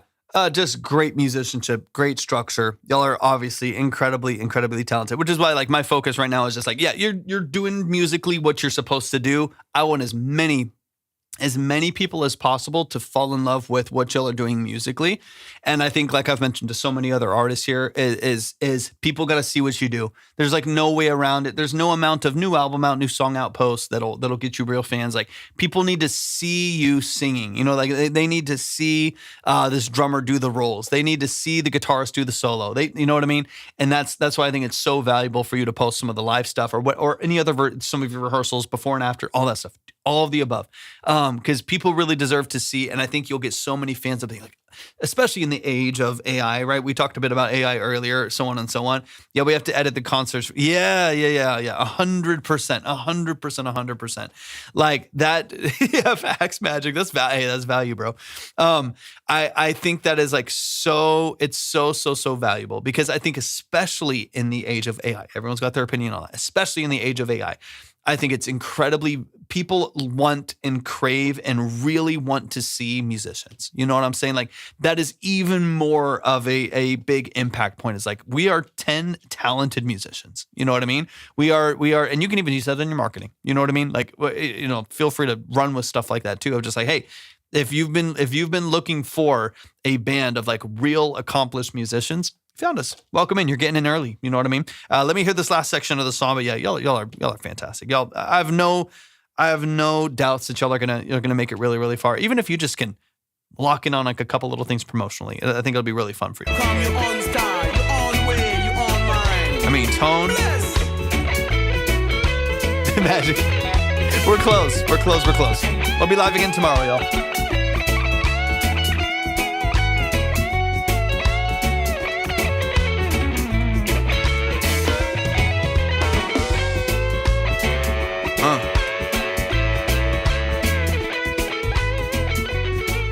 So good.